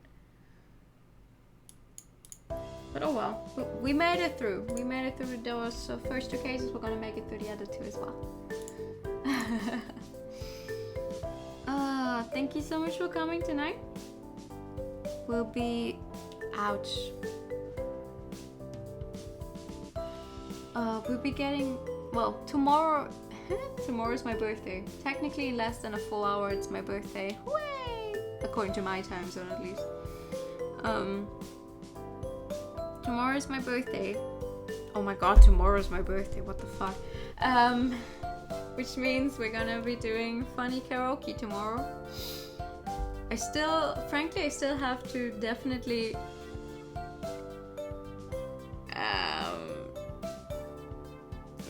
like sing some more of those songs you all recommended to me, because oh god, some of these I've never heard before in my life and you want me to sing them for karaoke? Fun. We're gonna see what that's about. It's gonna be in the evening though. Probably around this time as well, like normal evening time for me. We're getting older, yeah! It's gonna be around evening time, simply because it's once again really hot out and I do not want to sing my throat out while it's so fucking hot. Yeah, but I'm looking forward to seeing you guys tomorrow for a fun little birthday celebration. On Friday we're gonna get started on Firewatch, which is a pretty relaxing game from what I remember of it. I've never played it myself, but I've watched people play it, so that's also fun. But for now it's gonna be it's a good night for me. Let me set up a raid to Blue, who is playing Project Diva. Actually, let's meet you Project Diva, because that's always fun. Wish you all a very, very good night. Here's the right message. See you all soon. Thank you for the pet. Thank you for the pet. Good night. And bye bye. Bye bye bye.